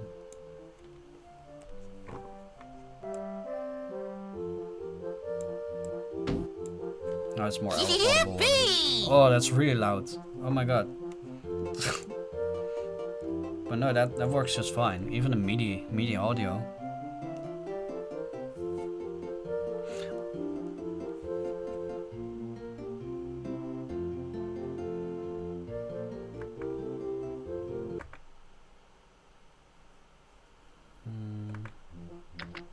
Yep, works just fine. So in the event that I ever need to run an old game and it just doesn't work on any other system, I now have another way, which is quite handy because I found that compatibility is not always about just operating system or yeah, literally just operating system or a 16-bit or a 32-bit or whatever. It's also about the hardware configuration sometimes. I don't know why we threw away this CD then. I think it was then because we got a Windows 7 computer, a 64-bit one, mind you, and the 16-bit apps just didn't work anymore, just like this one. Ah, yes, that's sadly a common bug in this game running it on newer systems, where the media audio, the instruments just change if you turn on and off the audio. This is not how it's supposed to sound. It's not. It should not be a piano music. No, yeah, this is how it's supposed to sound. I think I also encountered that when I played this game using Windows ME in a virtual machine. Which by the way is not a great idea to do. Even Windows 98 inside VMware, I was running it. Windows 98 or Windows ME in VMware. It kind of works, but it has a lot of quirks. I'd rather use 86box to emulate like a full old computer these days.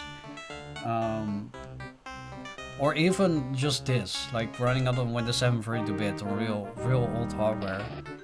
Old Windows 7 hardware, mind you. Much less quirks that you can encounter. That's for sure. But this works, that's awesome. Do you want to exit? Bye-bye. 16-bit Windows 3.1 95 app on Windows 7 32-bit. Yep. And HDMI audio capture works. So I'm happy. I'm happy that this all works. So I have two things right now. I have a fully set up Windows 7 32-bit system that fully works now for capturing, and the Windows XP 32-bit, of course, because well, Windows XP 64-bit doesn't really have much application support. And yeah, that also completely works. So I'm quite happy. Wait, oh, I was like, where's the shutdown button? Because it's not listed here. But it's right here. I'm not used to Windows 7 anymore. It's been a while. Yeah, but I'm glad I revisited these old OSs, and it gives me a good way to be able to run all the games when I don't get it to work on a virtual machine, especially since I run Linux on my system these days. With all of that said, I'm gonna shut down for the night. I've been streaming for a long time, and it's almost 2 a.m. here where I live. So that's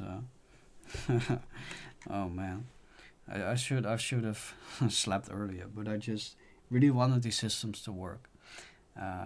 Yay, hyperfocus, hooray! I'm gonna thank you guys for watching though. Probably Cryptic Demon is one of the only one watching at this point though.